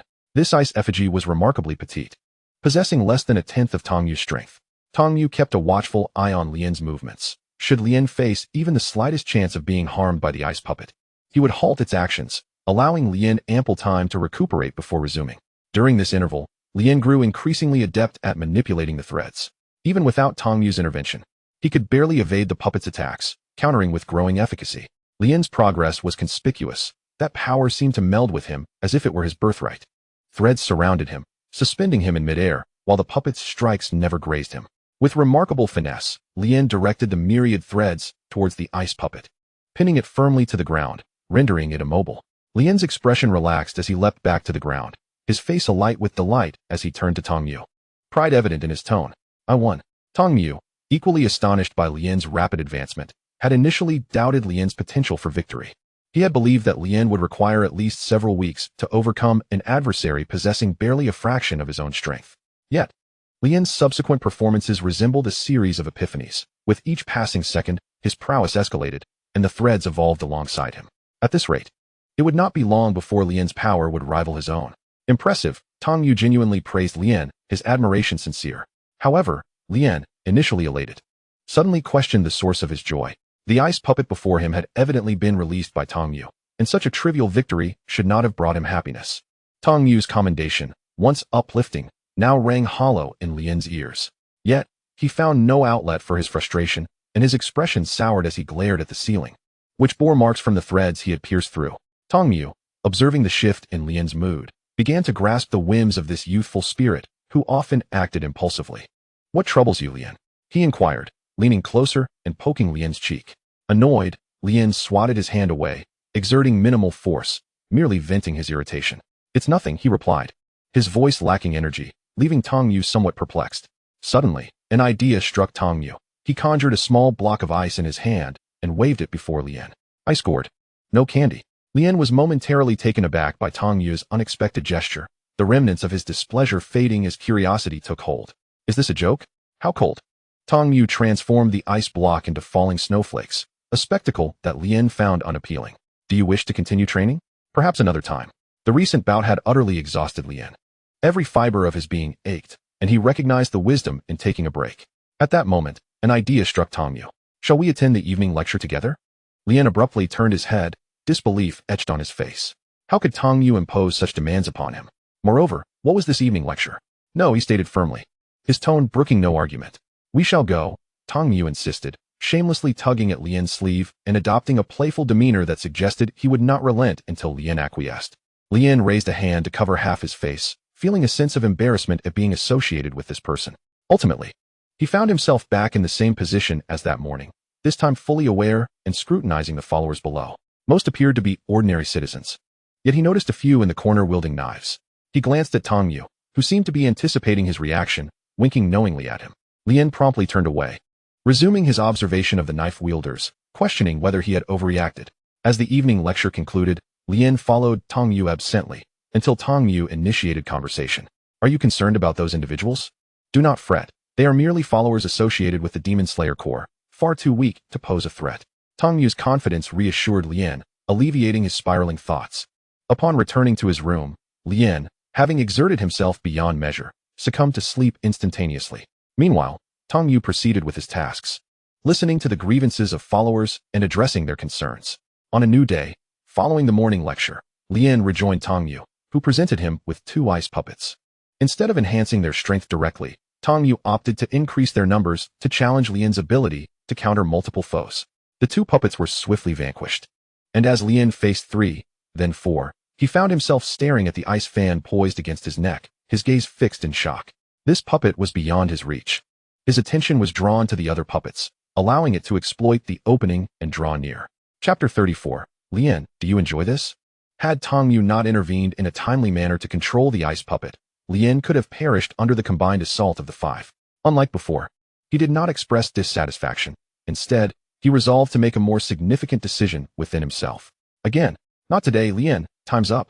Tongmu resolutely denied Lien's request, smiling as he disregarded Lien's protests, leading him out of the training area and into another room where a dining table awaited. Even with diligence, one must not neglect proper nourishment. Lotus's eyes were captivated by the sumptuous feast laid out before him. The aroma was intoxicating, stirring his stomach into a chorus of hungry grumbles. Doma pressed Lotus down into the chair, gesturing towards the bowl and chopsticks that rested before him. Eat, he commanded.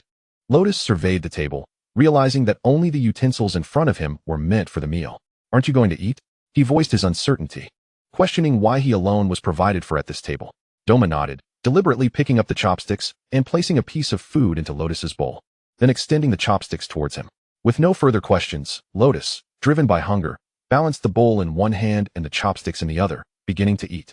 While Doma observed him intently, once Lotus had quelled a portion of his hunger, he became aware of Doma's unwavering gaze. "Could you not watch me eat?" he murmured, his voice soft and lacking conviction. Being watched while eating felt awkward, yet it was a peculiar courtesy from the person opposite him. All right, Doma replied, raising his hands in mock surrender as he stepped towards the door, leaving Lotus alone in the room. Unbeknownst to Lotus, Doma's fixation on his meal also stemmed from his own hunger. Lotus's words provided him the perfect pretext to step out and indulge in some pastries before returning. As Lotus took small bites of his meal, he heard voices from outside, likely just passers-by. He set down his bowl and pressed his ear against the door, listening intently. The footsteps grew closer, accompanied by the sound of clashing blades. Recently, the demons had been more active, and he had just taken leave from the core to visit home, finally allowing a moment of respite. Me too. Thankfully the Lord is merciful. But as soon as I returned home, my mother sent me to this temple, claiming it dispels bad luck.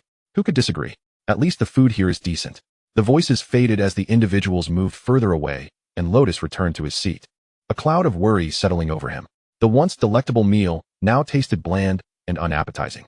The presence of demon slayers within Doma's paradise cult posed a significant risk. He was aware that each member of the core possessed a messenger bird, which could hardly bode well. Little Lotus, why the long face again? What has troubled you now? Doma had returned unnoticed, standing beside Lotus and half embracing him, a unique fan in his hand, distinct from his own. He waved it playfully before Lotus, who, slightly disoriented, snatched it away. Stop waving it around. Doma then settled into a chair nearby, propping his head on his hand while gazing at Lotus. Care to open it? What could be so interesting? Lotus retorted with feigned aloofness, but obediently unfolded the fan. Its cool touch, reminiscent of jade yet not entirely so, boasted a central carving of a vividly depicted snow lotus. Turning to Doma, he was filled with questions, his earlier worries dissipating. What is this? It's a gift for you. Such kindness. Lotus shot a sidelong glance at Doma, yet he continued to examine the fan, its jade-like edges appearing blunt but revealing a chilling aura upon closer inspection, complete with a button at the handle. Grasping the handle, he carelessly swept it across the table, immediately creating a neat crack in the thick wooden surface, demonstrating its sharpness.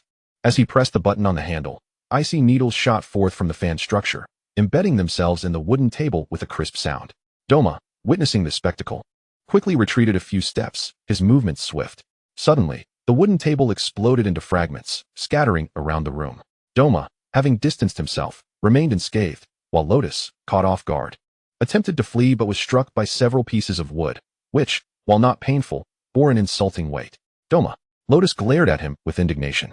Doma stood there, feigning innocence, gesturing silently that he was not to blame, that this incident was not of his doing. How infuriating. Once again, he had been caught unaware, when Doma could have easily warned him beforehand. Lotus, do you like it? I do. Lotus's voice was laced with frustration. Had it not been for the explosive finale, he would have genuinely adored it. You should rest early. We have training tomorrow. I won't see you out, Doma said cheerfully as he exited the room, as if his sole purpose had been to deliver this gift.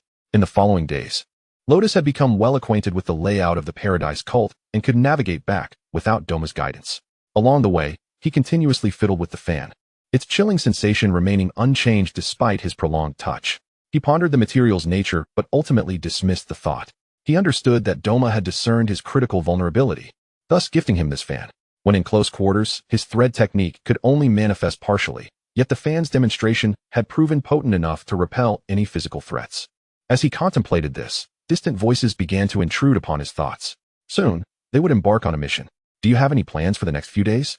If not, perhaps we might spar a bit. Lotus was taken aback. Were there still individuals traversing this area? Their figures drew closer, revealing themselves to be demon slayers. Nearby, a tree branch echoed with the cawing of crows. Lotus felt a surge of anxiety as the two men passed by him without a hint of suspicion. Turning to glance back, he saw the two departing figures supporting each other, a faint scent of alcohol lingering around them. Lotus was uncertain about how to ascertain whether they were demons. He remained exceptionally vigilant, for despite their human appearances, they could easily be deadly predators. His knowledge remained painfully insufficient. Upon returning to his quarters, he succumbed to sleep, determined to conserve his strength for the training ahead. Time slipped by slowly. Lotus, you performed admirably. Your recent technique was impressive. Do you need a break before continuing? Throughout the past days, Lotus had diligently trained, accumulating a few minor scars that were hardly of consequence. Remember to rest well when you return today. I shall sleep now. We will discuss it tomorrow, he declared with pride, the training period having fostered a closer bond between him and Doma. He had grown accustomed to Doma's playful antics during their sessions. On his way back to his quarters, Lotus encountered the two demon slayers once more, now accompanied by several others. Their presence reignited his earlier apprehensions, and he lay in bed, unable to find rest. In the depths of night within the Paradise cult, shadows flitted through the corridors. Brother, what nonsense is this? How could there be demons within Paradise? Indeed, we are set to return to the course soon. The others echoed their agreement until a steady voice interrupted their chatter. This gamble could prove fruitful. If we eliminate them, we might ascend to a higher rank, earning a salary that far exceeds our current pay. The group fell silent, obediently following their leader toward the most suspicious locations they had gathered intelligence on. Master, I endure daily torment. My husband has passed, and my wicked mother-in-law insists I rise early each day. The figures outside moved quietly, listening to the conversation within, exchanging glances. Nothing seems amiss. Shall we depart? Let us not disturb the master's work any longer. Hush. Within the sanctum, Doma sat above, his eyes filled with compassion for the unfortunate fates of his followers. As for the few eavesdroppers outside, he would attend to them after finishing the delicacies before him. Doma rose and approached his devotee, tears streaming down as he listened intently to their lamentations, his tone imbued with unparalleled gentleness. My poor devotee, you endure such torment each day. Only through the blissful afterlife can your wretched fate be salvaged. Fear not, I shall consume you entirely, leaving not a single bone behind. The scent of blood wafted from the sanctum, reaching the nostrils of the onlookers, so pungent that they instinctively covered their noses. Accompanying this was the sound of flesh being devoured. The eyes of the onlookers widened in disbelief. It was indeed a demon. They hastily placed their hands upon their Nicaran blades and charged into the sanctum. At this moment, the radiant and pure master was voraciously feasting upon the very devotee who had confided in him, bite marks marring the severed arm. Exchanging glances filled with determination, they surged towards the master engrossed in his meal. How impatient you are. Could you not wait until I finish? Doma waved his golden fan, sending them sprawling backward. He was in no hurry to slay them, continuing to feast upon the arm in his grasp until it was utterly consumed, before redirecting his gaze toward the intruders. The force of the golden fan was tremendous, imbued with a chilling aura, leaving them incapacitated, while the less injured scrambled to escape. Doma waved the fan once more, sealing the doors tightly, leaving them no avenue for escape. Such a rude bunch, choosing the wrong time to intrude. The fan was cast forth, swiftly cleaving through the fleeing figures, while those remaining on the ground were rendered speechless. Help! Save me! His voice trembled, fear of death coiling around his entire being, as he attempted to rise from the ground repeatedly, but to no avail. At that moment, Doma stood before him. How tragic! The golden fan pressed against the man's throat, gliding slowly before his wide eyes filled with terror. Blood gushed forth, droplets spattering across Doma's face, and the sanctum fell silent once more. Doma? Ren leaned against the doorframe, staring in shock at the scene before him.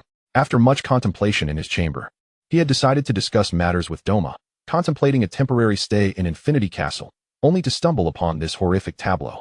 The acrid stench of blood bombarded Ren's senses, his stomach churning violently as he clutched his mouth and rushed outside, retching violently against a pillar in the courtyard, his body trembling uncontrollably. This was Ren's first direct encounter with so many corpses. The sight within the sanctum would haunt him indefinitely. At that moment, Doma, reeking of blood, approached Ren, unaware that it was him outside, mistakenly believing it to be the other intruders. Ren, please hold your tongue. Ren, covering his mouth, distanced himself from Doma, the foul odor triggering his nausea, overwhelming him with revulsion. Doma ceased his advance, merely observing Ren, hoping to explain once he had regained his composure. Gradually, Ren managed to steady himself, ignoring Doma's presence, resolutely making his way back, the vivid image too much for him to bear. It instilled doubt within him. Could he truly, in the future, have the strength to kill those who sought to end his life? How terrifying. Ren? Doma watched as Ren walked away, wishing to say something, but ultimately remaining silent, his gaze fixed on the bloodstains that had splattered upon him. Perhaps he should return and clean up before seeking Ren out. Ren returned to his room, closing the door behind him, collapsing onto the floor, uncertain of what to do next. He understood clearly that Doma had slain them in self-defense. As they sought to kill him, it was merely retribution. Yet, witnessing the gruesome scene firsthand filled him with dread. The sight of lifeless bodies, some severed in half, was far more horrifying than the half-faced demon encountered in Infinity Castle. This was the grim reality of corpses lying before him, not like demons dissipating into ash. Knock, knock, knock. Ren? Doma hastily tidied up, feeling the need to properly explain himself to Ren. Ren ignored Doma's calls, unsure of how to face him, and hoarsely declined. I wish to sleep. Let us speak tomorrow. Doma, not wishing to press further, noted Ren's pale countenance and decided to let him be, retreating quietly. Ren remained motionless. Time dragging on. An hour passed, then another.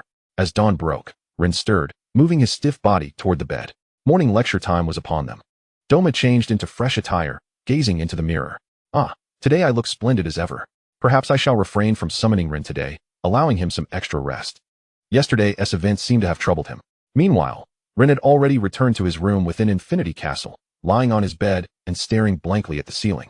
Too fearful to close his eyes, for every time he did, the image of blood-soaked floors would invade his thoughts. Akeza had already informed Muzan of Ren's return the moment he arrived. Standing before Ren's door, Muzan, having delved into Doma's memories, wore a dark expression, cursing Doma for exposing Ren to such horrific sights.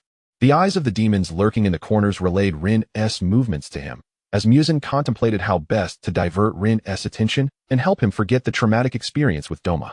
Chapter 36, The Courtesan of Ajimoto House. Within the Paradise Cult, following the morning lecture, Doma arrived at Ren's door. Ren, it is time for today's training. The room remained silent, prompting Doma to push the door open. Ren? The interior was completely empty. Standing at the threshold of Ren's room, Muzan suddenly conceived an excellent idea, one that would divert Ren's attention and help him recover from the influence of Doma. He entered Ren's room. Squatting beside the bed, Ren lay on the bed, breathing steadily, yet his slightly trembling eyelashes betrayed his true state. Muzan remained patient, waiting for Ren's response. Do you need something? Ultimately, Ren feigned composure and rose. Ren, I am aware of your encounter with Doma. This is entirely his fault. To make amends, I offer you a trip to the Yoshiwara Flower District, along with a local guide. How does that sound? Muzan's voice was calm, tinged with a hint of regret, causing Ren to frown. Yoshiwara Flower District? Ren, having never heard of such a place in town, was intrigued. The last time you encountered the Upper Moon 6. It was in the Flower District, and he was also your guide. Muzan clarified Ren's confusion, having planned this from the start, should Ren refuse this destination. He had alternatives. Very well. Ren realized that continuing in this manner was futile. The Flower District? Perhaps it would indeed help him find closure sooner. It is splendid that you agree. Shall we rest a moment before departing? Let us go now. He could hardly bear to wait, feeling that despite leaving Paradise Cult, the tranquility of Infinity Castle stirred his imagination. Lord Muzan. Daki was elated at Muzan's arrival, dressed in her usual courtesan attire, completely oblivious to Ron, who had accompanied him.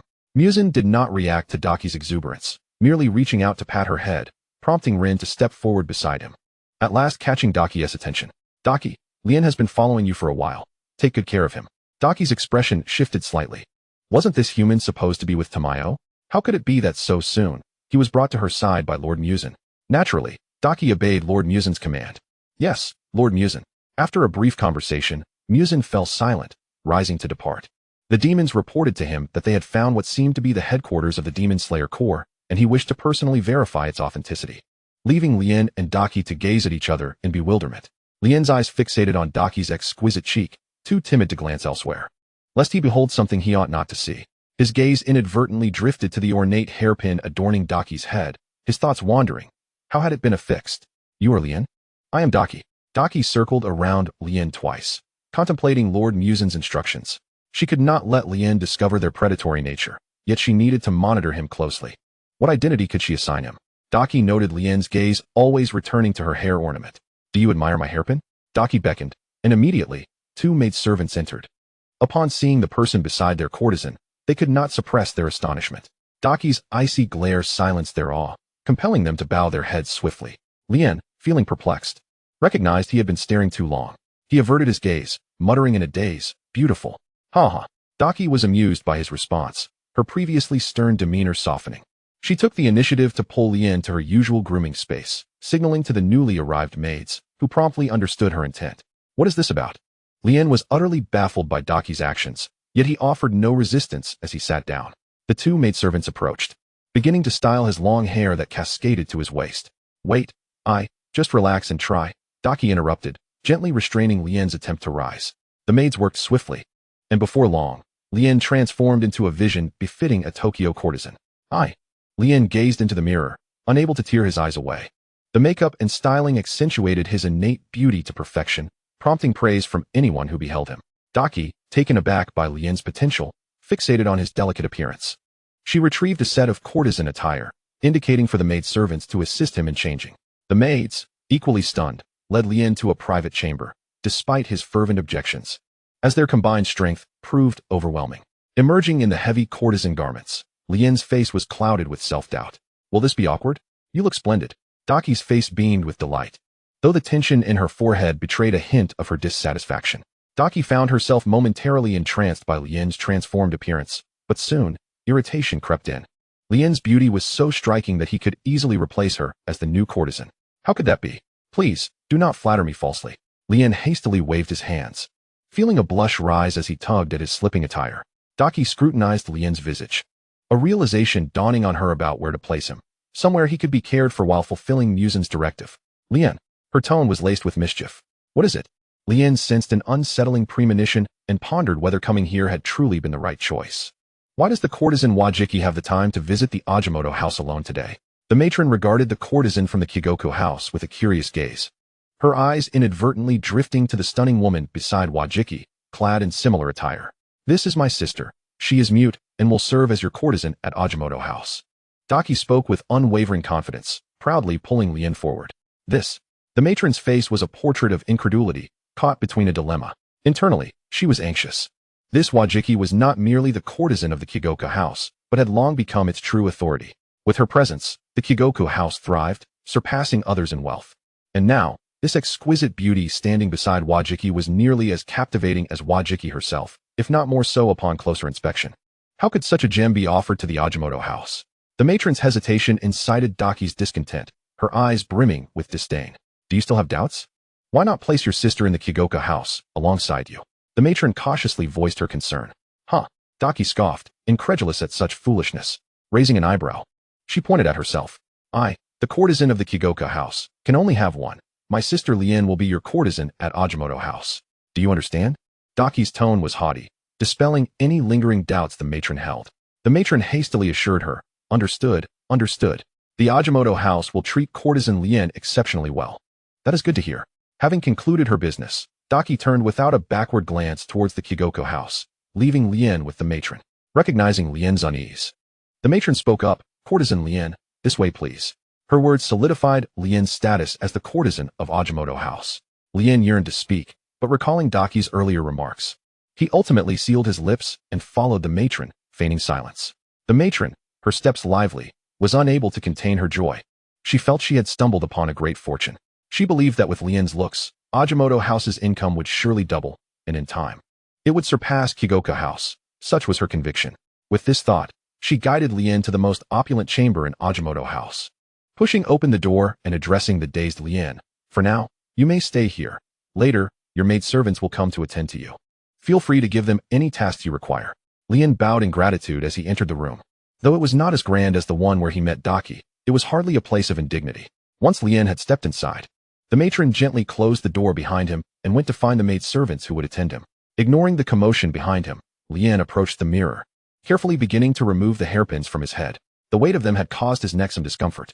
Ouch! The ornaments had tangled in his dark hair. And with the limited view in the mirror, he eventually managed to dislodge a few strands. Lien's eyes glistened with unshed tears as he caught sight of the disarray atop his head. Frustration bubbled within him, but fortunately, the departing matron was not slow in her actions. A voice soon resonated from the doorway. Courtesan Lien. Lien sprang to the door like a drowning man grasping at a lifeline, opening it to pull the maidservant to the mirror, pointing at the half-removed hairpins. His eyes filled with anticipation. The maidservant jumped at his sudden appearance, but upon realizing the state of Lien's hair, she couldn't help but chuckle, quickly kneeling with a tremor in her voice. I apologize, Courtesan Lien, it was not my intention. Startled by her sudden movement, Lien rose to assist her, but the maidservant only became more frightened. Courtesan Lien. Seeing her reaction, Lien returned to his seat, gesturing for the maidservant to help him remove the remaining ornaments from his hair. The maid finally rose, and Lien felt the weight on her head diminish. A sense of relief washing over her, accompanied by the removal of her cumbersome garments. The matron had indeed planned well, as the maid had already procured a fresh set of clothing. Once Lien had changed out of her previous attire, she felt an overwhelming lightness and sighed deeply. Sitting alone before the mirror, she drifted into a trance, while the maid had long exited the room, having previously offered countless apologies to ease Lien's anxiety. Meanwhile, in a corner of the Yoshiwara Entertainment District, a few familiar friends of Lien's had also gathered. "You must be joking. How could you possibly employ subordinates to search for your wife?" exclaimed a youth clad in a yellow haori, his emotions running high as he pounded the floor. Beside him sat two of Lien's acquaintances, Tanjiro and Inosuke. "Huh," responded the sound Hashira, Uzui Tenjin, indignantly rebuffing Zenitsu's inquiries, refusing to be outdone. Lady Lien. The incessant knocking at the door roused Lien from her slumber. "Groggy," she responded, "just a moment." Her reply caused the knocking to pause momentarily, and as she finally awakened fully, she sprang up to open the door. The maid stood outside, bewildered, as Lien offered her an awkward smile. Was that the voice of Lady Lien just now? Lien hastily waved her hand, her face betraying confusion at the maid's words. The maid, though perplexed, attributed it to her own misshearing. Upon entering, the maid began to assist Lien, meticulously preparing her until she was presentable, and then proceeded to convey the day's agenda. "The proprietress has instructed that today, Lady Lien is to learn a musical instrument." The maid's voice continued to relay Lien's schedule, but Lien's smile gradually faltered, her expression darkening. No one had informed her that being a courtesan required such extensive learning. Daki had led her astray. After the maid finished speaking, she helped Lien into a more comfortable kimono, and they departed for the day's lessons. Lien is truly remarkable. She learns anything almost instantaneously. It was no wonder she had been informally designated as the next courtesan upon her arrival. The surrounding matrons spoke highly of Lien, eager to see her flourish. Indeed, Lady Lien's beauty is unparalleled. It won't be long before she becomes the talk of the town. Lien merely smiled modestly, bowing slightly in gratitude, constrained by her silent persona. Many covered their mouths in disbelief, their eyes reflecting a sense of regret. Lien, perceptive to their reactions, chose not to comment and returned home after the day's lessons. Once inside, she collapsed onto the floor, utterly exhausted, her mind devoid of thoughts. An overwhelming sensation of fatigue enveloped her. Soon, a knock sounded at the door, and Lien realized it was time for her dinner, mustering the strength to rise. "Open the door." Lien's expression shifted dramatically as she opened the door to reveal Inosuke, who had stealthily infiltrated. Inosuke, the boar-headed youth, startled by the sudden mention of his name, instinctively looked up, narrowing his eyes. Lien pulled him into the room, shut the door tightly, and placed her hands on his shoulders, her gaze filled with concern. "What are you doing here? And dressed like that? I will buy your freedom." Lien was at a loss for words, feeling helpless. She could not fathom the reasons behind Inosuke's sale. Was it due to debt or deceit? Inosuke was baffled by Lien's words, muttering to himself. Something felt familiar, and he almost failed to recognize her due to the scent. He had initially assumed that Lien possessed knowledge of demons, but it appeared she was unaware. As Inosuke attempted to leave, Lien, having learned from previous encounters, grasped his clothing tightly, her fingers turning pale from the strain. "Wait." Inosuke, undeterred, continued toward the door. He pulled, and Lien resisted, clinging to his garment as if her life depended on it. The fabric was on the verge of tearing, and Inosuke, growing impatient, turned his head to face her. "What exactly are you trying to accomplish? If the clothing is damaged, you won't be able to obtain it." "What clothing?" Lien recalled the haori she had nearly lost upon their first meeting. If it's ruined, so be it, she thought, until Inosuke ceased his resistance and obediently sat on the floor. Chapter 38. That brother? Speak. Lien finally released the wrinkled fabric she had been clutching and settled across from Inosuke. With an awkward expression, she summoned the courage to speak. "Brother, I..." Inosuke was taken aback by Lien's words, immediately interrupting her, his reaction intense as he gestured for her to back away. "Wait, don't call me brother. I don't have a brother that just appeared out of nowhere." Lien paused, momentarily stunned by Inosuke's response. Did he dislike the notion of being a brother? After all, they were merely seconds apart in age. Then what about being a brother? Lien's inquiry ignited Inosuke's ire. Every word seemed to provoke him, and he lunged at her. "Inosuke?" Lien instinctively dodged his attack, bewildered by the sudden aggression. Without time to ponder, Inosuke launched another assault, and Lien's training came to fruition. Inosuke's strikes consistently missed their mark, only fueling his frustration. Lien, having undergone rigorous training, demonstrated remarkable agility, easily evading Inosuke's attempts. Eventually, Inosuke collapsed to the ground, the room in disarray, while Lien found a clear spot to stand, reappearing before the panting Inosuke. "Inosuke, can you listen quietly while I speak?" Lien's voice, tinged with breathlessness, reflected her effort to contain her excitement as she sought to take Inosuke to find their mother. "What do you want?" Inosuke yelled impatiently from his position on the floor, utterly perplexed by Lien's provocations, unable to land a blow. Lien, feeling cornered by Inosuke's inquiry, decided to spill the truth in one breath. What? Inosuke lay in disbelief. As Lien struggled to catch her breath, the gears in his rusty brain began to turn, and he finally noticed Lien's likeness. He sprang up and dashed to the mirror, glancing back and forth between Lien and his reflection. Whoa, incredible, identical. Inosuke rushed back to Lien, seizing her and pulling her toward the mirror, pointing between their reflections, his face a canvas of disbelief. Lien complied with Inosuke's demands, noting his surprisingly positive reaction upon learning the truth, as she anticipated he might blame their mother. We are twins. You are my brother. We look exactly alike. Inosuke nodded, suddenly struck by an idea. Right. We must show Tanjiro. He grabbed Lien, intending to rush out. Where are you taking me? Wait. I won't go? You have to come home with me. No way. Inosuke disregarded her protests, determined to show Tanjiro the one who resembled him. That's not happening. Lien firmly grasped Inosuke, refusing to let him depart. You will return home with me to meet our mother. No. I have things to do. I don't have time. What things do you have? Lien pressed. I will buy your freedom and then take you home to meet our mother. Let me finish my task first. The brothers exchanged retorts, each trying to assert their point. You have a task? Were you not sold into servitude? Lien's voice was laden with questions, as he struggled to comprehend his brother. Kill demons. What? Lien was taken aback. What had he just heard? Inosuke, his brother, was also connected to the Demon Slayer Corps? No. You must return home with me at once. Upon witnessing Lien's expression, Inosuke sensed something was amiss. He released his grip on Lien's sleeve and attempted to flee. Lien hurriedly grasped Inosuke, feeling an overwhelming surge of anger as he confronted him. Are you involved with the Demon Slayer Corps? Have they deceived you as well? You cannot continue entangled with them. Realizing the gravity of the situation, Inosuke quickly discarded his only piece of clothing, executing a daring escape. While Lien was still processing, Inosuke flung open the door and dashed outside, completely unclothed. Lien pursued him, catching only a glimpse of his figure around the corner before he vanished from sight, leaving Lien in a state of shock. Inosuke did not remain at the Ajinomoto house. Instead, he ran straight to where Tanjiro was, unable to grasp Lien's meaning and determined to speak with Tanjiro. Inosuke, what brings you here? Tanjiro, surprised at Inosuke's arrival and his bare state, quickly ushered him to change clothes. Inside the room, once dressed with Tanjiro's assistance, Inosuke finally divulged. Tanjiro, the person you mentioned earlier at Ajinomoto said, I am his brother. As Inosuke recounted the events, Tanjiro fell into deep contemplation. Upon first seeing Inosuke remove his mask, Tanjiro had noted the resemblance between him and Lien. He had also inquired about Inosuke's previous life, which bore no connection to Lien, attributing it merely to coincidence without further thought. Yet, at that moment, Lien reappeared and encountered Inosuke, astonishing Tanjiro. This reminded him of the last time Lien had vanished with that lower-ranked demon. He wondered if Lien's appearance was related to the demons of the Flower District. He resolved to seek out Lien for clarity. Lien, having lost sight of Inosuke, did not relent. He turned to seek the Yadoko, believing that finding her at Ajinomoto would be the quickest route. Soon, Lien stood before the Yadoko's door and stated directly, Is there a child in Ajinomoto who resembles me? The Yadoko was taken aback by Lien's sudden visit and was astonished that he could speak. Respecting his privacy, she refrained from asking further questions, recognizing that everyone harbors secrets. Reflecting on Lien's query, she scrutinized him closely and recalled the child she had purchased the previous night. Realizing their striking resemblance, she candidly informed Lien that she had indeed acquired a child who bore a resemblance to him.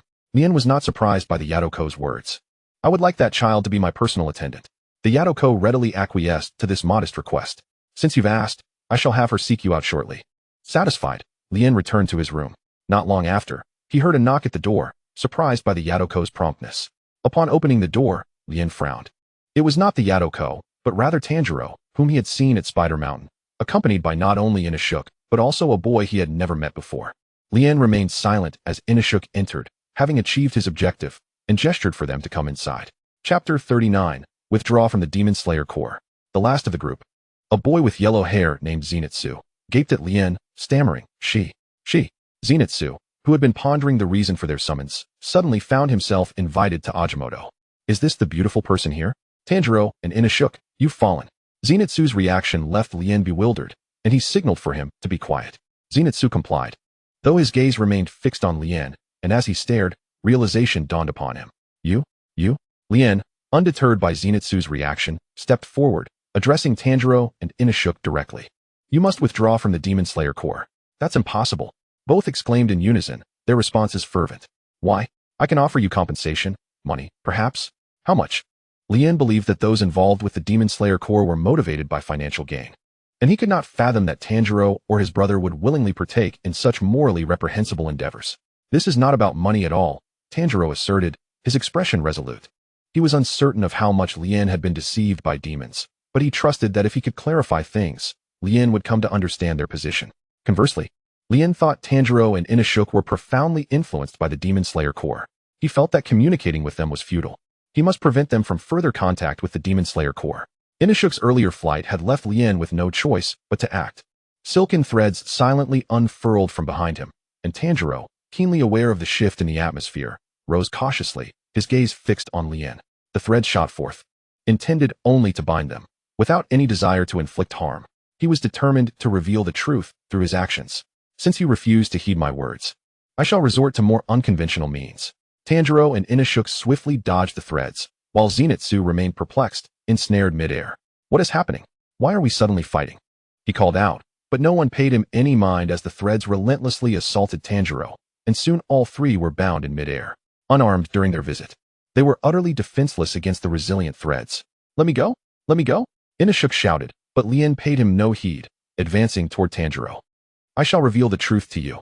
At that moment, the box Tanjiro had brought began to stir. Lien turned, his expression wary, as a demon emerged from the box. Nezuko, return, Tanjiro called out from above. Upon hearing that name, Lien paused momentarily. Nezuko? Wasn't she Tanjiro's sister? Lien regarded Tanjiro with a complex expression. Your sister has become a demon. Why would you join the Demon Slayer Corps to eradicate demons? Lien simply could not comprehend Tanjiro's reasoning. Just as Tanjiro struggled to grasp Lien's. My family was slaughtered by demons. I seek the cure to turn demons back into humans. I also seek vengeance against those demons. Your family was killed by demons? This struck a blind spot for Lien. Why would demons target your family? Lien stepped closer to Nezuko, who exhibited no signs of aggression. He pinched her cheek, finding it as soft and adorable as he had imagined. Wishing he too had a sister like her, Lien turned to Tanjiro once more. Why do you carry Nezuko with you, your sister? In contrast to Tanjiro, who was not on the same wavelength as Run. He grappled with the perplexity of why his sister had transformed into a man-eating demon, yet still required his protection instead of extermination. He hastily elucidated, Nezuko, despite being a demon, has never consumed human flesh. The mention of cannibalism caused Rin to furrow his brow. How could the notion of devouring human beings be so intrinsically linked to demons? Observing Rin's reaction, Tanjiro quickly surmised that Rin had indeed been deceived by demons. Rin, if you release us, I will clarify everything for you. You have been misled. The concept of having been duped by demons only deepened Rin's confusion. It was utterly absurd to think that he could be so easily tricked. The threads binding them loosened, allowing them to descend to the ground. While Rin resumed his previous position, eager to hear what Tanjiro had to share, the threads remained taut. Any slight movement from them would result in their immediate recapture. Tanjiro's expression was one of compassion, yet the notion that Rin could feel pity from him tightened Rin's brow further. Tanjiro recounted his experiences with unwavering resolve. Whether you believe me or not is your prerogative. I assure you, I have not uttered a single falsehood.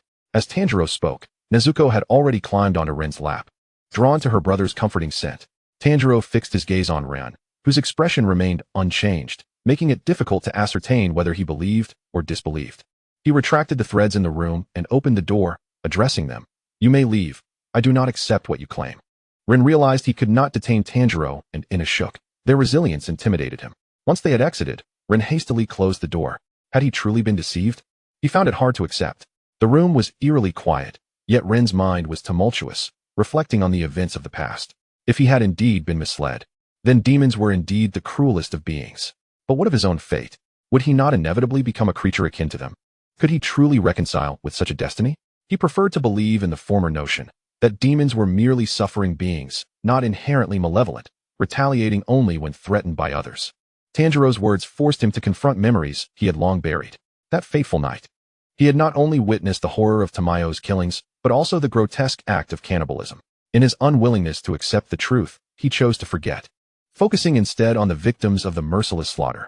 This revelation struck Rin with an undeniable truth he wished to deny. He too could become a man-eating demon. He could not allow that to happen. What could he do?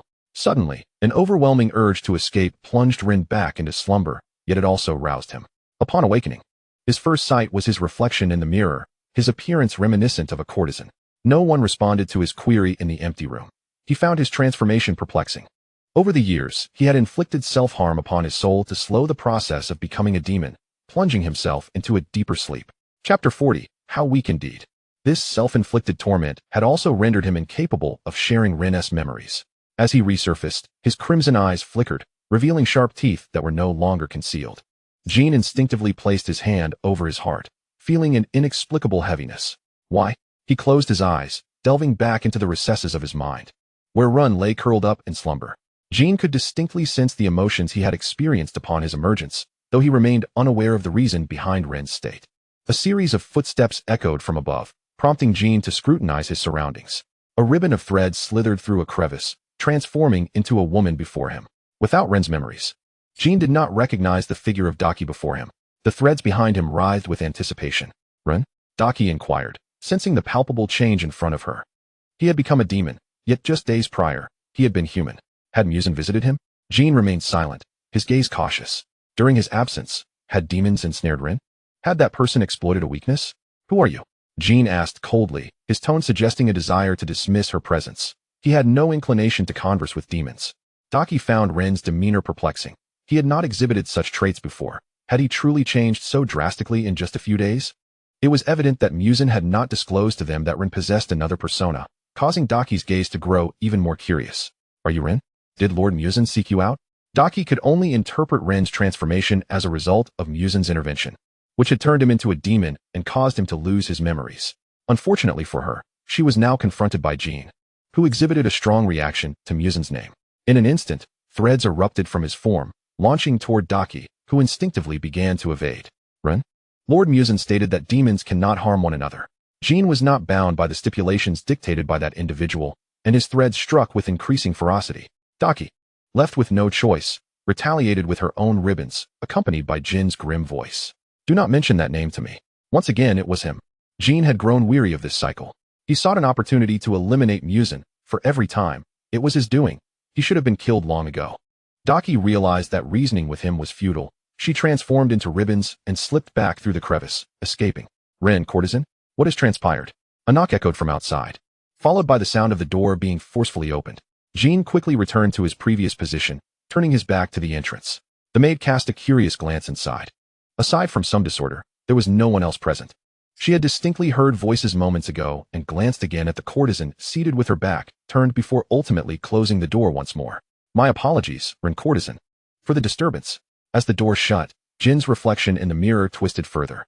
He was oblivious to Muzan's whereabouts, but based on his deductions, Ren's presence here was undoubtedly orchestrated by him. As long as he patiently awaited, he would eventually make an appearance. Days later, a cacophony of battle erupted outside. Jean swiftly leaped through the window, racing toward the source of the commotion. He would not overlook any potential opportunity. Upon arrival, Jin's expression soured slightly as the sounds continued. Water breathing, fourth form. Positioned above, he gazed down upon the two combatants, his eyes betraying no hint of emotion. So it was merely that demon battling a demon slayer? His interest waned, but then a thought crossed his mind, prompting him to find a place to sit higher up. Surely, Muzan would not intervene in such a skirmish. Who could say for certain? Jean mused to himself, yet his gaze remained fixed on the duel below. What a feeble demon slayer, taking on an upper moon 6. The outcome is utterly predictable. Jean turned his attention elsewhere, noting the presence of another demon slayer nearby. One whose aura was even stronger than that of the pair below. Should he investigate? His body twitched slightly, only to still once more. Perhaps it was best to wait, as they would inevitably cross paths. He redirected his focus to the ongoing battle below. This demon slayer seemed familiar. He recalled, before his slumber. He was a companion of Ren's in his youth, quite formidable, having survived against Upper Moon 6 for so long. The fierce battle between the two soon attracted the attention of onlookers nearby, with even a bystander starting to shout in panic. Jin's gaze fixated on Daki, pondering her newfound strength. No, he quickly interrupted his own thoughts. It was the external power that had been reclaimed. Was she intent on demolishing the nearby structures with her movements?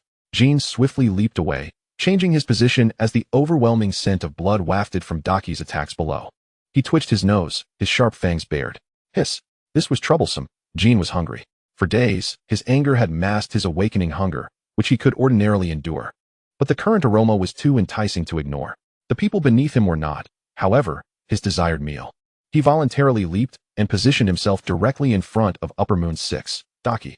Her eyes narrowed upon his arrival, recalling Lord Muzan's orders. Yet Jin's next words incited her ire. Are you truly Upper Moon 6? How pathetic. His tone dripped with disdain, leaving the injured Tanjiro below in shock at the sudden appearance of this new figure. At that moment, Jin exuded no trace of humanity. He was entirely enveloped in demonic essence. When had he appeared here? Tanjiro could not fathom, only sensing the overwhelming aura of rage emanating from Jin. Daki was incensed by Jin's taunts, disregarding any command from the one above, and launched an assault against him to teach him a lesson. Naturally, Jin had provoked her deliberately. As Daki unleashed her ribbons, Jin swiftly maneuvered behind her. With a warm hand, he seized her neck, his fangs piercing her flesh, blood gushing into his mouth.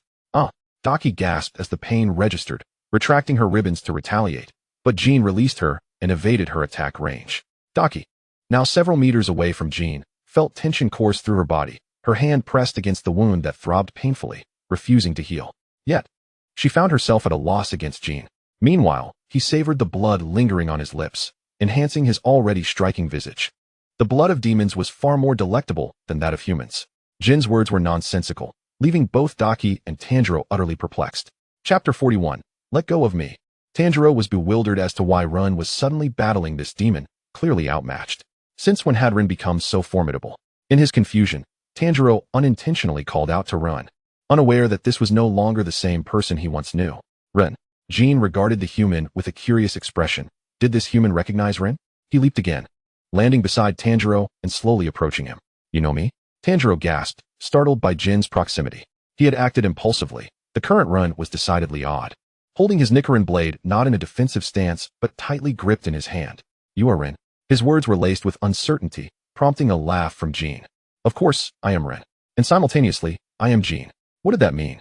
Tanjiro could not comprehend, yet the Rin before him bore no intentions of harming a human, even striking at the demon instead, igniting a flicker of hope akin to what he felt for Nezuko. What are you surprised about? Rin, you belong to us.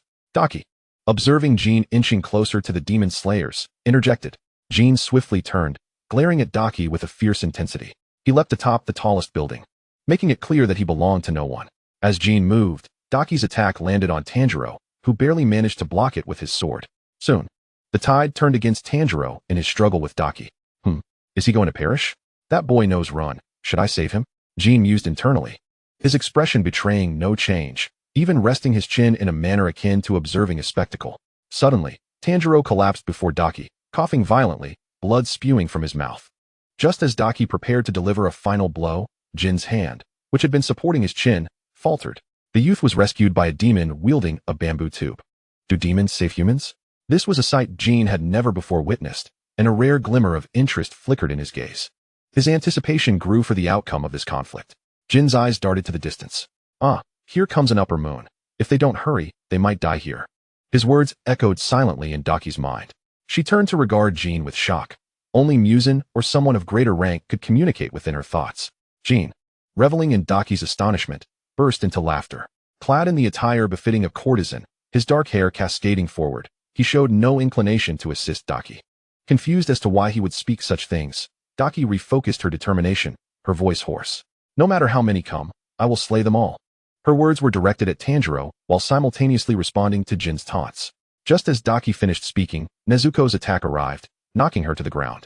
Jin observed the scene, disappointment evident in his tone. Is this truly the strength of Upper Moon 6? How disappointing. As he rose, preparing to join the fray, he sensed a more formidable presence approaching and found a closer vantage point to observe. Predictably, Daki's head was severed by the newcomer. Are you still not aware?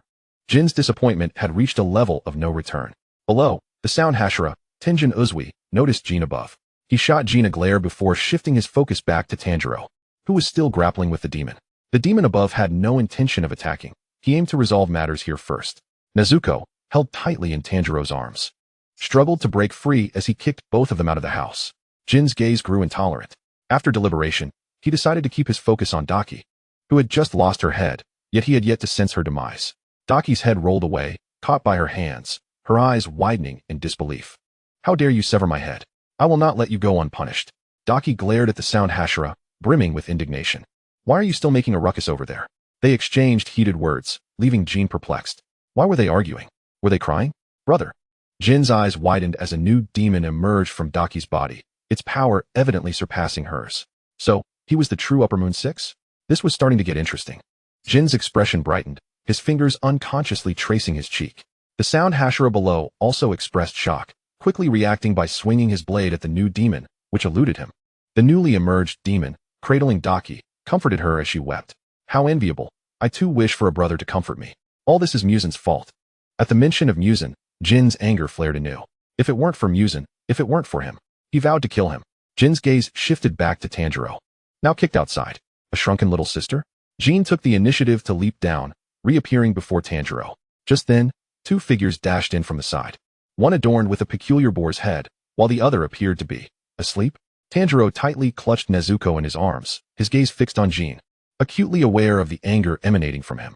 But Jin's attention was drawn to the person wearing the boar's head. He had initially intended to observe Tanjiro's sister. Acting on instinct, Jin ensnared the boar-headed individual with his threads, lifting him upside down in the air. The boar's head fell away from Inosuke, revealing his true visage. This occurred in an instant, leaving the other two bystanders utterly bewildered. Jin stepped forward, grasping Inosuke's cheeks with the threads. You look remarkably familiar, he mused. A hint of curiosity lacing his voice. Where had he encountered this face before?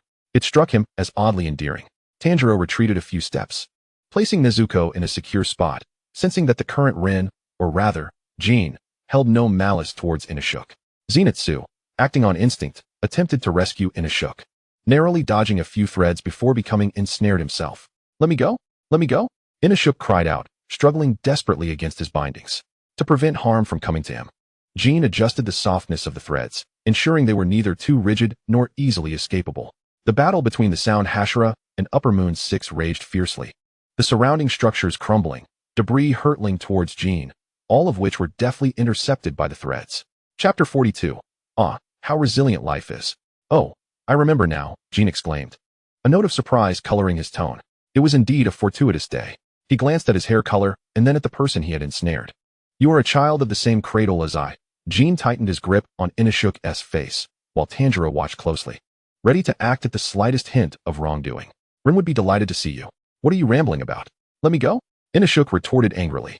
Disregarding Jin's words, he was intent on slaying demons. I dislike your manner of speaking, Jin replied, somewhat irked. No one had ever spoken to him so disrespectfully. The threads wrapped around Inosuke's mouth, rendering him mute and immobile. Jin turned to regard Tanjiro, who was watching him warily. Are you not going to assist him? That formidable human? You. Jin's words struck a chord in Tanjiro's heart. He was desperate to aid the Sound Hashira, but with Inosuke in Jin's grasp, he could not guarantee Jin's intentions would remain benign. Jin released the threads binding Zenitsu, who immediately charged into the fray against Upper Moon 6. Tanjiro, witnessing Zenitsu's departure, turned back to Jin. I will not release him, nor will I harm him. You cannot defeat me, Jin stated plainly. Tanjiro gritted his teeth, knowing he must first aid the Sound Hashira. Rescuing Inosuke would have to wait. Muffled sounds escaped Inosuke's lips, his mouth bound. Jin's gaze returned to him. I shall take you to meet our mother. Acting on a deep-seated desire, a desire that Rin also harbored, Jin hesitated no longer and began moving towards the direction of his memories. The battle between Upper Moon 6 and them was brutal, without Inosuke's assistance.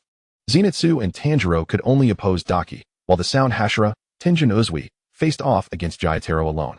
Step aside. Jin's eyes narrowed in annoyance at the figure that appeared before him. The individual was clad in a black and white striped haori, a white snake coiled around his neck, and he bore blades akin to those of the others. Iguro Obanai regarded the demon before him with a cautious gaze, sensing that this demon's aura was the strongest he had ever encountered. His fingers rested upon the hilt of his Nichiren blade, his focus on Inosuke, who was ensnared by silver threads behind Jin. Release him. And what if I refuse? Jin questioned, perplexed by the human's mindset. Why would they confront him when they knew they could not prevail? Obanai's blade was drawn, and before Jin could react, he severed the threads binding Inosuke. The moment Inosuke was freed, he bolted away at incredible speed. Jin hurriedly manipulated the threads to recapture him, but Obanai's swift strikes severed them all. I do not wish to kill. Step aside. Jin sighed in exasperation, wondering why such inexplicable individuals constantly appeared to thwart him. Obanai's actions conveyed his resolve to prevent Jin. And Jin understood. He directed his threads towards Obanai, the current hardness of the threads beyond what his blade could sever. The sound of threads clashing with the Nichiren blade reverberated as Obanai fought, keenly aware of Jin's vulnerabilities. if he could just get close enough. Fifth form, Serpent's sinuous flow. As Obanai adeptly evaded the threads, he adjusted his stance, darting towards Jin for close combat. However, just as he approached impressive, "You recognized my weakness in close quarters so swiftly, but alas." In Jin's hand appeared a jade fan, which he wielded alongside the threads to attack the advancing Obanai. Before Obanai could react, Jin pressed a button on the fan's handle, releasing icy needles. Obanai's eyes narrowed as he swiftly repositioned himself. Fourth form, Twin Serpents of the Neck. Obanai barely evaded the icy needles hurled from the fan. Yet he could not escape the sharp threads, retreating to a distance with a wary expression. "I harbor no interest in you. We need not resort to this. Just let me pass." Jin's tone was filled with resignation, the threads hovering in the air, no longer pursuing Obanai. "Master, a new demon." The crow relayed information received from other crows to the master within the house. The master listened gently, the curse's mark spreading across his face, growing ever more severe. Another soul freed from Muzan's curse. Could this be a new opportunity? The courtyard was enveloped by cascading wisteria blossoms, the wind stirring them to fall like a delicate shower. Layering the ground below, black shoes crushed the wisteria petals, their juices staining the soles as Kibutsuji Muzan stood outside the courtyard, a sinister smile gracing his lips. A look of premature victory upon his countenance. Kaneo, a millennium of hiding, and yet you cannot escape. This elation caused him to overlook the peculiarities within the courtyard. Go. The demons Muzan had brought surged towards the courtyard. The door was shattered, and the lingering essence of Kaneo dissipated, leaving the place empty. Muzan's smile vanished. The wooden pillars at the entrance splintering, wood shavings mingling with wisteria petals, while the lesser demons that followed him were crushed under his oppressive aura. He had arrived too late. Kaneo had foreseen this moment and had already evacuated. "I told you, I have no interest in you." Obanai found himself bound to a tree by the same method Jin had employed, his body marred only by a few scratches from the threads, without any significant injuries. "Very well, stay here. I must find my brother who has fled." Jin smiled at Obanai, entirely disregarding his bewildered expression. The once thriving Yoshiwara Flower District lay in ruins. By the time Jin arrived, their battle had concluded, leaving only two severed heads bickering and several grievously injured individuals. His gaze zeroed in on Inosuke, striding toward him with purpose. At this moment, the only indication that Inosuke was still alive was the rise and fall of his chest. His wounds were too gruesome to behold, with some bones grotesquely twisted. Jin found himself at a loss on how to assist Inosuke. He feared that even the slightest movement might hasten Inosuke's departure from this world, leaving him to stand frozen in place. Meanwhile, the Sound Hashira, who had lost an arm and was suffering from poisoning, was not in much better condition. He was reassuring those who were concerned for him. And thanks to Nezuko's demon fire, the poison was purged, allowing him to regain his vitality. Jin crouched before Inosuke, his gaze fixed upon him, hesitant to disturb him. Ren? Tanjiro, carried by Nezuko, arrived at the scene. Jin disregarded the misnaming of himself, and soon after, a yellow-haired boy emerged from the side, also battered and bruised. "Oh, how resilient life is, to still endure." A flicker of astonishment glimmered in Jin's eyes. Chapter 43. The Medicine That Turns Demons into Humans. "I found it." Jin turned to see an individual clad in Demon Slayer core attire, wearing a mask. He remained motionless, unafraid, for he knew no one could harm him. The masked figure seemed to have received some command, diligently lifting the three injured individuals onto stretchers, showing no reaction to Jin's presence. Thus, Jin followed Inosuke and the others back to the Butterfly Mansion. The Upper Moon 6 has perished. Furious, Muzan returned to Infinity Castle, plagued by a string of unfortunate news. He summoned all the Upper Moons, and at the moment of Upper Moon 6's demise, he peered through their eyes, discovering that Jin had awakened. It seemed he sensed Muzan's gaze through Upper Moon 6's eyes. Jin's eyes sent a chill down Muzan's spine. He knew he must not appear before him, lest he be slain, though it was uncertain if Jin could indeed kill him. However, he would not attempt to kill Jin. For Jin's body had fully transformed into a demon, his very existence signaling to Muzan that Ren was unharmed. At the Butterfly Mansion, "Can I move him?" Jin rested his chin on his hand, his bored gaze fixated on Inosuke. He sat before Inosuke's sickbed. It was already the second day. The two other members of the trio, Tanjiro and Zenitsu, lay nearby. "No, he is not well yet," the three children of the Butterfly Mansion interjected. Before Jin could speak again, a crow flew in through the window, its inky black eyes locking onto him, tilting its head curiously. Jin was also drawn to the crow, watching intently as it sidled over and spoke. "Your lord summons you." "Oh." Jin was intrigued. It was the first time he had encountered a talking crow. He reached out to grasp the crow that had not managed to fly away, curious about who its lord might be. Let go of me. The crow struggled futilely in Jean's grasp before resigning itself and lying still. Jean, intrigued, lifted one of its wings, noting its robust physique. Lead me to your lord. Having seemingly satisfied his curiosity, Jean released the crow, which immediately flew to a height beyond his reach, leading the way ahead. This lord was considerate, arriving at night to seek him out. Along the way, Jean encountered very few living beings, until he reached the lord's courtyard, where he found the serpent-necked individual he had met previously on the Kiyomizu flower street, along with several others whom Jean did not recognize. Their wary gazes were fixed on him, hands poised on their Nichiren blades, ready to retaliate at the slightest provocation from Jean. The door opened from within, revealing a young woman with eyes like white birch, and behind her stood a man bearing severe scars, appearing to be on the brink of death. His visage silently reminded Jean of Muzan in his frail, human days. I know you. Do you wish to come in? The lord addressed Jean, who still stood outside. The Hashira flanking him understood the lord's intent and stepped aside, allowing Jean to approach and take a seat before the lord. Why do you say you know me? Jean's tone bore no curiosity or inquiry, merely a casual greeting. In the family's ancestral texts, there was a record of an individual who once stood beside Muzan. The ailing Yuriichi Tsujikuni, a boy who cared for and attended to the sickly Yuriichi until his disappearance. Your hair color has changed, yet your visage remains unaltered, embodying the same kindness as recorded. Lord Tsujikuni calmly recounted that history from many years ago, while his wife, Kaname, looked on in astonishment at the demons summoned by her husband. I am not kind. It is not kindness that defines me. Jean did not dispute the veracity of that statement, though he was quite astonished that this family could preserve records from so long ago. It was no wonder they had been able to contend with Muzan, an entity of demonhood, for so many years. Now, regarding the Muzan of today, Jean calmly interrupted the continuation of the lord's words, for he held no benevolence nor desire to assist those who were clearly incapable of defeating Muzan. It would be a waste of time. I lack the energy for this. As Jean prepared to firmly express his refusal, the lord seemed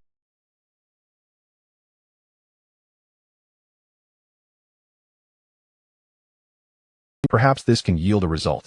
This statement evidently struck a chord with Jean. He was in dire need of such a remedy. In that moment, he found himself in a state of internal conflict, weighing whether to trust this faction before him and whether they could indeed produce that miraculous medicine. Yet, his hesitation did not linger for long. He had no alternative. Very well, I shall assist you, but only this once. However, prior to commencing, you must provide me with that medicine. Of course, the lord was not surprised by Jean's agreement, having anticipated this outcome. Jean's involvement would marginally enhance the already slim chances of success. After concluding their discussion, Jean saw no further reason to remain and returned to the butterfly mansion. Just as he departed, the individuals stationed at the entrance began to converse. Must we truly trust that demon? I cannot defeat him.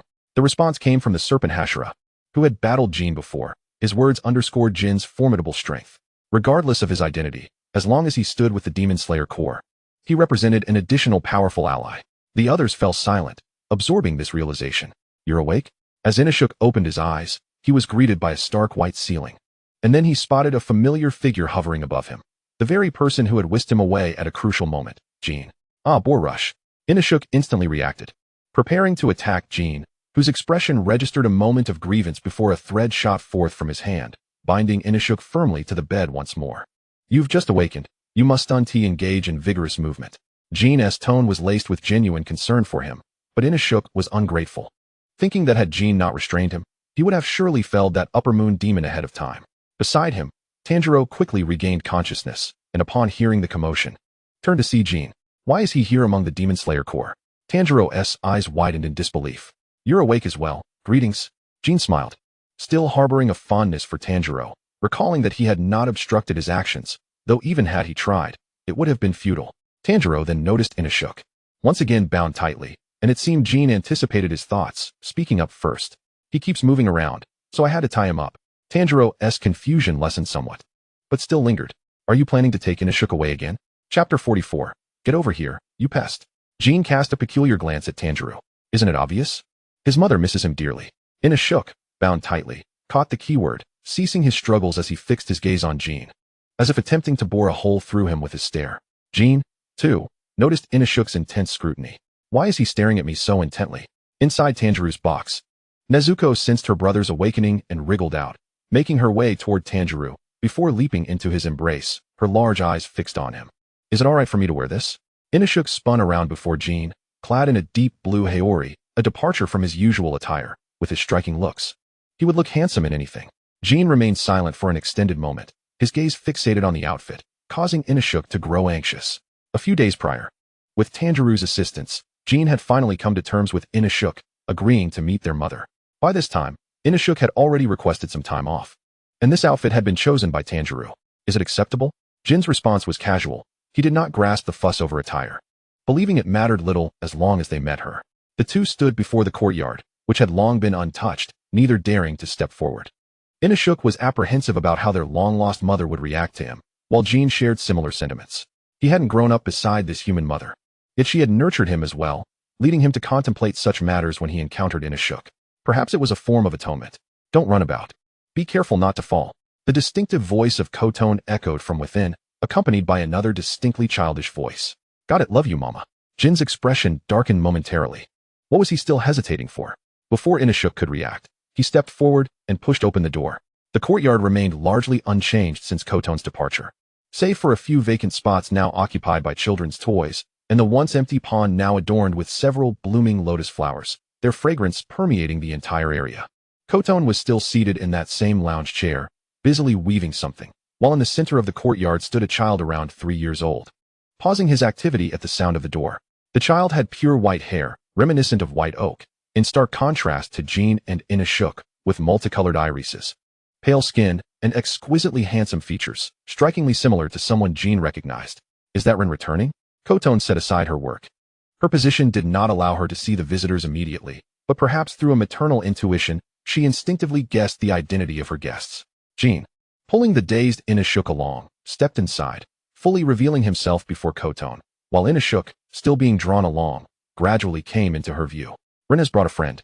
Before Koton could finish her sentence, her gaze fell upon the figure behind Jin, rendered speechless with disbelief. Her body trembled slightly as she approached Inosuke, her eyes scanning the boy she had lost for many years. Inosuke, now dressed in fresh clothes, appeared vigorous, having lived outdoors. He was no less robust than any ordinary child, and upon first laying eyes on Koton, he instantly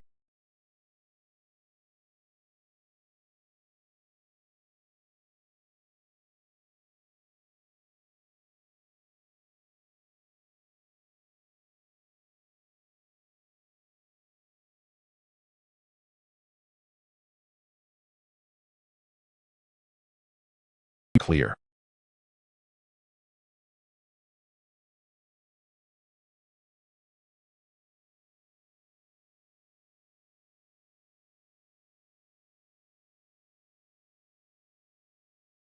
Tone in his arms, triggering a torrent of guilt within her for the years lost, her tears flowing freely and soaking Inosuke's clothes.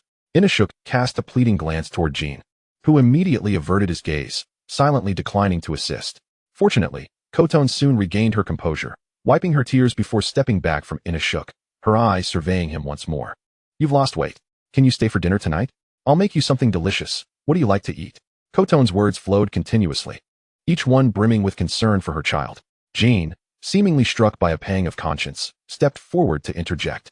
Mother, Inosuke and I will be staying here for a while, but what about this little boy?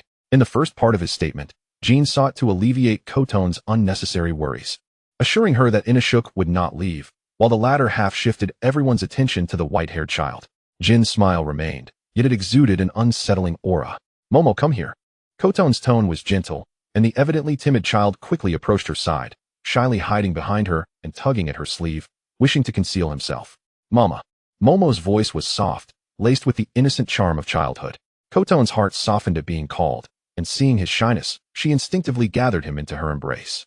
Momo nestled deeply into her arms, seeking to hide himself completely. Jin remarked, this child appeared shortly after you left, crying pitifully at the gate. We had no knowledge of his parents, so we took him in. Perhaps he was too young to remember, as he now regards me as his mother. Koton recounted the circumstances of how she had found the child, while in a corner where Koton could not see. Momo cast a cheeky smile at the two, a gesture that was clearly beyond the capacity of a mere 3-year-old.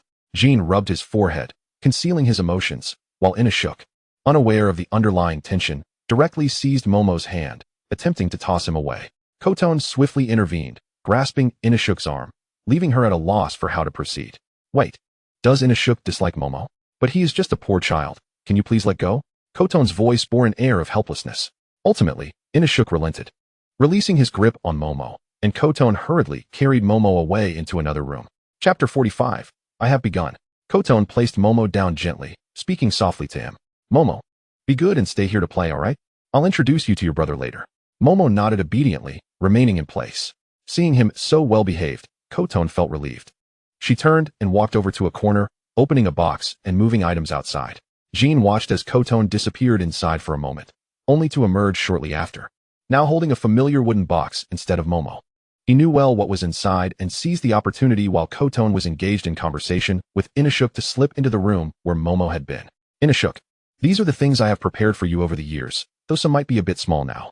Koton initially intended to refer to herself as mother but reconsidered, retracting the statement. She placed the box before Inosuke, her expression laden with an overwhelming sense of regret. Inosuke directly opened the box, revealing an array of clothing from his childhood to the present.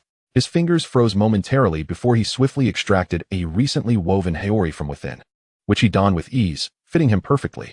He was at a loss for how to express his gratitude. So he rummaged through his pocket and produced a piece of tempura, extending it toward the waiting Kotoha. Is this for me? Kotoha exclaimed, momentarily taken aback as she accepted the tempura with both hands, a flicker of relief gracing her features as she smiled at Inosuke. Inside the room, Shin was stationed before the small figure of the Momo head, refraining from any rash movements, aware that even the slightest sound could alert Kotoha outside. His voice was hushed and devoid of emotion. Why did you become a child? I see you've discovered my identity, came the response. As the diminutive Momo head gradually morphed into the familiar visage of the Akaza cult leader, Doma, Shin's brow furrowed, his expression clouded with an inscrutable emotion. Has no one told you that you are no different from your childhood self? Doma's mouth fell agape in disbelief. So that's how it is. Leave this place. Shin stated directly, dismissing any further entanglement with him. No, Kotoha cares for me. If I leave, she will be heartbroken. Doma pouted, feigning a sense of grievance. Just then, Kotoha, having finished her conversation with Inosuke, turned around. Ren? She glanced about, not spotting Ren, and suddenly recalled something, hastily retreating into the room behind her. Shin, hearing the commotion outside, took a few steps back, maintaining a significant distance from the now-reverted Momo head. Is Ren curious about this brother? Kotoha had entered the room, observing the space between Shin and Momo head, while Shin merely shook his head in response to Kotoha's inquiry. This small interlude quickly passed. That night, the family gathered in the courtyard around a round table with 4 seats. The Momo head was not seated in a separate position but cradled in Kotoha's arms, for he was still small, and she could not bear to let him sit alone. Shin and Inosuke took their places on either side of Kotoha. Let us begin. Kotoha's voice brimmed with joy, her face radiant with smiles. It was her first meal with the recently returned Inosuke, a celebration of Ren's homecoming. I'm starting, came the simultaneous reply from Shin and Inosuke, hands clasped together before they began to eat. The table was laden with dishes that Ren favored, alongside those Kotoha speculated Inosuke would enjoy, including a plate of tempura.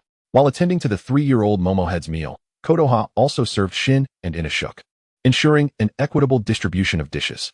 I'm done, Shin announced after sampling a few bites of each dish, rising to retreat to his room. The food held little appeal for him, offering no satisfaction. Meanwhile, Inosuke was still ravenously devouring his meal. Mom, I'm going to find brother, the Momohead said, wriggling free from Kotoha's embrace to follow Shin into his room. I'm not at a loss for how to deal with you. Shin had long sensed the Momohead trailing behind but allowed him to follow until they entered the room. I know, but you haven't made any other moves.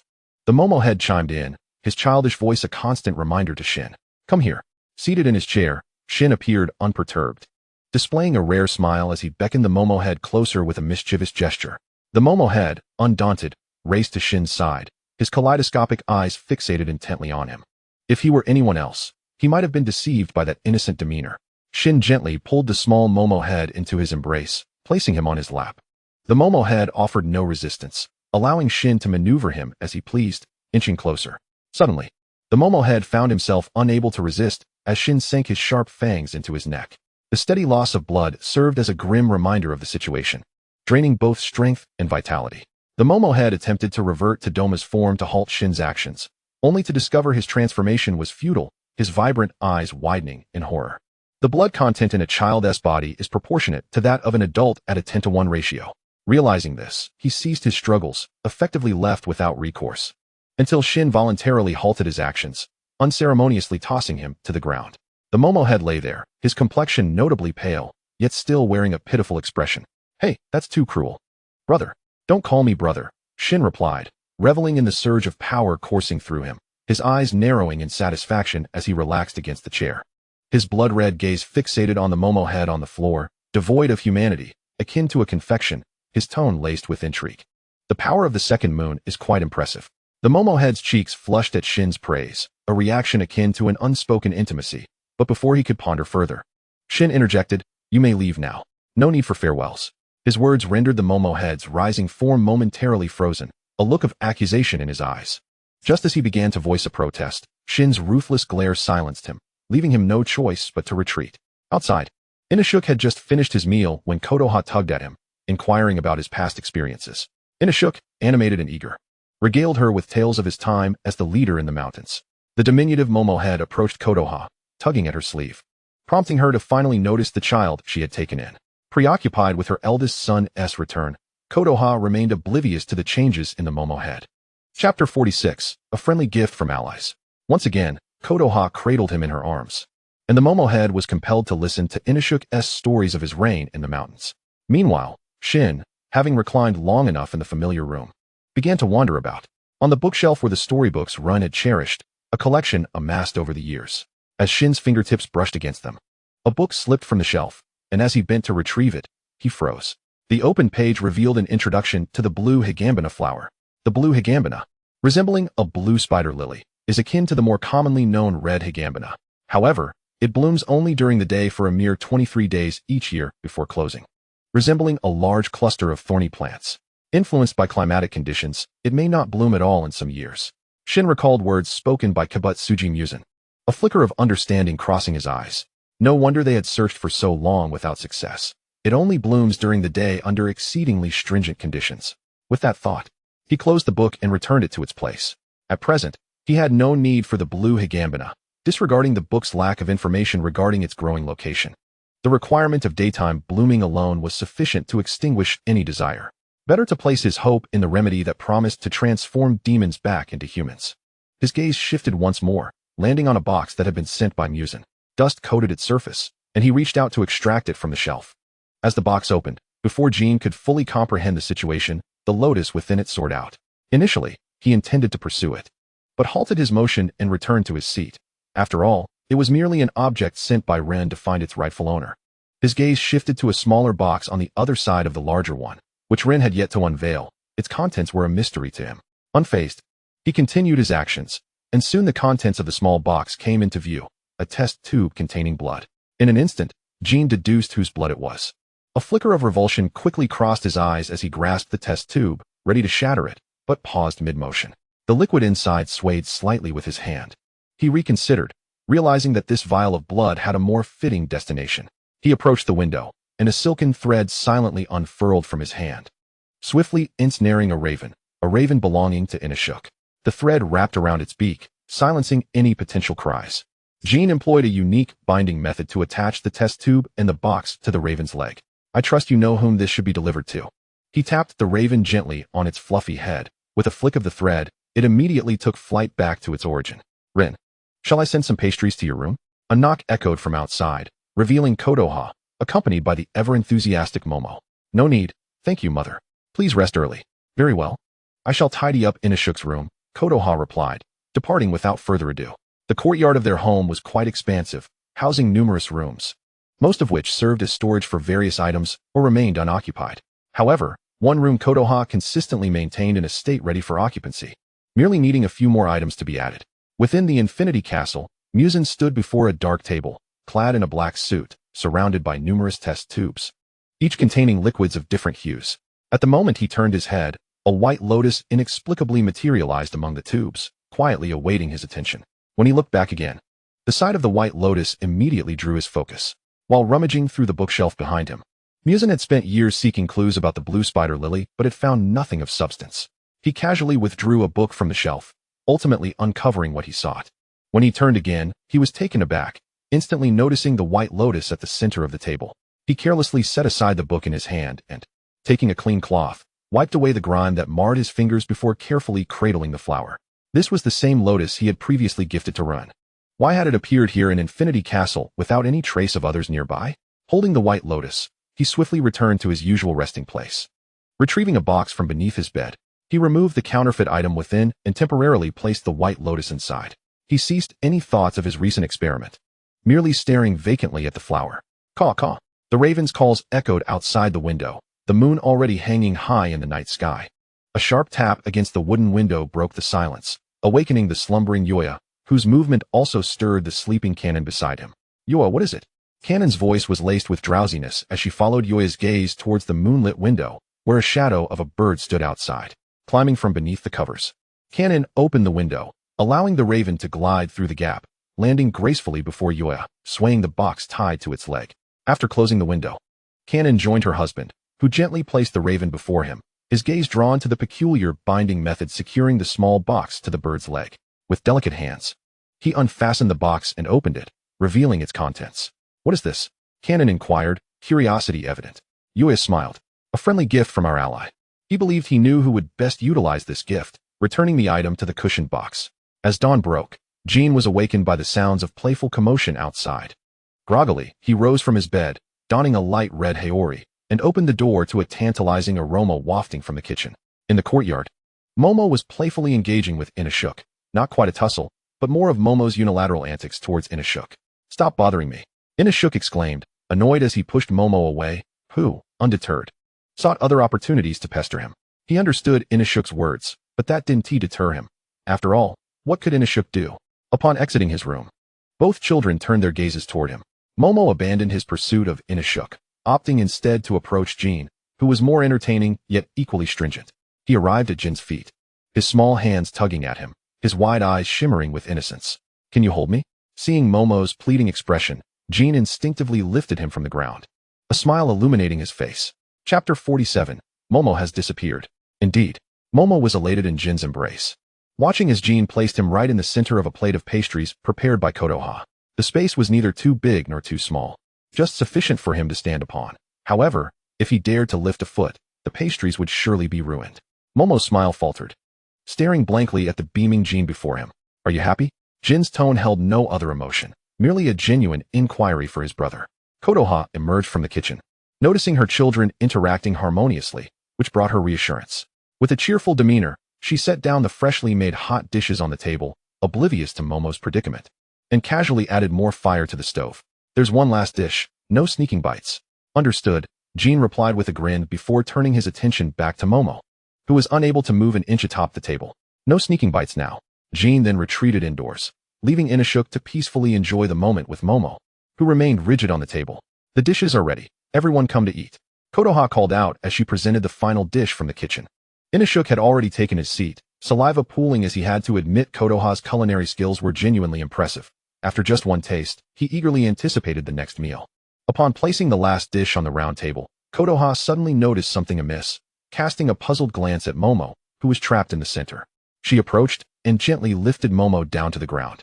Meanwhile, Jean sat in his designated chair, appearing indifferent to the situation. Momo, having learned some discretion, ceased to trouble them and instead devoted his attention to Kotoha, sitting in her lap with a small bowl in hand. Whatever Kotoha offered, he would consume. Initially, human food had been distasteful to him, but after Kotoha's insistence that he see a doctor, he had dutifully eaten a child's portion at every meal. Over time, he discovered a unique flavor in human food that he had never before appreciated. Above the round table was a sunshade, a structure requested by Run during his time at home, ensuring that most areas of the house remained shielded from direct sunlight. In front of the round table, Inosuke indulged heartily, having devoured most of the food laid out before him, while Kotoha barely touched her meal, her figure appearing quite frail. Delicious. If it's tasty, you should eat more. Kotoha beamed at Inosuke's praise of her culinary skills, cheerfully adding more vegetables to his nearly empty bowl, her smile unwavering. In stark contrast, Tanjiro, who had parted ways with Inosuke, was not as fortunate. Within the blade forging village, he found himself in a relentless battle against a doll named Yuriuki Zero, supervised by a boy called Kota. As the food on the table was entirely consumed, Kotoha set down the Momo head she had been cradling and playfully urged the child to find his brothers to play with the ball nearby. After speaking, she began to clear the table, repeatedly carrying the dishes into the kitchen.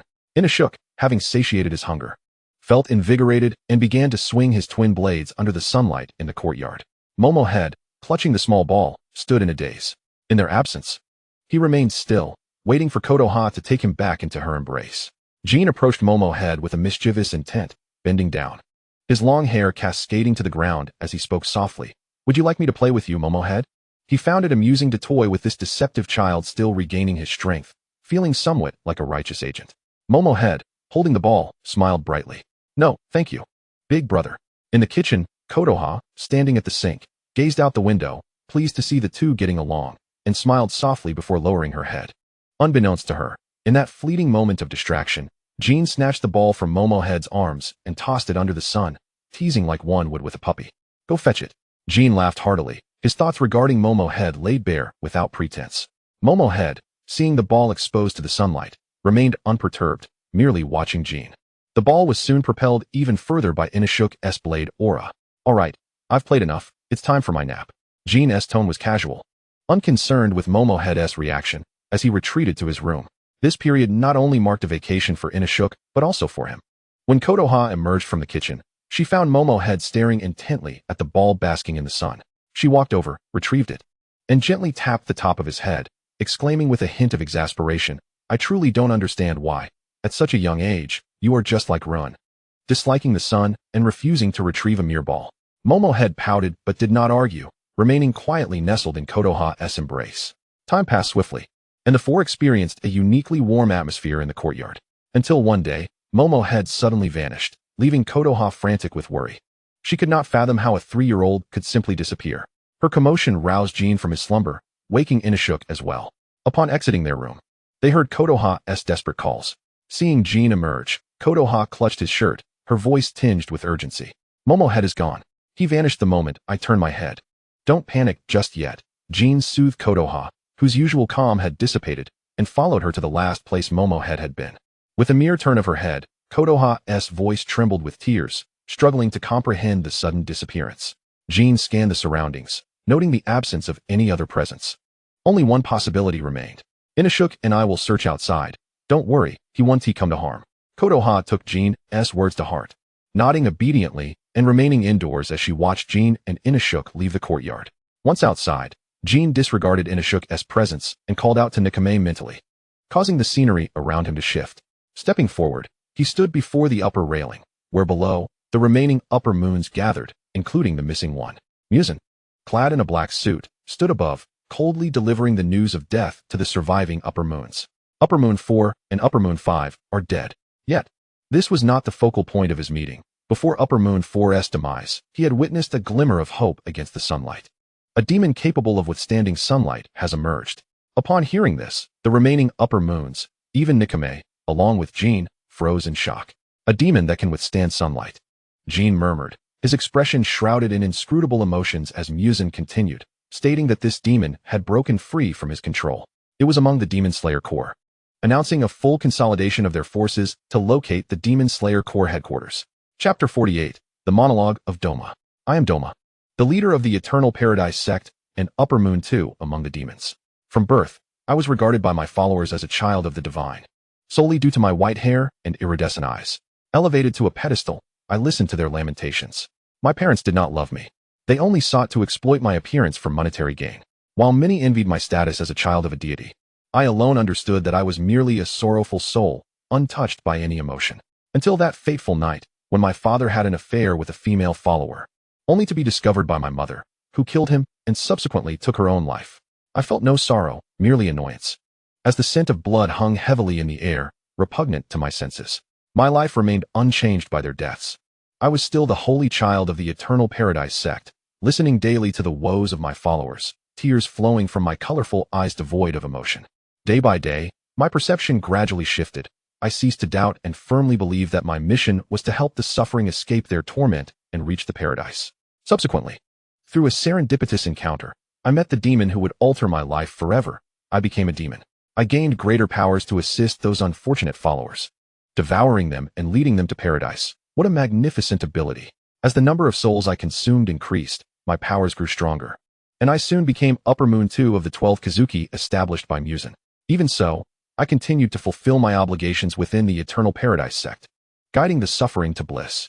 I often wore a smile, for I knew not what expression to wear before this world. Not long ago, A woman bearing a child appeared near the Eternal Paradise sect, her body marred with wounds. Despite her misfortune, her eyes sparkled with unwavering determination, rendering me speechless. Later, I learned her name was Kotoha. I brought her to the Eternal Paradise sect, offering her a sanctuary, initially driven by intense curiosity. However, as I spent more time with her, I began to experience emotions I had never felt before. I allowed her to reside within the sect, even relishing the opportunity to observe her every action. She loved her child dearly, and I couldn't help but compare her to my own mother. At times, she would smile at me, affectionately calling me master. The tenderness in her voice piqued my curiosity about the emotions she expressed. Yet, all of this came to an abrupt end that fateful night. I was conducting my usual one-on-one sessions with the followers, and after a supplicant poured out their heart, I smiled and devoured that unfortunate soul. Kotoha witnessed the scene, and I saw her eyes transform from their usual gaze to one of disbelief and fear. Uncertain of the emotions that compelled me, I hurried forward, eager to offer an explanation. Yet, the moment my hand brushed against her shoulder, her gaze hardened once more. Clutching the child in her arms, she turned and sprinted into the depths of the forest. Her pace was not swift, and I followed closely behind, only to witness her abandon the infant at the precipice of a cliff. I stood frozen for a moment, pitying the forsaken child. Soon, I saw her approaching the edge, casting aside her gilded fan in an attempt to intervene. However, a silken thread ensnared it, leaving me enveloped in disbelief, too stunned to contemplate the origin of the thread. A figure materialized beside me. It was Muzan, the entity that had transformed me into a specter. Confounded by his sudden appearance, I remained still, helplessly watching as he approached the child in Konoha's embrace. I perceived no distinction in the child. Muzan transported us all back to the Infinite City. In his arms, he held Konoha's offspring, while I was assaulted by Muzan's tendrils. This distraction momentarily diverted my thoughts from Konoha, and as I wielded my fan to fend off the attacks, I still sustained grievous injuries. I was subsequently teleported back to the Paradise Cult, this time alone, greeted by the familiar surroundings. To my dismay, I found the once comforting lotus flowers I'd nurtured now a source of vexation. I held little hope that Konoha would survive under Muzan's dominion, especially within the Infinite City, where more than just Muzan lurked. Tears, accustomed to flowing from my kaleidoscopic eyes, fell freely. Later, I encountered Konoha's child once more, perpetually at Muzan's side. I found myself gazing at him, noting his striking resemblance to Konoha. When that child vanished, Muzan issued a new decree forbidding any demon from approaching that area. Unconsciously, I connected the two, driven by a morbid curiosity. I ventured towards that forbidden region, and as I drew near, I received no warning from Muzan. I began to comprehend something profound. I scoured the town for signs of difference until I spotted a familiar silhouette. Perched on the eaves of a courtyard, I peered inside to see Konoha. She was alive. In that instant, an emotion flickered within me, only to dissipate swiftly. A voice called from behind, and I turned to see Konoha's child, playfully teasing me. I whimsically claimed to be his father, and to my surprise, I almost believed it, my smile growing brighter. Subsequently, I often lingered near her home, though I dared not confront Konoha directly. She appeared to be living a blissful life. I frequently played with her child, even once taking him back to the Paradise Cult, adorning him in my childhood priest attire. His appearance sparked contemplation. Had Konoha never witnessed that fateful scene, would he have looked just like this? On a day like any other, I concocted a flimsy excuse to seek her child. Upon arrival, however, I found only Konoha, solitary in her home, evoking my sympathy. Transforming myself into a 3-year-old, I appeared at her doorstep and knocked. Upon her opening the door, astonishment filled her eyes as she scanned for the whereabouts of her lost child. She looked much as she did before, perhaps even more radiant, and I gazed at her with glistening eyes. When she gathered me into her arms, she seemed to hesitate, contemplating whether to take me out in daylight to search for my non-existent parents. I feigned the demeanor of a typical child, crying when she attempted to carry me outside, prompting Konoha to abandon her plans. Instead, she inquired among the neighbors if anyone had lost a child, and after several days, she finally relinquished her search. When she began to ask for my name, I casually replied, Momo. Mishearing it as Momo too, she affectionately called me by that name, treating me as her own child. She prepared special meals for me, and although they were not particularly palatable to my taste, I consumed them all. At night, she held me close as I lay awake, recounting stories to me. We engaged in childish games, and for reasons unknown, I felt an overwhelming sense of joy. Truly, it could only be described as delight. This idyllic period was not to last, as Konoha's child returned, accompanied by the very infant she had once discarded. I was taken aback, for it seemed Konoha's words had proven true. He had survived. Konoha treated all her children with equal kindness. Eventually, I knew it was time for me to depart. Chapter 49. I shall return soon. How is it? Has Momo been found? Upon seeing their return, Konoha rushed forward, anxiously inquiring, oblivious to the peculiar expressions on their faces. Inosuke shook his head. He had searched the vicinity, but found no trace. Shinjiro, aware of Momo's whereabouts, had no intention of revealing the truth to Konoha. He pondered how best to reassure her, knowing Momo would not return. Before he could speak, two individuals approached from the distance, clad in the garb of the Paradise Cult. The group remained still until the newcomers initiated conversation with Konoha, their faces alight with gratitude. We cannot thank you enough, they began, stepping closer to grasp Konoha's hands, leaving her momentarily bewildered, glancing at Shinjiro for clarity. In these recent days, thank you for sheltering our child. Konoha's thoughts immediately raced to the missing Momo. And she interrogated, the child with the ash-white hair? The two nodded affirmatively. Indeed, we have placed him in the carriage for our return journey. A few days ago, he mischievously leaped from the carriage, and we have been searching for him ever since. Shinjiro observed quietly, recognizing this as a means to explain to Konoha, preventing her from succumbing to guilt over the child's disappearance. That is wonderful news. I feared he had been abandoned. Konoha's expression fluctuated between sorrow for her child's departure and joy at his reunion with his biological parents. Much of her doubt dissipated with the details they provided. The two, expressing their gratitude, produced a pouch of silver coins, attempting to place it in Konoha's embrace. Please, no, Konoha gently declined, pushing the pouch back towards them. It is necessary.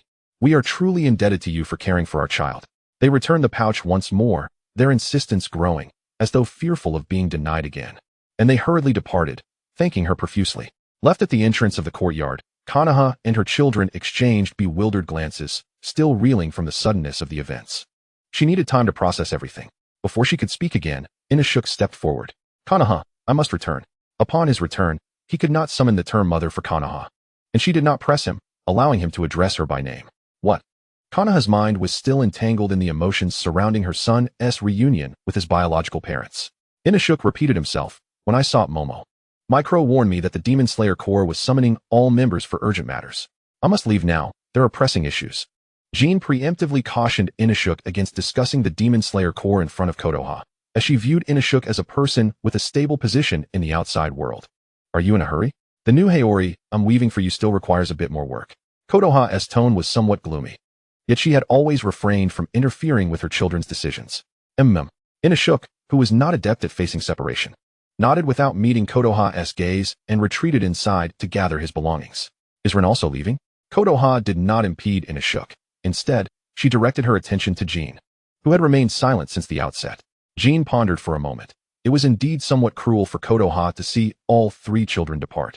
Yet he felt an undeniable curiosity towards the demon within the Demon Slayer Corps that could bask in sunlight. He chose not to respond directly to Konoha's inquiry. I shall return early. However, his words indirectly conveyed to Konoha the fact that he too intended to leave. Very well, I shall prepare some items for you.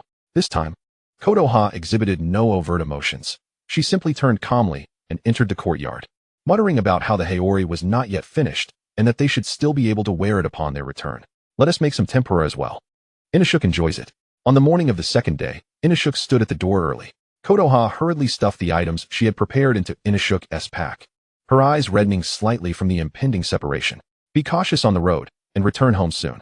Inosuke nodded, while Jean remained silent, obediently standing still as Konoha filled both his and Inosuke's bags with her provisions. Farewell. Return home soon. Konoha repeated, her voice carrying to the already distant figures of Inosuke and Jean. They traversed the journey smoothly and soon beheld the silhouette of the butterfly mansion. Inosuke. As soon as Tanjiro and Zenitsu received word of Inosuke's return, they rushed outside to greet him. The three boys quickly embraced, especially Zenitsu, who suddenly burst into tears, overwhelmed by some unspoken grievance. Inosuke, you have no idea what you've missed. Don't worry, you'll make up for it soon, he exclaimed, pulling Inosuke inside as if he had come specifically to welcome him, with Jean following behind. Before long, they arrived at a temporary resting room where the three of them sat together. Jean leaned against the wall, surveying his surroundings. But he did not see the box that was usually carried by Tanjiro. His brow furrowed. Had it been hidden away? Would Ren also like to listen? Tanjiro said with a smile to Jean, despite sensing the somewhat sinister aura that surrounded him. Nevertheless, Tanjiro trusted that he meant no harm. Sure. Jean readily acquiesced to Tanjiro's request, and they quickly began discussing the changes that had occurred in Inosuke's absence. After Tanjiro acquired a new sword from the swordsmith village, the activities of demons had significantly diminished, prompting the master to officially initiate the training of the Hashira, requiring all members of the Demon Slayer Corps to participate. This was the very reason Inosuke had been summoned back. It's terrifying. Absolutely terrifying, Zenitsu exclaimed, clutching his head and writhing in agitation, venting his frustrations to the oblivious Inosuke. We have to undergo training with 7 Hashira. And just the physical training with the sound Hashira, Uzui Tenjin, has been excruciating. Tanjiro has passed, but I have yet to do so. Zenitsu's tone noticeably dipped at the end. Training. Fighting. Inosuke was not intimidated by Zenitsu's words. Instead, he seemed to latch onto another point, his eyes sparkling like stars. Zenitsu recoiled slightly at his expression, realizing once more that he was no ordinary person, fixating solely on that aspect while Tanjiro chuckled in amusement beside them. Jin, having listened, fell into contemplation for a moment. Not only Muzan, but the Demon Slayer Corps had also swiftly taken action. Is this the place? Jin mused. He could not deny the master's remarkable acuity in this regard. Remembering his purpose for visiting, he approached Tanjiro. Tanjiro, where is your sister Nezuko? Tanjiro was taken aback by the sudden question, momentarily stunned. However, he quickly regained his composure and sincerely, without suspicion, disclosed Nezuko's last known whereabouts. I entrusted her to Master Rengoku for the time being. As for where Master Rengoku has taken her, I'm not quite certain. Tanjiro scratched his head awkwardly, and Jin clearly did not anticipate this outcome. It was quite swift indeed. He did not exhibit any abnormal reaction, merely smiling at Tanjiro as if it had only been a casual inquiry. With Nezuko absent, Jin had no reason to linger there any longer. He believed that individual must know her whereabouts. Seizing a moment when the 3 others were not paying attention, he slipped away. In the corridor of the Butterfly Mansion, Jin walked forward with a furrowed brow. Although he knew that individual would undoubtedly have knowledge of Nezuko, he was unaware of their location. Just as he was grappling with this dilemma, a crow adorned with a purple scarf appeared at the end of the corridor, catching his attention and causing him to halt in his tracks. The master requests your presence. The crow's voice was exceptionally deep, possessing a unique resonance. This was the first time Jin had encountered it, and it was indeed different from the others. Just as I was pondering how to find you, you've come to me unbidden. Jin chuckled lightly, obediently following the crow, though he had not displayed it recently. His poor sense of direction had not diminished in the slightest. Soon, he followed the crow down to the base of the Kakushi estate. The same scene as when he had arrived previously. He could see the mansion from afar. He no longer required the crow to guide him and walked directly toward the house, where the master had long been awaiting his arrival. Sit. Jin narrowed his eyes. He was alone in the room, and the woman who usually accompanied him was absent. He took a seat in front of the master, unceremoniously sipping the tea before him to quench his thirst. He was not in a hurry, patiently awaiting the person before him to speak first. The master, too, remained unhurried, waiting until Jin finished the tea and gently placed the cup on the table, causing a soft clinking sound before he began to speak. The answer to what was previously promised may soon be revealed. It merely requires you to make another journey, and I shall send a crow to guide you. The master's words were succinct, yet their content caused Jin's eyes to darken momentarily, prompting him to casually inquire. Is it due to Nezuko? The progress indeed accelerated significantly with her assistance, in addition to the involvement of another ally. Oh, Jin smiled without pressing further. As long as a result could be provided, that sufficed. That assistance may arrive soon, after Muzan truly finds me. The master's voice was calm, as if he already possessed knowledge of future events. Their conversation concluded swiftly, as the master's demeanor did not permit any further exchanges. Jin exited the mountaintop adorned with wisteria, a pale crow now perched upon his shoulder. He shrugged, attempting to dislodge the crow, but the path before him seemed indistinguishable in his eyes, leaving him unsure of where to proceed. Hey, get down, lead the way. The crow resting on his shoulder remained utterly still, as if it had not heard him. Jin sighed deeply, raising his voice to repeat his request. The frail little sparrow finally heard, unfurling its snow-white wings to soar ahead, moving at a leisurely pace, occasionally appearing as though it might plummet, as if it were still getting accustomed to its wings. Jin had no reason to utter any words. As long as it could lead the way, that sufficed. Engaging in conversation with a fragile sparrow was undoubtedly exhausting, so he trailed behind it at a relaxed pace. Zenitsu's wails resonated with piercing intensity throughout the estate of the Kenroji Temple, his body pinned down by 2 members of the Demon Slayer Corps, weeping profusely. Not far off, Inosuke fared no better, his legs splayed in an awkward angle, causing him to grimace painfully. Tanjiro gritted his teeth, bracing himself against the ground to steady his swaying form, his gaze resolute. The journey back had set Inosuke back a bit, but he quickly caught up, The trio was now engaged in the training of the third Hashira, the love Hashira, Mitsurai Kenroji, focusing on flexibility exercises. Is this the place? Jin, following the pale sparrow for what felt like an eternity, wore a look of skepticism. Before him loomed a fog-draped mountain, devoid of any signs of life at its base. The sparrow continued to flutter ahead, and Jin had no choice but to keep trailing behind it. The mist thickened, obscuring his vision, yet soon enough, a residence materialized before him. Indeed, it was truly here. From the outside, one would never suspect this mountain harbored any inhabitants. He pushed the door open, stepping inside to find a hushed, almost dimly lit interior. Illuminated only by a single oil lamp, its wick flickering. A sudden flash of sword light briefly caught Jin's eye, prompting him to instinctively shut his eyes. A surge of danger compelled him to manipulate his threads, enveloping himself in a protective cocoon. A dull clang echoed as something struck against the threads. A strange voice emerged from the figure before him. You are the one mentioned by the master? Jin turned his gaze towards the individual, whose face was obscured by a red mask, its expression menacing, while the back of the blade that had just clashed with his threads was gripped firmly in the person's hand. The man noticed Jin's focus on his weapon and let out a hearty laugh. Just a test. Come, I shall take you to meet the other two. With that, he led the way further inside, Jin following closely behind. The pale sparrow settled on a table behind the door, pecking at its own feathers. The man opened a door, revealing the scene within. The room was dimly lit by a few oil lamps, and as the door swung open, a strong medicinal scent wafted out. Two figures were busy at the lone table, immersed in their concoctions, completely oblivious to the commotion outside. In a nearby corner, Nezuko lay in a deep slumber. Just as Jin had hoped to find her.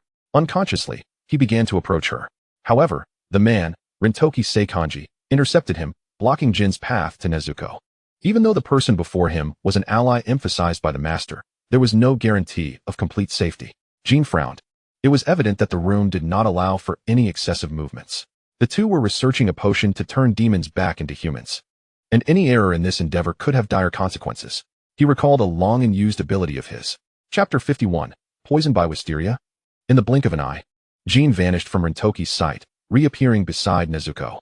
Rintoki stared in disbelief as Jin skillfully bypassed his obstruction, not having perceived his movement at all. No hint of awareness had registered. It was no wonder the master invited him as an ally, especially at this crucial moment. Crouching next to Nezuko, Jin slowly extended his hand toward her sleeping form. Just as his sharp fingernail was about to graze her cheek, Butterfly Shinobu, holding a test tube, finally sensed the presence of the two newcomers in the room. She swiftly turned, her gaze snapping to the imminent threat posed by Jin, and instinctively drew her Nichiren blade. Rintoki barely had time to explain before Shinobu's blade was already aimed at Jin. Clang! A faint metallic scent of blood filled the air. Jin's expression turned icy as he glanced at his shoulder, noticing the peculiar blade had torn through his haori, staining the fabric with crimson. The injury was not severe, as the threads had timely emerged, blocking the brunt of the attack. Seeing that her assault had been thwarted, Shinobu was not angered. Her objective had been achieved. For Jin had withdrawn his hand from Nezuko. She scrutinized the figure before her, a hint of confusion flickering across her expression before vanishing entirely. I remember now. I saw you back at Spider Mountain. Spider Mountain? Her words caused Jin to frown. He had no recollection of that event, easily deducing it occurred while he was in a deep slumber. Their voices had also disturbed Tamayo, who paused her task, standing in bewilderment as she observed the unfolding scene. Noticing Jin's lack of further actions, Shinobu sheathed her blade at her side, her eyes narrowing slightly. As the blade returned to its sheath, Jin retracted his threads, the atmosphere between them still charged with tension. Rintoki stepped forward, placing himself between the two, effectively obscuring their gazes from one another. He had not anticipated that Jin would suddenly attempt to harm Nezuko, executing such swift movements, which was equally perplexing. How could someone with such skill be so easily injured by Butterfly Shinobu? He explained Jin's identity to Shinobu, emphasizing the master's words. Only then did Shinobu sheath her blade, yet it could not erase the fact that Jin had indeed intended to harm Nezuko. Rintoki, relieved by Shinobu's actions, understood she would not strike at Jin again in the immediate future. He turned back to inquire about Jin's earlier actions. However, as he pivoted, he noticed Jin swaying, his complexion paling. Are you all right? Jin's vision blurred, consciousness fading, his brows knitting deeper in distress. He was unaware of how he appeared to outsiders, striving to regain clarity for just a moment. With a sudden crash, Jin collapsed onto the floor, the sound echoing sharply. This startled everyone present, and Rintoki rushed to assist him, helping Jin to sit up and turning his face back toward him. A flush of color tinged Jin's cheeks from the impact. Rintoki turned to Shinobu once more. Shinobu stood rooted in place, her brow furrowed. She had not intended to take his life. Moreover, the attack had merely grazed him, not inflicting a substantial injury that would cause him to suddenly collapse. Ultimately, she knelt down to examine him, seeking the cause of his sudden fainting spell. Poisoned by wisteria? Rintoki's tone rose significantly, his face a mask of astonishment, and Shinobu was equally taken aback by this revelation. How could a human be so affected by wisteria, causing such dire consequences, especially when it was merely a trace left on her blade? She had not anticipated such an occurrence, nor did she possess an antidote. Rintoki sighed softly, placing him on another bed in the room, casting a sympathetic glance his way, knowing he would have to endure this on his own. Tamayo, having overheard their conversation, approached. From the moment she noticed Jin, she had been aware of his demon identity. However, the attitudes of the other two puzzled her. Was it not a commonplace occurrence for demons to be affected by wisteria? Why is this individual poisoned, yet the expressions of these two remain so astonished?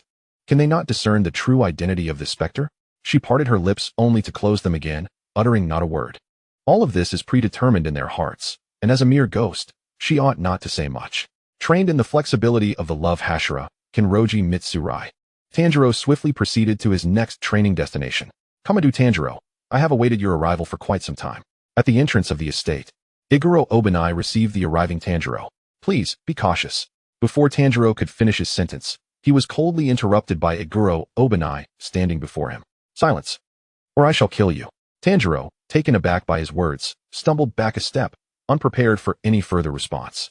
The serpent Hashira, Iguro Obanai, transformed his aura, and the air was suddenly thick with a terrifying presence.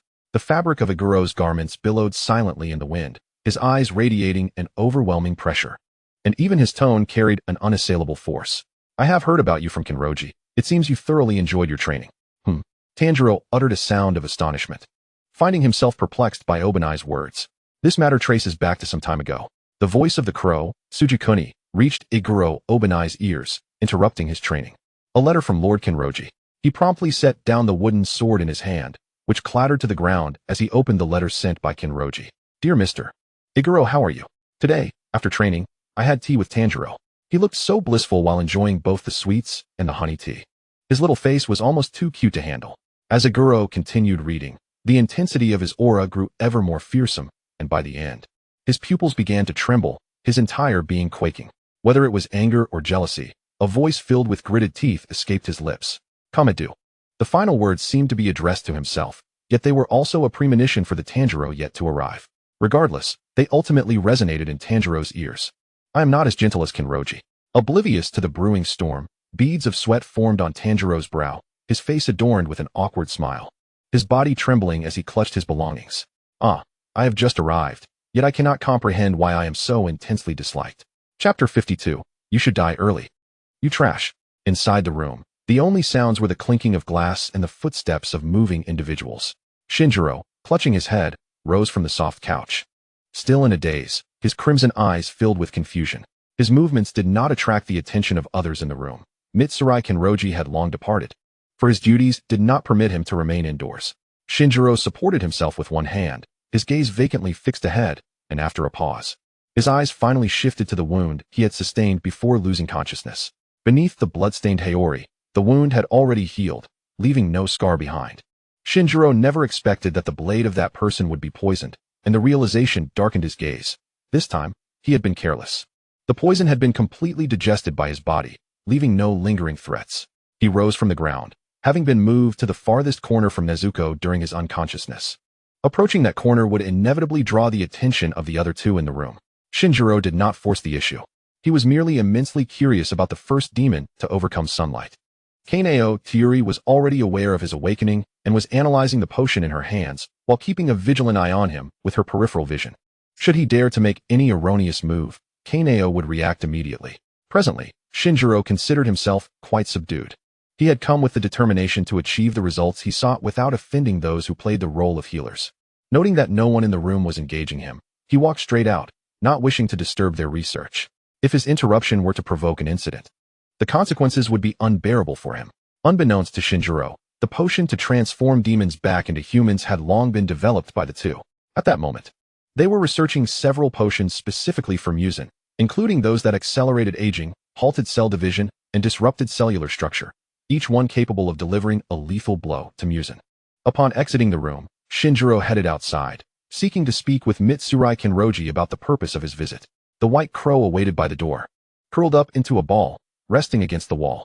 Seeing this, Shinjiro felt a playful urge and approached the slumbering crow with utmost stealth. His movements went unnoticed by the crow, even one that was typically oblivious to sounds, let alone this one, which was notably hard of hearing.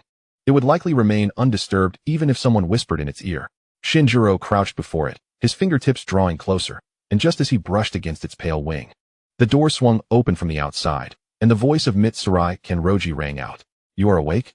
Shinjiro's actions momentarily froze, and with a silent sigh, he decided to act without hesitation, swiftly scooping the crow into his arms. Caw, caw, caw. A flurry of wing beats erupted from Shinjiro's embrace as the crow, startled, settled down only upon recognizing its captor, fearing it might be destined for the roasting spit. "Ah, I was just about to find you." Shinjiro's voice remained calm, as if the childish act he had just committed had never occurred, his gaze fixed steadily on Mitsurai without a hint of evasion. "What a fortunate coincidence. The master had informed me in advance that you were coming to retrieve something." Shinjiro nodded. "As long as the master has notified you, it suffices. After developing the potion to transform demons back into humans, I require a portion." His tone conveyed a sense of entitlement, leaving Mitsurai somewhat astonished. He had not anticipated that this individual had come for such a potion. "The potion has long been developed. I have some extra. I shall fetch it for you." Mitsurai was unconcerned about Shinjiro using the potion for nefarious purposes. Transforming demons back into humans was not something that could be misused. He could only speculate that this person had a sibling or relative who had been turned into a demon, considering the threads of his abilities. As the saying goes, masters are found among the common folk, who wouldn't possess some unique talent, and Shinjiro was no exception. "It has already been developed?" Shinjiro's voice reflected his surprise. "Then why did I have to make this trip? They could have sent it with the crow." Exasperated, he decided it was best to let it go. He was already here. Mitsurai led the way, with Shinjiro following closely behind as she opened the door to the room adjacent to the two researchers. Inside, various potions were neatly arranged on the table, each contained within test tubes, most of which bore labels indicating failure. Mitsurai, noting Shinjiro's curiosity, offered an explanation. The progress wouldn't have been so swift under normal circumstances. However, the master received a vial of Muzan's blood that was undiluted, which accelerated our progress considerably. Even the other potions are nearing completion. "That is truly remarkable," Shinjiro remarked, a smile tugging at his lips. "It is no wonder I chose you, yet. If Muzan were to learn of this, he would likely be infuriated. What concern is it of his? Sooner or later, he would meet his demise." The thought of unpleasant individuals returned to his mind, causing the corners of his mouth to droop once more. It was at this moment that Rinteki Seikanji brought Yin to the corner stand, which bore precisely 10 vials. They were all identical. He could take any one of them. If he feared that one vial might not suffice, he could simply take a few more. In the adjacent room, hidden members were already crafting in batches. Yin was no longer astonished. He was unceremonious, reaching out to take 3 vials at once from the shelf. In truth, he believed his situation to be rather unique. Reflecting on his lord-esque conditions, he had no intention of hastily utilizing them. Having acquired what he desired, he prepared to leave this place. "Wait." Rinteki Seikanji obstructed his path. Yin looked at him curiously, well aware that he could not be stopped, yet intrigued to see what he had to say. "I apologize, but you cannot leave just yet. The matter of the potion must remain confidential. According to my lord's plan, we still require a few days." Perhaps spurred by the fact that he had obtained the long-desired potion, Yin surprisingly took Rinteki Seikanji's words to heart, halting his advance and instead turning back toward the room. "Where shall I reside temporarily?" His inquiry brought Rinteki Seikanji back to reality, as he guided him to the room where he would be staying for the next few days. After 4 days of correction training in the Snake Hashira's blade techniques, Tanjiro finally passed the training. Upon parting, Ike Kushobinia's expression toward Tanjiro remained unkind. Even his neck's arrow mark seemed to perspire on Tanjiro's behalf. "Farewell, and may you perish soon, you worthless trash."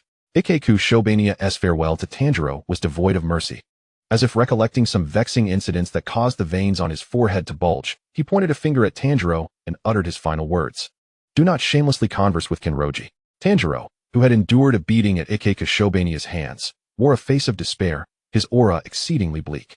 Until the very end, he remained despised by Ike Kushobinia, who saw him off with a mocking farewell. Chapter 53. Learn the water-breathing techniques? This marked Yin's 5th day in this place. Aside from occasionally seeking Rinteki Seikanji for sparring, he merely toyed with the weak crow dispatched by his lord, passing his days idly. Others were preoccupied with their own affairs, too indifferent to pay him any mind. While this solitude afforded him peace, the days were undeniably dull. In this moment, he found himself reminiscing about his time in the Kodoha courtyard, where there was at least something to engage with. Instead of languishing here, he regretted agreeing to stay until the time indicated by his lord. Yin now harbored some regret over his earlier decision. Once spoken, words could not be retracted, and his expression dimmed further. The one suffering from the consequences was the weak crow he cradled in his arms, its feathers noticeably thinned from Yin's handling. Unfortunately, this crow had not learned any curses to utter. As Yin stroked its feathers, it could only caw. At this moment, it appeared utterly defeated, resigned to his embrace. Returning from his patrol, Rinteki Seikanji immediately spotted Yin in this despondent state on the corridor. Seeing him so tranquil, he felt a sense of relief. After all, if Yin truly wished to leave, with his enigmatic abilities, Seikanji could not hope to stop him. Approaching him, he initiated a conversation, his tone quite polite. "Is there anything unsatisfactory during your stay here?" Yin regarded him with an expression that seemed to convey, "How dare you even ask?" And a hint of reproach colored his tone. "Oh, what dissatisfaction could there be? I wouldn't dare express any, especially with my lord's words." After speaking, he shot Rinteki Seikanji a glance, as if to say he was feigning ignorance with ulterior motives. Rinteki Seikanji found himself at a loss for words, contemplating the situation. After some thought, a flicker of appreciation for talent ignited within him, prompting him to ask, albeit without much expectation, "How about you learn the water-breathing techniques with me during these days?" Yin, who had turned his head away, spun back around, regarding him with a peculiar expression. As expected, this man had ulterior motives, trying to make him his apprentice. What a jest. "If you're unwilling, then forget it. I merely asked out of casual curiosity." Seeing Yin's demeanor, Rinteki Seikanji recognized that he had not gained any advantage. He added, "That statement was meant to provoke you." This remark ignited Yin's rebellious spirit. "I will learn. Why not? Not only will I learn, but I shall also master all your treasured skills." After speaking, he shot Rinteki Seikanji another glance, this time tinged with a hint of insecurity. "Why are you glaring at me? What have I done?" Rinteki Seikanji found himself at a loss for words. He retrieved a wooden sword from the room, preparing to initiate Yin into the basics. Rinteki Seikanji handed him the sword, and as soon as Yin grasped it, Seikanji discerned the flaw in his grip. "Your grip is incorrect. It should be held like this." Rinteki Seikanji quickly realized that Yin had likely never held a sword before. He drew his own blade to demonstrate.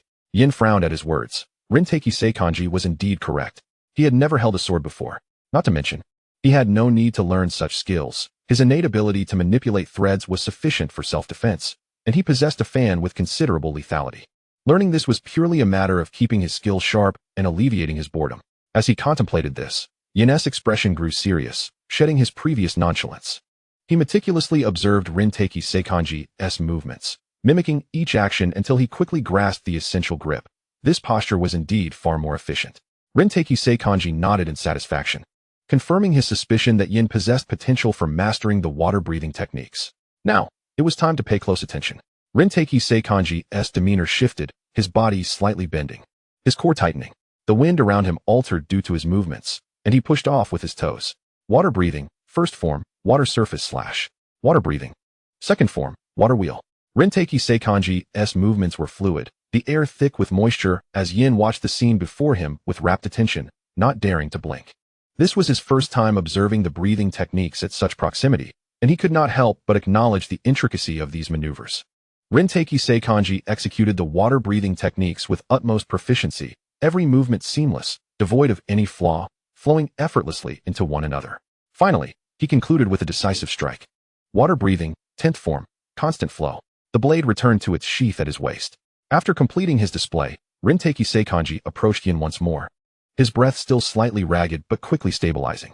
For these techniques, it was crucial to focus on the core principles of breathing. Mastering the breathing techniques could even lead to the creation of one's own unique forms. Breathing? Yin began to observe the man before him anew, comparing himself to him, listening intently and discerning the differences. One notable distinction was that, while the other's abdomen expanded during inhalation, he only exhaled gently after reaching his limit. Was this the breathing method in the air? Yin adjusted his breathing, drawing in air to its fullest before exhaling slowly. At that moment, a hidden member who had been waiting patiently approached, informing Rinteki Seikanji that Shinobu Koko was looking for him. Before departing, Mitsurai Kenroji addressed Kaneo Tsuyuri once more. Mastering the breathing technique is not something that can be achieved in an instant. The water breathing that I employ necessitates a mind free of distractions, a heart as tranquil as still water, allowing the techniques to flow with the dexterity and precision of water itself. After imparting this wisdom, he took his leave, leaving Kaneo to ponder in solitude, her body subconsciously adopting the breathing technique demonstrated by Mitsurai. Yet her thoughts wandered far afield, contemplating the notion of a mind untroubled.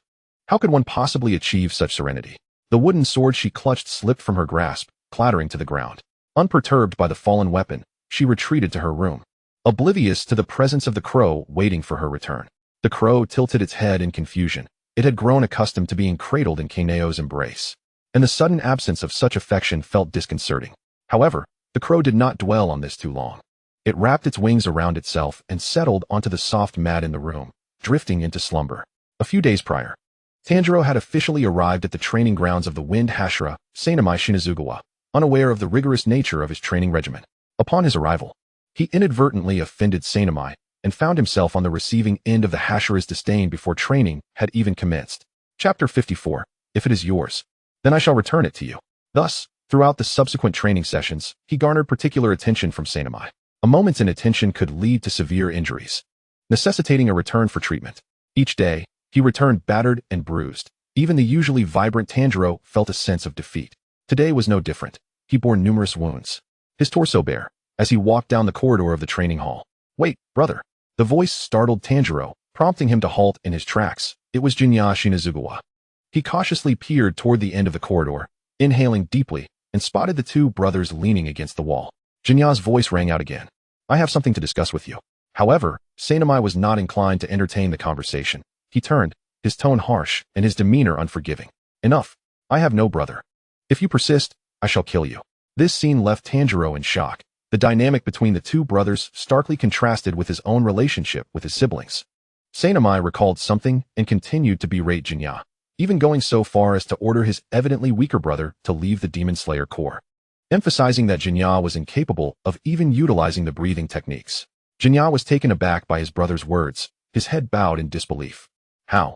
As Sanamai attempted to walk away, Jinya, trembling, took a step forward, his arm instinctively reaching out to grasp Sanamai. Wait, brother, I have long wished to apologize. His long-awaited moment in front of his brother had devolved into this painful exchange. Sanamai, resolute, did not pause in his stride, responding with an indifferent tone. I completely do not care. Leave. He offered Jinya no chance to retort, and the latter's eyes trembled with hurt. I even consumed a demon for this. The weight of his words halted Sanamai in his tracks, igniting his fury. He turned, glaring at Jinya, but at that critical moment, Tanjiro intervened, shielding Jinya from Sanamai's wrath. Tanjiro, incredulous, confronted Sanamai. What do you mean, you want to kill him? The atmosphere among the three grew tense, and after Sanamai responded to Tanjiro's inquiry, the eldest son was thoroughly enraged. He could no longer tolerate Sanamai's disparagement of his brother or his casual dismissal.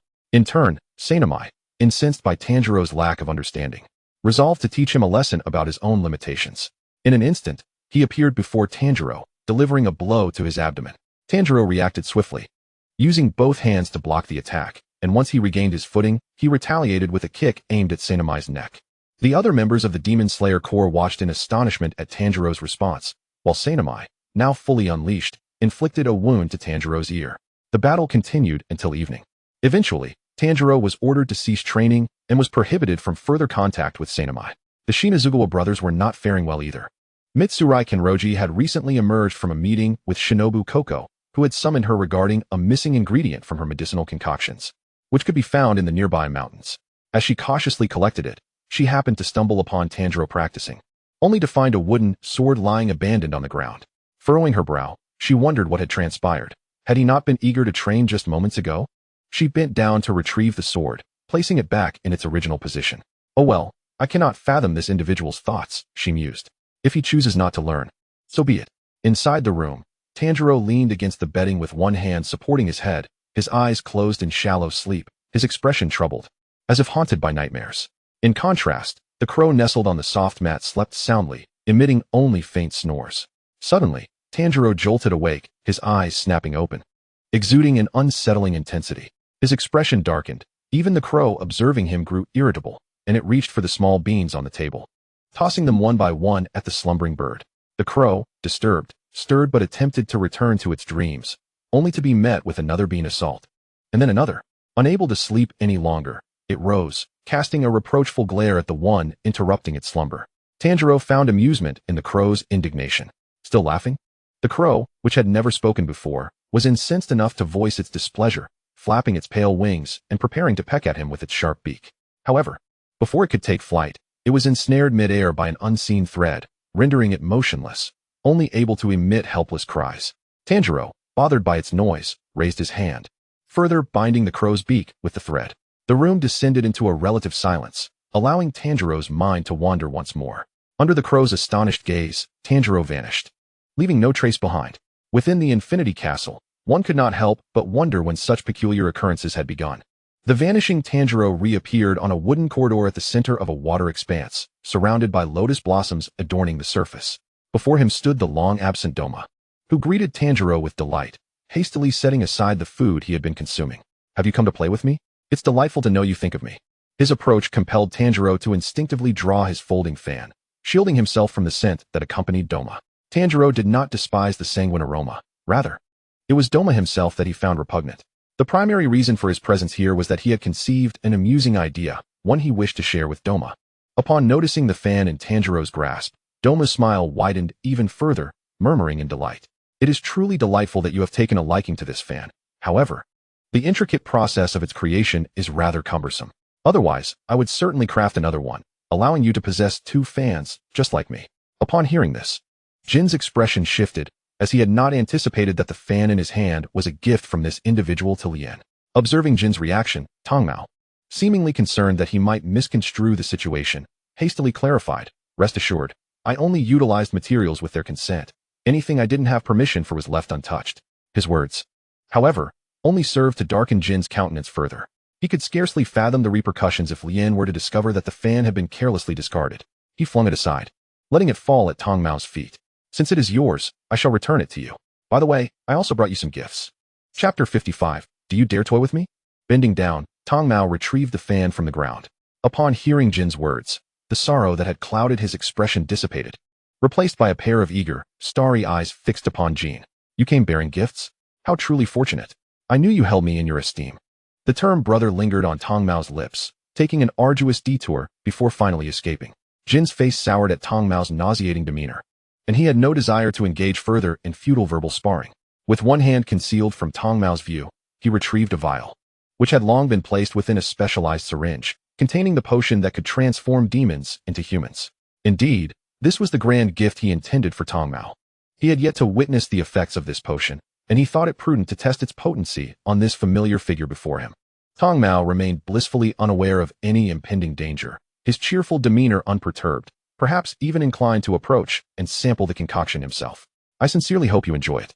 As Jin's words echoed in the air, he suddenly materialized before Tongmao, who, with narrowed pupils, was taken aback. Just as he was about to utter a word, he was caught unawares by Jin's swift action. Without hesitation, Jin injected the entirety of the liquid into Tongmao's body. In an instant, he reappeared at his original position. Leaving Tongmao alone to grapple with the small wound on his shoulder, the healing process noticeably slower than usual. A look of evident confusion marred Tongmao's features.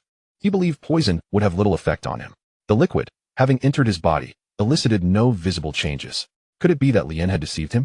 Yet, realizing that the poison was indeed administered by Lien, he contemplated the notion of feigning illness. Thus, under Jin's watchful gaze, Tongmao's visage morphed into a grotesque mask of agony. His breaths ragged, his body curling inwards as if overwhelmed by immense suffering, collapsing to the ground. His voice, halting and fragmented, conveyed the torment he was enduring. "What on earth did you administer to me, Lien?" Seeing Tongmao in such a state, Jin's heart did not lighten. Instead, a new wave of conflicting emotions surged within him. Was the potion truly so excruciating? He pondered, not out of fear of pain, but rather out of concern that Lien might awaken during this ordeal. In that fleeting moment of contemplation, Tongmao's body slumped to the ground, obscuring his expression. Yet his frame trembled uncontrollably. Ha! It seemed he could no longer contain himself. He clutched his abdomen, laughing uncontrollably, each peal of laughter crescendoing in volume. Jin, momentarily distracted by the raucous laughter, observed as Tongmao writhed on the ground in agony. His brows knitted in irritation. This was madness. How could he still find humor in such torment? However, Tong Mao's next words ignited a furious blaze within him, rising from the ground with surprising steadiness. Tong Mao wore a mischievous smile. How was my performance just now, Lian? Was it not remarkably convincing? Do you dare toy with me? Jin could scarcely process Tong Mao's audacity. His temples throbbing with rage, each breath becoming labored. His aura shifted palpably. At this moment, he cared not for the authenticity of the potion. All he desired was to teach this reckless individual a lesson. Threads of silk extended from his fingers, his grip tightening until his knuckles turned white. Realizing he had crossed a line, Tong Mao sought to mitigate the situation, his voice betraying an uncharacteristic tremor. I was merely jesting, do not take it so seriously. Yet Jin, in no mood to entertain such frivolity, had no intention of allowing Tong Mao to escape unscathed. Is that so? If it was merely a jest, then allow me to indulge in a bit of humor myself. A radiant, yet ominous smile graced his features as he launched the silken threads toward Tong Mao. Aware that evasion was futile, Tong Mao drew forth his golden fan to defend himself. Simultaneously, the threads coiled around Jin's side, forming a long sword, crafted entirely from shimmering silk. Is this a new ability of Lian's? How impressive! Tong Mao managed to fend off the silken assault with relative ease, all the while keeping a wary eye on Jin. Impressive? Jin's smile deepened. He had far more formidable capabilities at his disposal. Was he still the Jin who could not unleash his full potential? As the threads advanced toward Tong Mao, they suddenly fused together, and before Tong Mao could react, Jin's assault was upon him. The sword, wielded with reckless abandon, unleashed a flurry of strikes devoid of rhythm or grace, producing a cacophony of clashing metal. The sound of steel on steel echoed as the two combatants clashed, relentless in their exchange. Jin, however, revealed no weaknesses. His aura growing heavier, radiating palpable disdain for the demon before him. With only two hands, Tong Mao found it increasingly difficult to defend himself. In a moment of desperation, he swung his golden fan, unleashing a barrage of ice shards. Taking advantage of the mist created by the explosion, he retreated several steps. Blood Demon Technique, Crystal Guardian. As the fog dissipated, 5 ice golems, mirroring Tong Mao's form, emerged from various angles to assist in fending off the encroaching silken threads. Dragging his sword, Jin carved deep marks into the wooden floor of the corridor, the atmosphere around him thickening with palpable dissatisfaction towards the demon before him. With the aid of the ice golems, Tong Mao found some respite. Yet, the earlier assault had left him with numerous wounds. There was no need for such brutality. I find myself quite saddened. His tone was one of feigned grievance, yet Jin could scarcely tolerate his words. Without hesitation, Jin reappeared before Tong Mao, his long sword poised to strike. Tong Mao quickly evaded, the blade cleaving through the wooden boards and into the water below. The water from the lotus pond drenched Tong Mao, splattering Jin as well, the frigid liquid providing a momentary respite from his fury. Adjusting the direction of his sword, Jin prepared to launch another attack against the evading Tong Mao. Jin, Muzan suddenly materialized between the two, seizing the blade of Jin's sword with a firm grip. Jin's eyes widened in shock as he forcefully wrenched the sword free. Chapter 56. Must you proceed this way? Suddenly, the silver blade was stained crimson with the blood of the merciless, as the flesh of the wounded palm gushed uncontrollably.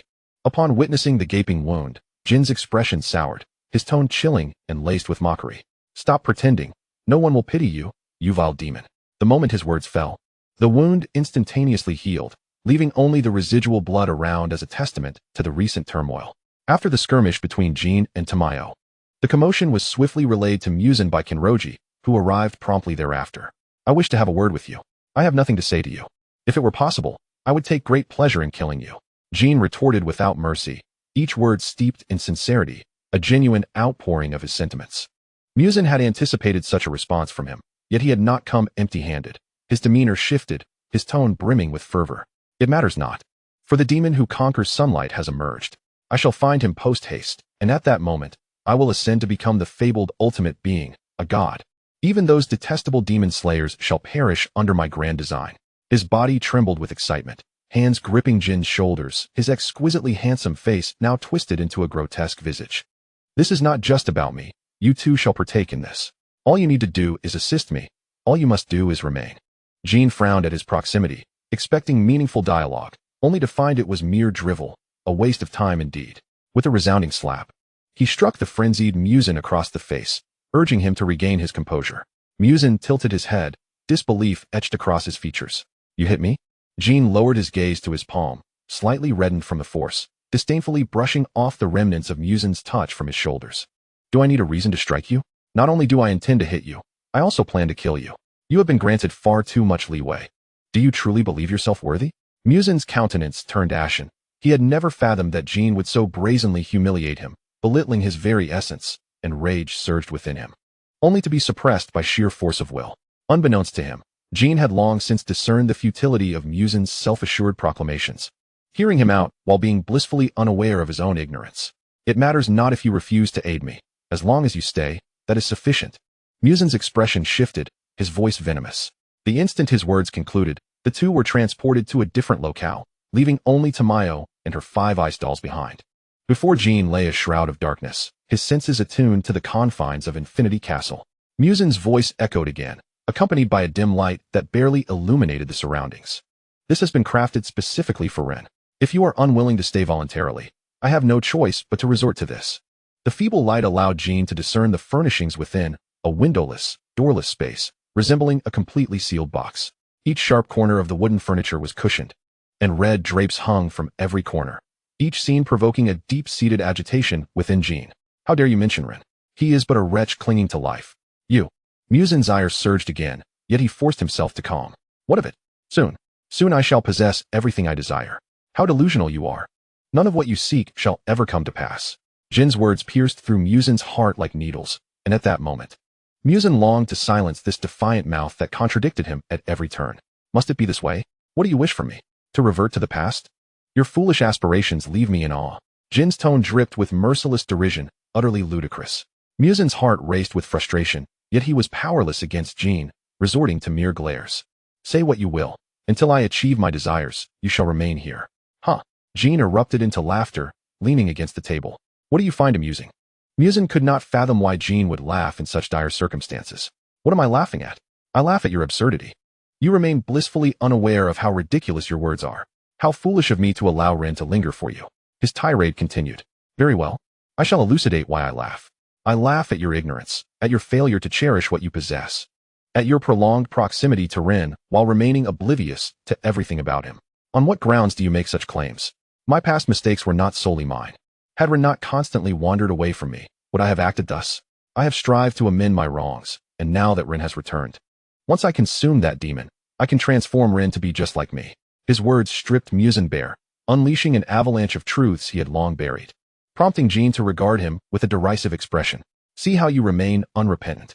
In an instant, Jin vanished, leaving Muzan to grapple with his frustration, his rage erupting violently as he wreaked havoc upon the room. Tangled in bindings for so long, the caged Kagawa, upon Muzan's return, twisted and turned, desperate to remind him of her pitiful existence. I almost forgot, you remain bound here. As he spoke, the threads that confined the bird were severed, and upon gaining freedom, she darted toward Jin's face, seeking vengeance. Yet, with a mere glance from Jin, she faltered, retreating to the cushion, realizing she was no match for him.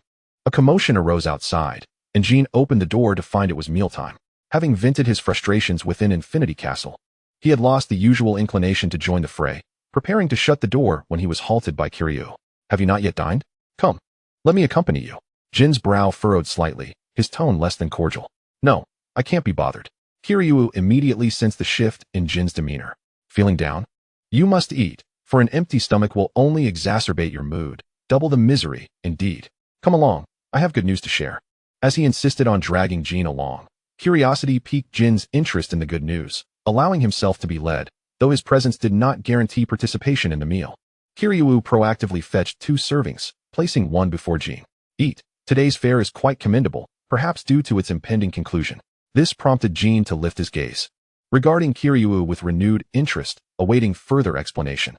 Their progress is swift, only one more ingredient remains. They say it will be complete by tomorrow, and you will soon be able to depart. Oh, Jin displayed none of the anticipated excitement Kiryu had hoped for, instead casually prodding his food with chopsticks. I'm done. Soon, Jin rose with his plate, having barely touched the meal, while Kiryu's attempt to detain him faltered as he departed. The following morning, Jin's room lay empty. Both he and the bird had vanished. Lead the way, hurry. He prodded the languid, pale crow perched in his hand, which glared at him with evident disdain. The sun had yet to rise, yet this man had already seized it. Caw, caw, caw. It squawked, eager to peck at him. Jin tossed it into the air, and despite its reluctance, it was compelled to lead the way ahead. They flew along the path they had come. What is this? As Muchiro Tokaido strolled, He clenched an object that had stealthily approached from behind. Opening his palm revealed a grotesque, viscous eyeball, bloodied and marked with the character for 4. The eyeball disintegrated into ashes within his hand. At that moment, the mansion of the Kenroji family had already been discovered by Muzan Kibutsuji. The creaking sound of footsteps echoed from outside, while Kenroji Ayaya and his wife, Amano, awaited this arrival with an unsettling calm, as if they had anticipated it. With the cessation of footsteps, his arrival was formally announced. It appears we are meeting for the first time, Kibutsuji Muzan. This lord, who embodied the beliefs of the Kenroji clan, had finally come face to face with the architect of their family's curse. However, this initial encounter concluded with a rather unfortunate outcome. A thunderous explosion reverberated through the sky, the flames igniting like a resplendent sunset, momentarily illuminating the encroaching darkness. Jin watched in disbelief as the scene unfolded before him. He had never imagined that this lord would resort to using himself as bait to sound the horn for battle against Muzan. He teleported to the epicenter of the explosion, where the once mighty Muzan lay, utterly obliterated. The sight filled Jin with unrestrained joy. He believed those earlier words and vowed to uphold his promise. His eyes gleaming with an unstoppable light. Following swiftly, the methods devised to confront Muzan interlocked seamlessly, leaving him no opportunity to catch his breath. The woman he had seen earlier, researching potions, appeared before Muzan, brandishing a concoction that she plunged into his still-healing chest. Other Hashras soon arrived, and everything unfolded according to the Lord's plan, as they converged upon Muzan from all directions.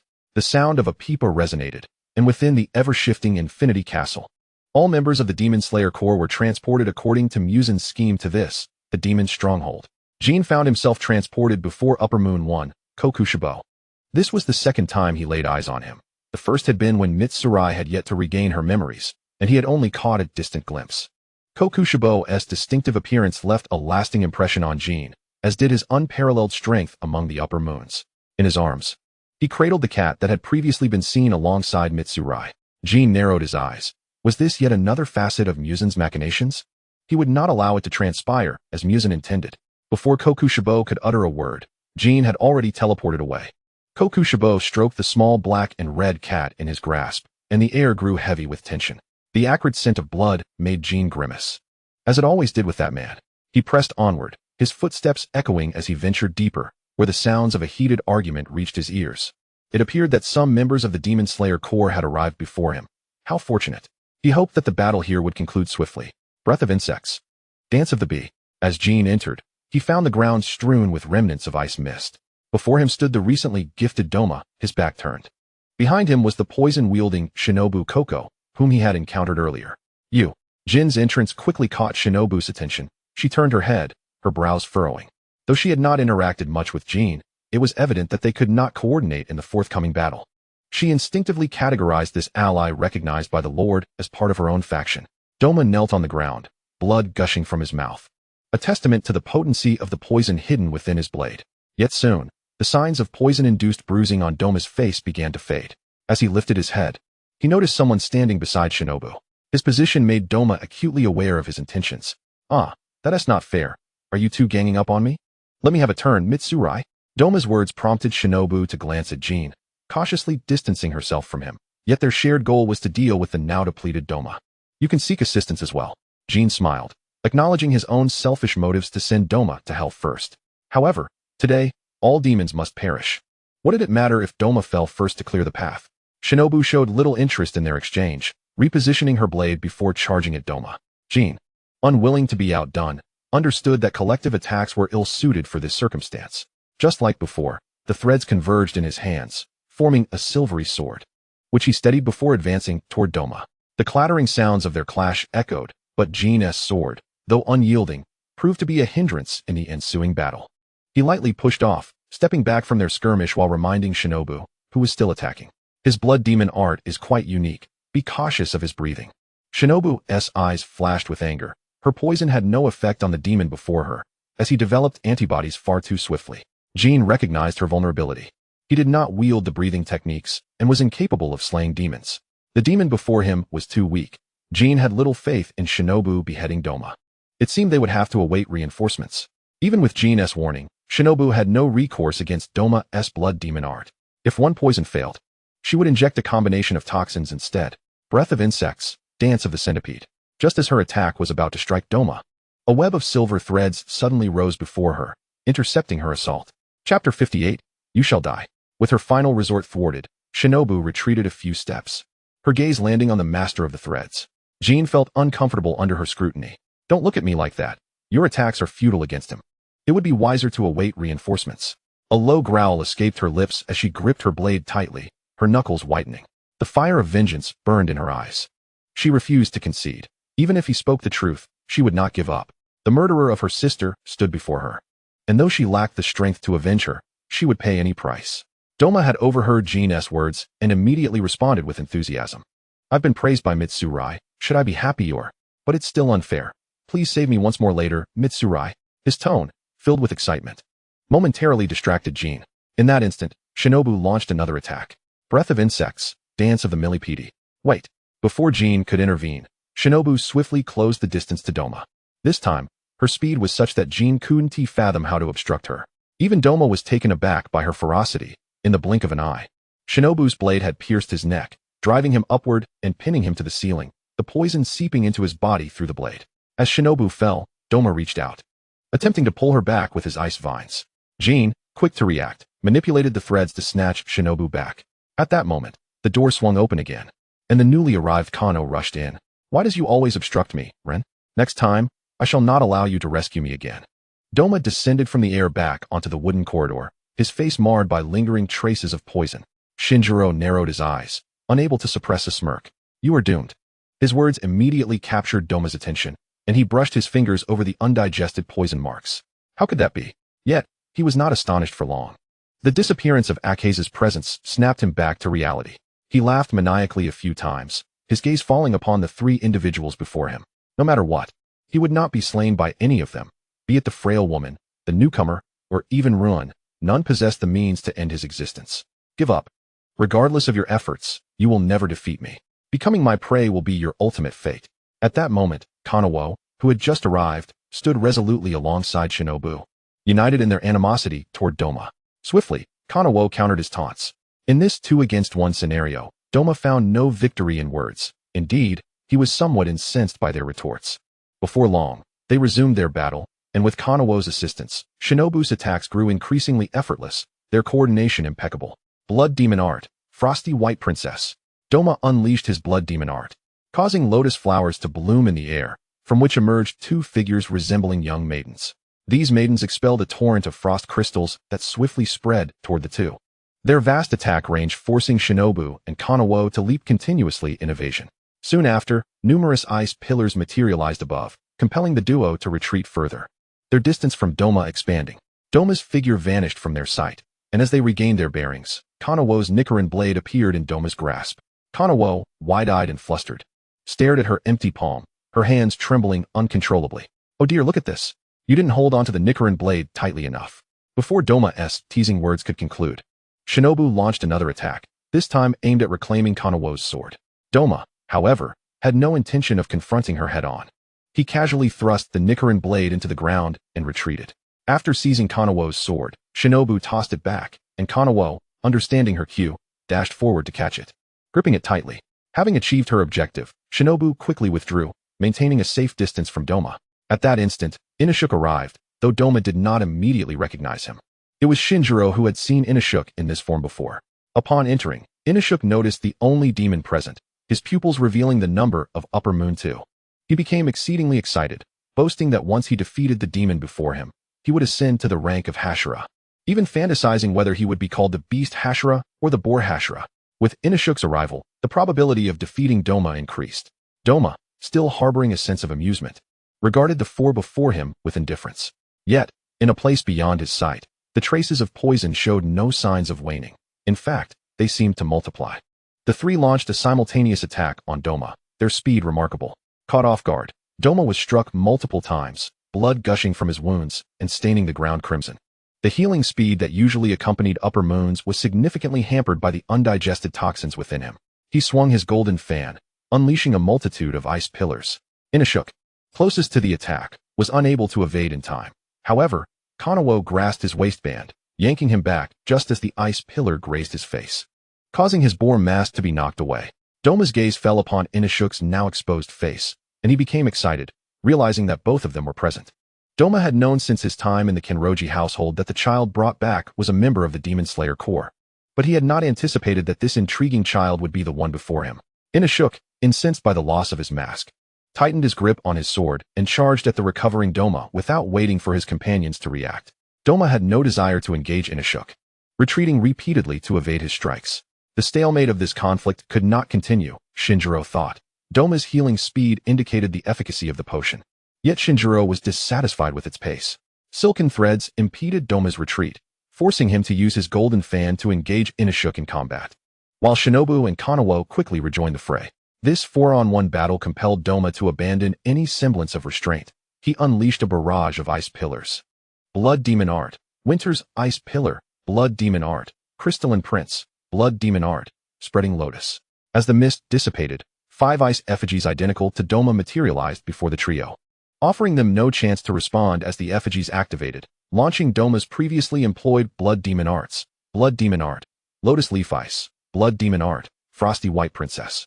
The three had no choice but to employ their sword techniques defensively, retreating while Doma refrained from delivering a finishing blow, instead turning toward the doorway. Having received Muzan's summons, he understood he could not linger too long and prepared to depart. The trio fought valiantly against the 5 ice effigies, helplessly watching Doma's retreating figure. Shinobu gritted her teeth and adjusted her technique, recklessly charging at Doma once more. Ignoring the attacks from the effigies along the way, she sustained several wounds from ice blades, yet did not falter. Her actions caused Shinjiro's threads intended to ensnare Doma to pause, and for reasons unknown, Doma appeared oblivious to Shinobu's imminent assault. The blade plunged once more into Doma's neck, and he froze, clutching his wound with disbelief. There were no signs of healing. This turn of events left Doma incredulous. How could this be? Simultaneously, Shinobu clearly sensed the changes within the demon through the feedback of her blade. Twisting the blade, the residual poison coursed into Doma's body. At the same time, Shinjiro momentarily stalled the ice effigies, allowing Kanawo and Shinobu to swiftly approach the now immobile Doma, their swords piercing into his neck from either side. The soft texture of Doma's flesh elicited a moment of disbelief in both Kanawo and Shinobu, yet they did not cease their actions. In an instant, the three combined their strength to sever Doma's head from his body. Relief washed over them, even as each bore severe injuries. Shinjiro approached the faltering Doma, his multicolored eyes locking onto him, a bloodied smile gracing his lips. Is Rin here to assist me? Indeed, I am here to see you off. Do you remember the potion that was injected into your body back then? It certainly took its time to act. He paused, contemplating before adding, but you were quite fortunate. The very Hashira who first battled you was the creator of that potion. I suppose you could say it was a case of knowing your fate before it befell you. Shinjiro's words finally triggered Doma's recollection. His pupils constricted. He had once thought the warning was meant to prompt him, yet Shinjiro had already been taken by Lord Muzan. The sensation of death stirred within Tamayo a profound reflection upon his life. In his final moments, the visage of that person unconsciously emerged in his mind, prompting him to utter softly, Kodoha. His words caused Shin to furrow his brow in confusion, unable to comprehend the significance of invoking his mother's name at such a moment. As the head, continuously turning to ashes, momentarily halted upon Tamayo's utterance, it ultimately bore no fruit. It was merely a futile struggle in the throes of death. Shin stood before Tamayo, motionless, fully anticipating this outcome. In the end, Tamayo had no choice but to accept the grim reality of being slain by those he least expected. It was not until he witnessed his head entirely dissolve into ashes, vanishing into the ether, that Shin resumed his movements. The trio behind them celebrated, with Shinobu, who had finally avenged her sister, displaying genuine joy on her face. The battle was far from over. The injured members diligently tended to their wounds before continuing deeper into the Infinity Castle. Shin had already surged ahead, not waiting for them. With the demise of Upper Moons 2 and 3, the wrath of Upper Moon 1, Kokushibo, was ignited. As Shin advanced, the threads behind him deftly rescued numerous members of the Demon Slayer Corps, pinning the obstructing demons against the walls. Along the way, he noticed the newly ascended Upper Moon 4, Nikame, but did not pause for her. She was already engaged in combat with 2 Hashira, her abilities insufficient against them. He turned away, seemingly disdainful of the slow pace, and once again teleported, reappearing in the territory of Upper Moon 1, where Kokushibo awaited. A member of the Demon Slayer Corps stood before Kokushibo, and Shin's dissatisfaction was palpable as he frowned. The strength of Upper Moon 1 was not something a single Hashira could easily contend with, and he sought to prevent any unnecessary sacrifices. He stepped forward, drawing Kokushibo's attention, who held a cat in his arms. The 6 eyes of Kokushibo fixed unblinkingly upon Shin, momentarily disregarding the other Demon Slayer Corps member. His voice soon echoed, asking the question he had longed to voice upon Shin's arrival. "Run, this cat has been asleep for quite some time, showing no signs of waking." This cryptic remark caused Shin to furrow his brow in contemplation, and he gradually discerned Kokushibo's intent, advancing another step. He studied the cat cradled in Kokushibo's embrace. It breathed steadily, appearing as if it were merely asleep. Shin reached out, grasping its neck and lifting it into the air, shaking it slightly. He could not help but marvel internally at how deeply the cat seemed to slumber. However, his abrupt action momentarily startled Kokushibo, who, with hands calloused from battle, swiftly reclaimed the cat from Shin's grasp, clearly expressing his dissatisfaction with Shin's behavior. Realizing he would receive no answers from Shin, Kokushibo turned away, redirecting his gaze to the approaching Demon Slayer Corps member. This shift in focus prompted Shin to narrow his eyes. It seemed he could not expect support from the other Hashira just yet. Empowered by the transparent world, Kokushibo's suspicions were confirmed as he observed the Hashira, Tokaido Muchiro, trembling involuntarily in response to his formidable presence, gripping his Nichiren blade tightly at his waist, hesitating to make a move. Kokushibo showed no urgency to eliminate the Demon Slayer before him. Instead, he inquired about the young man's name. This exchange allowed Shin a brief moment of relief. The longer the battle was prolonged, the sooner reinforcements would arrive. However, their dialogue was short-lived, as the youth seized the opportunity while Kokushibo lamented his lineage, launching an attack.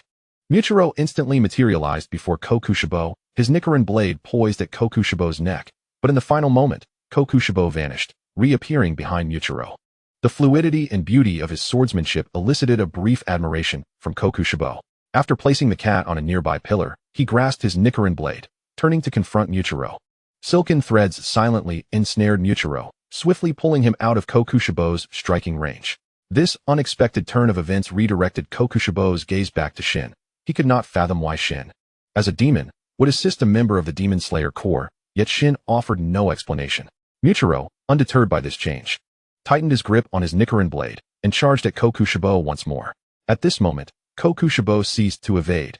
In the instant Muchiro reacted, Kokushibo effortlessly snatched the Nichiren blade from his grasp, pinning him firmly against the pillar.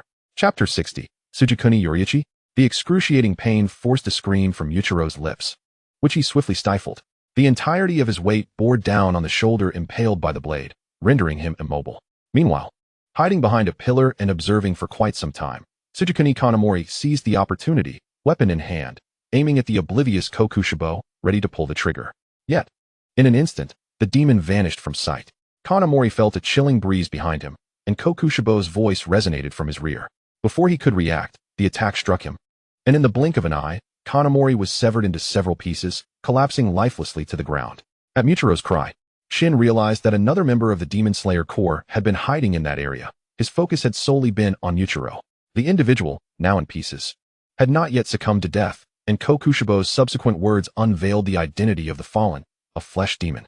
A flesh demon? Shin had never heard of such a being. But as Kokushibo's blade aimed for the head of the fallen, he sprang into action. Arriving faster than Shin's threads, Tsujikuni Shinjiro blocked the lethal blow aimed at Kanamori. Kanamori gazed at his elder brother in surprise, and Shinjiro's following words confirmed his earlier attitude. "You truly are a brother who makes it difficult to let go. Willing to slay our mother to protect you. Do you understand why?" Upon hearing this, Kanamori's eyes widened in realization. Was his brother's earlier demeanor merely a facade of protection? "You should find a place of your own, settle down, and start a family." Each of his words pierced Kanamori's heart, tears streaming down his face as his emotions for his brother surged. "I'm sorry, brother." The little cat, previously cradled by Kokushibo, had awakened at some point, its crimson eyes betraying an unsettling presence unfitting for a mere kitten. Stretching its limbs languidly, it stealthily approached the impaled Muchiro. The sound of the cat's meow drew Muchiro's attention, and he looked down to see the small creature gazing up at him. He sensed no demonic aura emanating from it.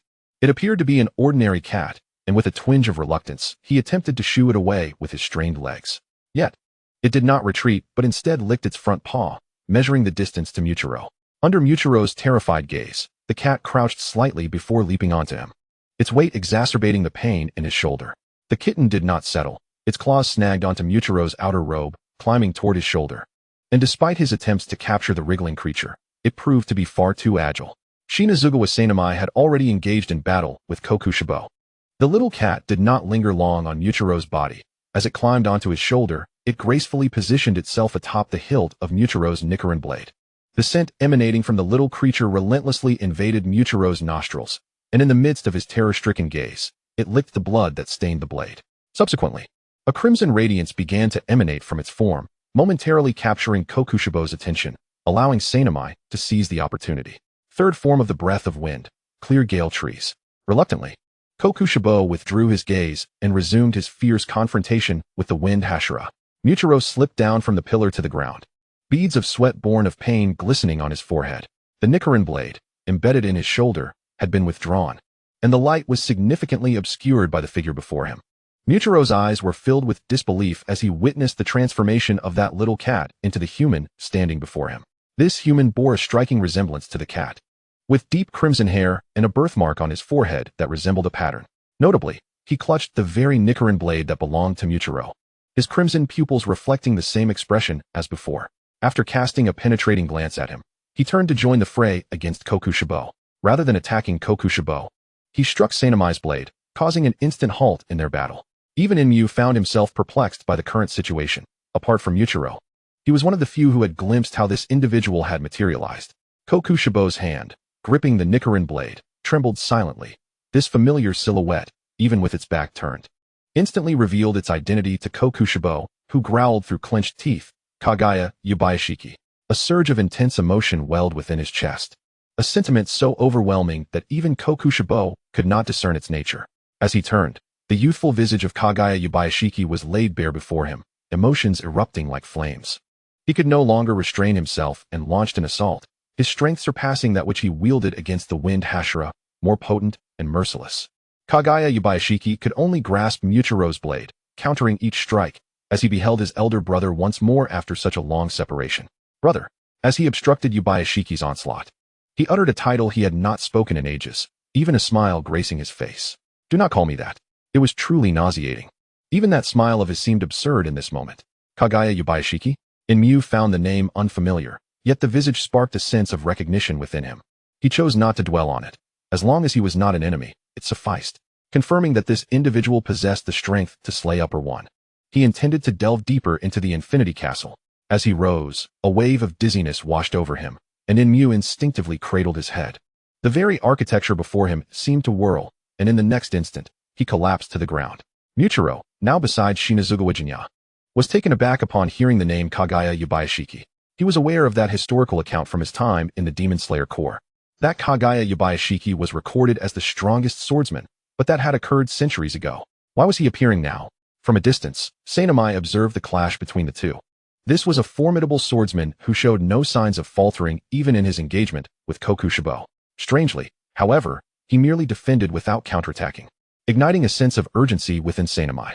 The stone Hashira, Hajime Gyome, soon arrived, witnessing a swordsman he had never seen before wielding Muchiro's Nichiren blade. Engaged in battle with Upper One, he approached Sanomai to ascertain the situation, affirming the wind Hashira's thoughts. Chapter 61. I hate you. They could not afford to remain idle. Exchanging but a glance, they charged once more at Kokushibo, even as his attacks surged with terrifying speed. Upon witnessing their arrival, Yubayashiki's movement slowed. He had no desire to join others in attacking his own brother. Kokushibo, however, had no such reservations. Fury burned in his eyes, and his actions showed no sign of abatement. He disregarded the two, simultaneously fending off their attacks while unleashing all his remaining strength against Yubayashiki. The torrent of emotions clouded Kokushibo's judgment in battle, and in his moment of distraction, he was wounded by the wind and stone Hashira. Reluctantly, he abandoned his assault on Yubayashiki to deal with the two. Yubayashiki, momentarily ignored by Kokushibo, halted in place, throwing the wind and stone Hashira off balance. Without Yubayashiki's support, their battle swiftly grew more arduous. Muchiro quickly assisted Jinya to his feet.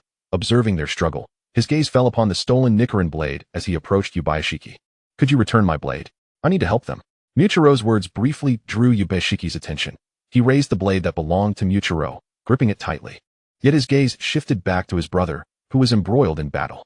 His brother still appeared as he did the last time they met, and Yubayashiki was uncertain why their relationship and positions had shifted so drastically.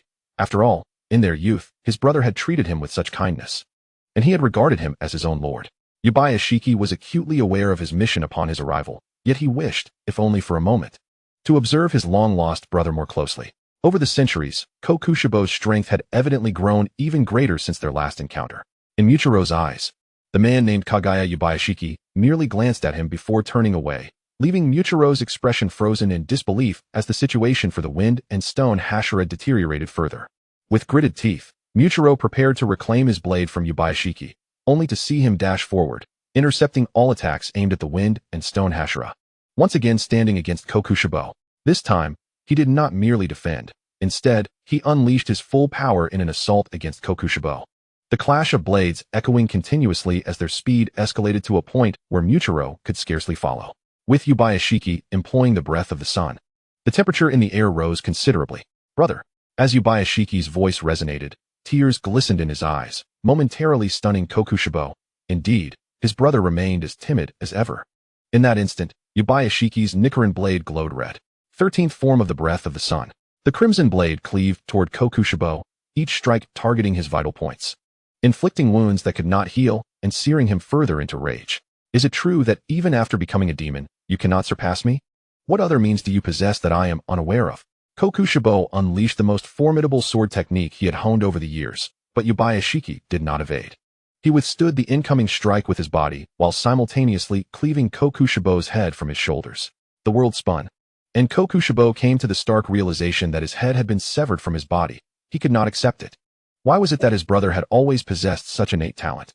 No matter how hard he worked, dedicating all his time to mastering sword techniques, he could never match him. And now, even after spending centuries honing his skills, he still could not defeat Yubayashiki, who gently cradled his severed head. Please, my lord brother, perish. Do not continue living this pitiful existence. Tears belonging to Yuichiro fell drop by drop upon Kokushibo's forehead, prompting him to once again shift his gaze back to Yuichiro. Alongside the tears trickling down were Yuichiro's own lifeblood, his body marred by self-inflicted wounds, his arms, neck, chest, and cheeks. If left untreated, he would soon succumb to excessive blood loss.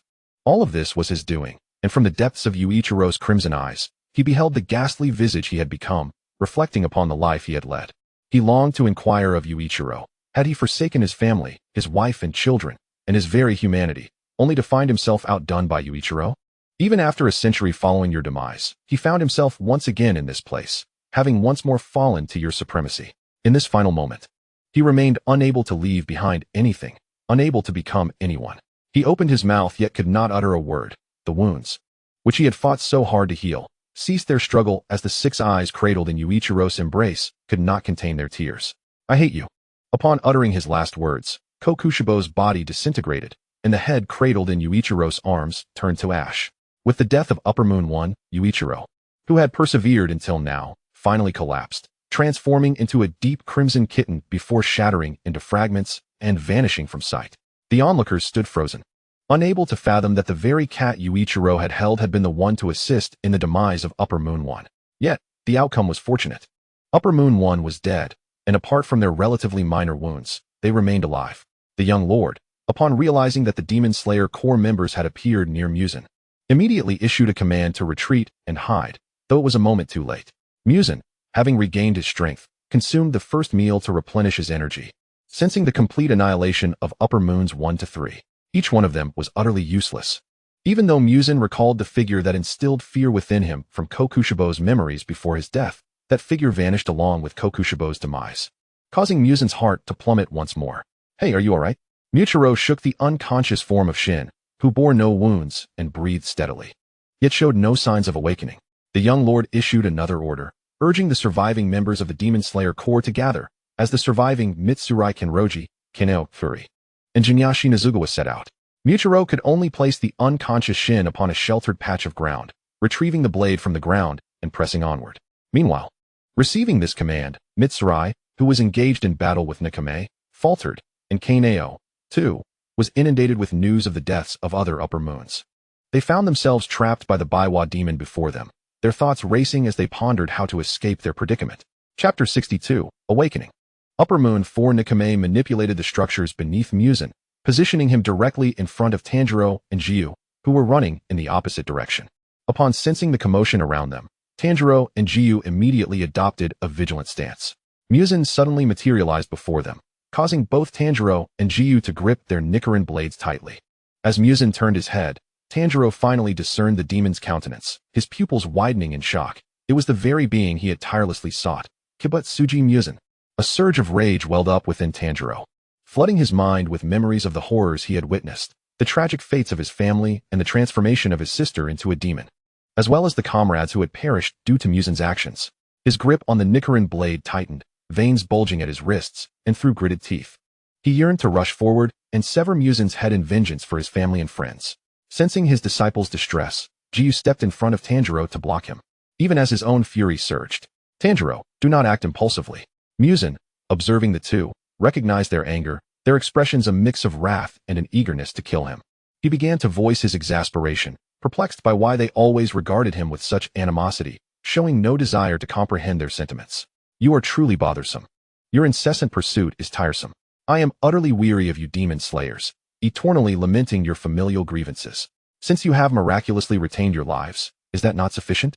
Muzan's words darkened Tanjiro and Jiyu's expressions, leaving them in shock. Such inhuman statements only fueled their fury further, while Muzan's subsequent remarks struck a deeper chord. "What does it matter if your family was slaughtered? You are still alive, are you not? Just consider those I have killed as unfortunate victims of fate. Is there really a need to dwell on it?"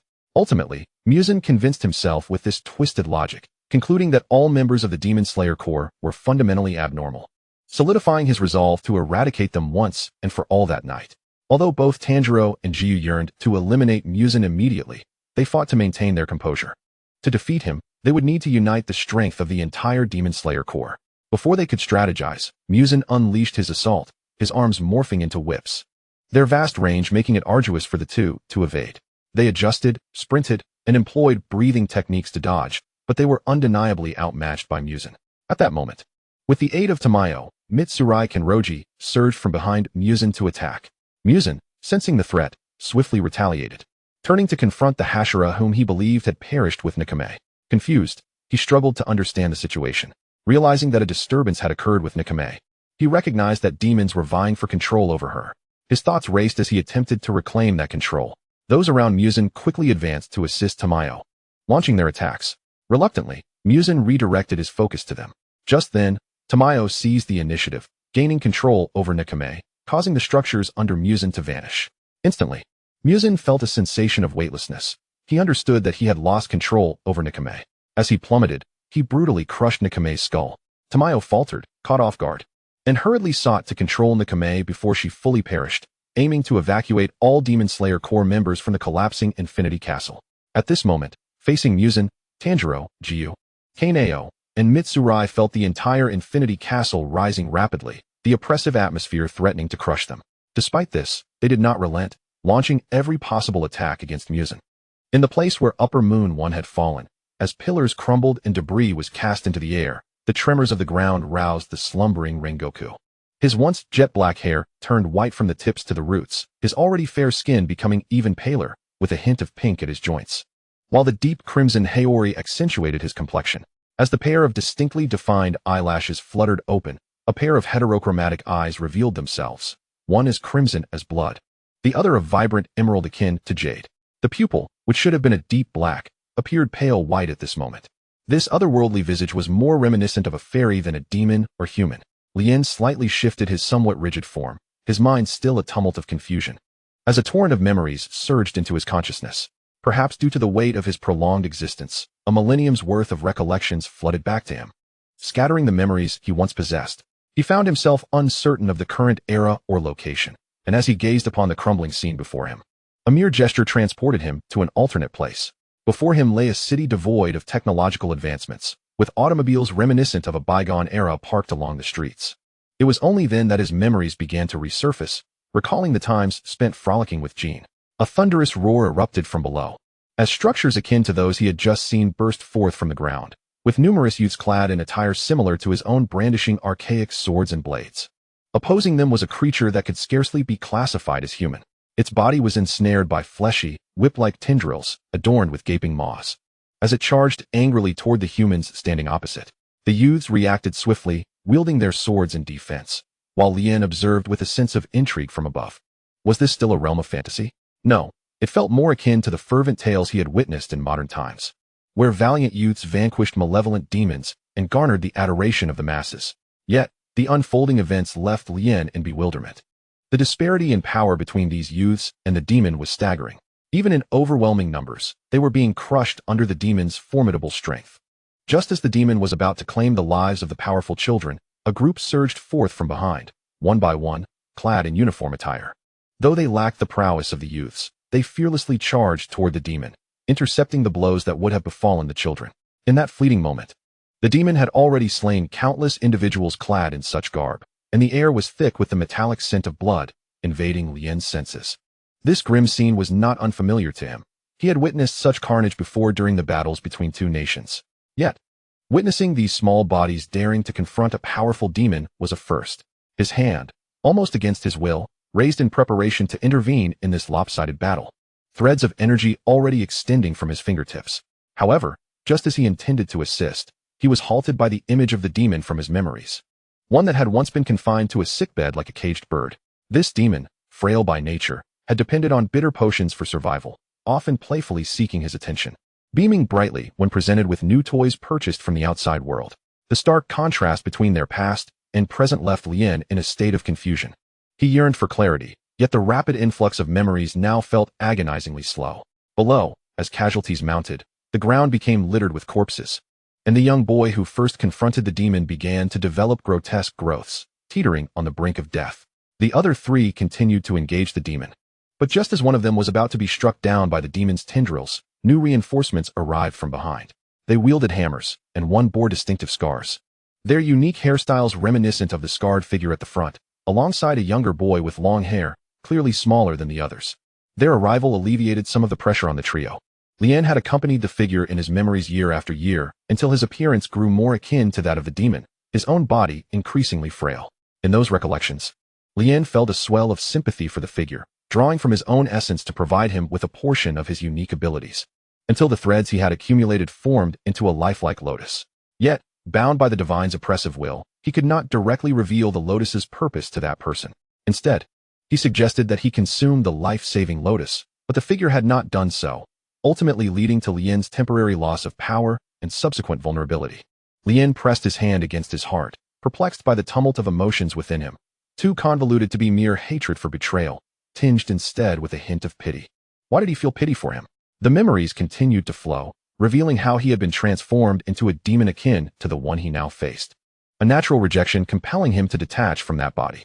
When he returned, he found Jean engaging in reckless behavior, and Lien could only utilize his recently restored power to transport his spirit to another realm. The waning of his strength threatened to send him into slumber once more, while Jean, in a frenzied state, sought to merge entirely with Lien's spirit, attempting to compensate for Lien's lost power through his own disappearance.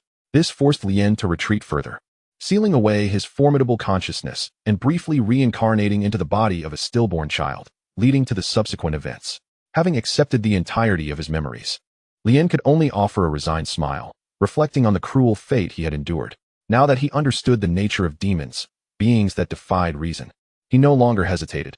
Even if the demon before him was a child he had watched grow, the other youths below had already suffered grievous wounds, each bearing bleeding injuries.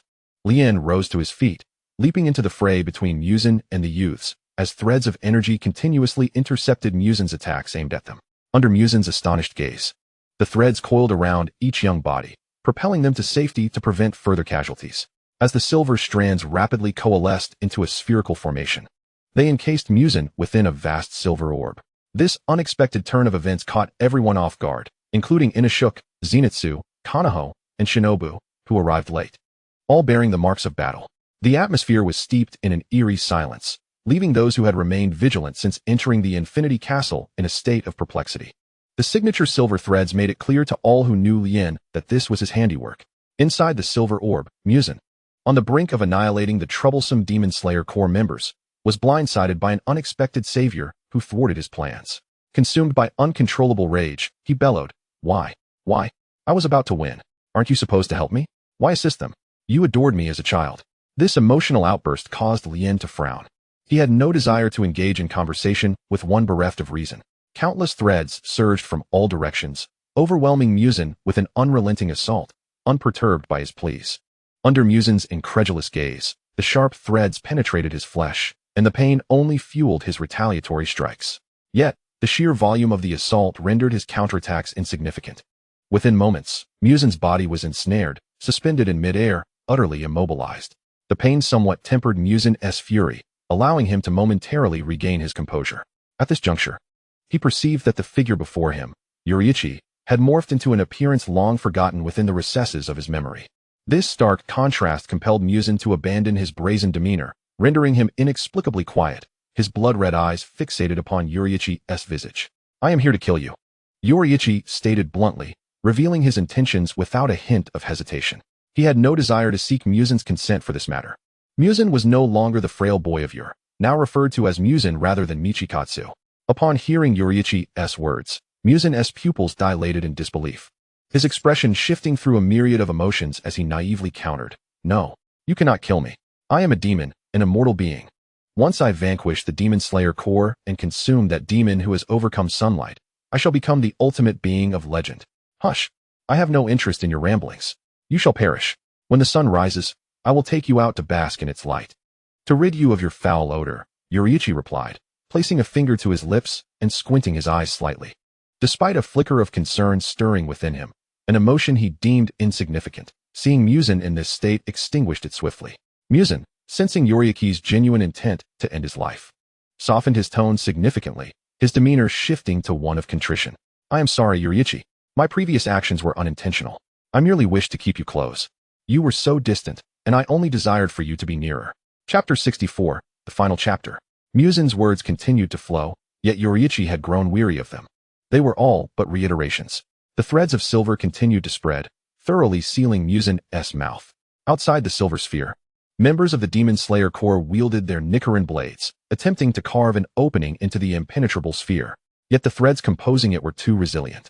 Despite pooling all their strength, they could only inflict negligible scratches upon its surface. As the Nichiren blade prepared to strike once more, the threads within the sphere split, halting the blade's descent. Enichi emerged from within. As he did, the fissure swiftly mended itself. The members of the Demon Slayer Corps gazed at this unfamiliar youth, with the stone Hashira intercepting the wind Hashira who attempted to charge forward, while Tanjiro, Inosuke, and Zenitsu stared in disbelief at the transformed figure before them. "How have you changed so?" Tanjiro could not restrain himself from inquiring. "I have always been this way," Enichi responded with a smile. His reaction clarified to the onlookers that this figure was not their adversary, their gazes collectively drawn to the silver sphere behind Enichi. He followed their gaze and remarked, "When the sun rises, the silver threads will recede." His words pronounced a death sentence for Muzan, ensconced within the sphere, yet the onlookers remained motionless, awaiting the sun's ascent to ensure Muzan's demise. There were 45 minutes until dawn, then 40, 30, 20, and finally, the first rays of morning light began to emerge from the east. The silver threads gradually withdrew from the sphere's apex, revealing Muzan's form within. As the threads receded, Muzan beheld the sunlight that belonged to him for the first time, terror at the prospect of death exploding in his eyes, while the threads remained tightly coiled around him. "Enichi, you cannot do this to me. You must not." He could never have anticipated that it would be Enichi who would escort him to his demise. His mind was too clouded to ponder why Enichi possessed such formidable power. With the threads fully withdrawn and the sun unveiled, the long-forgotten sensation of searing light fell upon Muzan, prompting uncontrollable screams as he attempted to flee to the shadows for refuge, but Enichi's threads barred his escape. "Please, save me, I beg of you." He once again cried out for mercy, but Enichi's gaze remained unchanged. Ultimately, before the eyes of all, Muzan was reduced to ashes under the sun's rays, marking the conclusion of the battle between the Demon Slayer Corps and demons. In the wake of Muzan's demise, a profound silence enveloped the scene. Muzan was dead. The Demon Slayer Corps had triumphed. At last, voices began to emerge from the crowd, their jubilant cheers echoing as even the most gravely injured among them, including Tanjiro, shed tears of relief. They had won. The Demon King had been vanquished. And no longer would families be torn apart by the existence of malevolent demons. As they reveled in their victory, Enichi prepared to depart, only to be halted by Inosuke, who inquired, "Are you returning to the house of the Kodoha?" Enichi offered a faint smile without responding to Inosuke's question, vanishing from sight in an instant. Once Enichi had completely disappeared, Yushiro, nestled in a shadowy corner, cradled Chachamaru in his arms, clutching the hairpin left behind by Tamayo. 3 months later, in the butterfly mansion where Tanjiro and Nezuko, now returned to human form, were recuperating, they admired the cherry blossoms blooming outside. Inosuke and Zenitsu lay asleep on Tanjiro's sickbed. At that moment, Tanjiro suddenly recalled Yushiro, who had vanished not long ago, feeling a twinge of concern. This battle had left everyone with grievous injuries. Yet the intervention of the final individual had spared many from death. By the way, I hope the other Hashira are faring well? Tanjiro asked, his worry evident. They're all fine. They are all at the mansion today, Nezuko reassured him, observing her brother's concern for their comrades. At the residence of the Kamadu family, the young lord sat before the surviving Hashira, alongside his two sisters. Thank you all for coming. Today marks the final Hashira meeting. With the complete eradication of the demons, the necessity for the Demon Slayer Corps had ceased to exist. The young lord, accompanied by his sisters, bowed deeply to all present, expressing heartfelt gratitude and announcing the official disbandment of the Demon Slayer Corps. Meanwhile, the Butterfly Mansion had once again become lively. Not only had the Sound Hashira and his 3 wives arrived, but also Shinjiro and Makomo, filling the room with exuberance. Soon, more visitors arrived, crowding the space to capacity. Chapter 65. Side Story. Why are you crying suddenly? After concluding matters within the Demon Slayer Corps, Tanjiro and his companions set forth to Tanjiro's childhood home. They took up residence there, with Tanjiro continuing to engage in the charcoal trade, while Inosuke sought fish and game by the river to diversify their meals. Zenitsu, however, remained perpetually lazy, only rousing himself when Nezuko prepared a meal. Wait, Inosuke, are you leaving? Zenitsu mumbled, his mouth full and words unclear. Come to my house in the town. Inosuke suddenly recalled, feeling a surge of hope as he realized he could invite them to his home, thus avoiding separation. He wondered if Yoriichi had returned home since then. Zenitsu's eyes widened in surprise at this revelation, as he had always believed Inosuke had grown up in the mountains. Your home is in the town? Are you questioning me? Inosuke appeared before Zenitsu in an instant, his boar mask glaring at him with a murderous intent. Zenitsu's voice faltered under Inosuke's fierce gaze, and once Inosuke retreated, he gazed pitifully at Nezuko, seeking solace. The following day, the 4 companions embarked on their journey to Inosuke's home. This is your house, Zenitsu exclaimed. Isn't it my house or your house? Inosuke shot a glance at Zenitsu, who had spoken without thought, and with a firm knock, he rapped on the door, while Nezuko and Tanjiro stood behind, enjoying the spectacle. Tanjiro gazed intently at the courtyard before him, realizing that this was indeed the home of Rin. He pondered silently whether Rin was present. Suddenly, a clear feminine voice resonated from within, and the gate was opened from the inside, revealing the figure of Kotoha to everyone's sight. Zenitsu's jaw dropped in astonishment. Before him stood an exquisite beauty. Kotoha's gaze swept over the crowd, landing on Inosuke, her face lighting up with joy. She quickly suppressed the urge to rush over and embrace him. Inosuke, you've returned. Are these your friends? Come in, everyone, she urged, her excitement palpable as she beckoned them inside. The group greeted Inosuke's mother warmly before following her into the house. They settled around a round table in the courtyard, which, thankfully, was spacious enough to accommodate them all. You must be tired from your journey. Let me fetch you some water, Kotoha said, disappearing into the kitchen without a moment's pause. Once she left, Zenitsu seized the opportunity to whisper to Inosuke. Your home is quite large. Didn't you mention you grew up in the mountains? You and your mother bear a striking resemblance. Inosuke, irritated by Zenitsu's incessant chatter, clenched his jaw, veins bulging as he moved forward to cover Zenitsu's mouth. You're so noisy. Zenitsu, momentarily deprived of breath, flailed his arms in a futile struggle. Tanjiro quickly noticed the commotion and intervened, freeing the now purple-faced Zenitsu, who promptly fell silent. Kotoha returned with water, placing it before them and gesturing warmly. Make yourselves at home. Don't feel uncomfortable. As she turned to head back to the kitchen for snacks, Tanjiro called out, Excuse me, is Rin not at home? Kotoha spun around, her face lighting up with further surprise. So, you are friends of Rin. Are you here to see him? He returned briefly a few days ago and stayed for 2 days before leaving again. He sends me letters from time to time. The last one mentioned he had gone out to sea. I wonder where he is now. Tanjiro hesitated, contemplating his next words, but decided against continuing. Kotoha then retreated to the kitchen. In the ensuing conversation among the others, they learned about Kotoha's life while Inosuke was away, and they extended an invitation for her to join them at Tanjiro's home. After much deliberation, she ultimately agreed, not wishing to separate Inosuke from his friends. Thus, she would be joining them in the days to come. In a realm of chaotic consciousness, Muzan, after his demise, did not immediately descend into hell, but instead found himself in this place. He opened his eyes, devoid of the otherworldly power he once possessed. Dressed in the garments of his human past, he sat at the center of a lotus, instantly recognizing it as the one Ren had gifted him. Why was he here?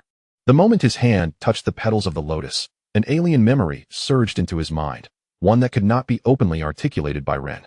His head drooped low, his body trembling as he realized that what he had sought for so long had already been his from the very beginning. Ultimately, he opted for the first choice, knowing that upon its conclusion, he would still face punishment in the endless hell, perhaps even forfeiting any chance of rebirth. Here you go, little one. Tsukioko's eyes reflected the figure seated at the edge of the bed, silent tears streaming down his cheeks, erasing all prior emotions. Why are you crying all of a sudden? He felt the warmth of the person before him, their hand gently wiping his face. I'm not crying.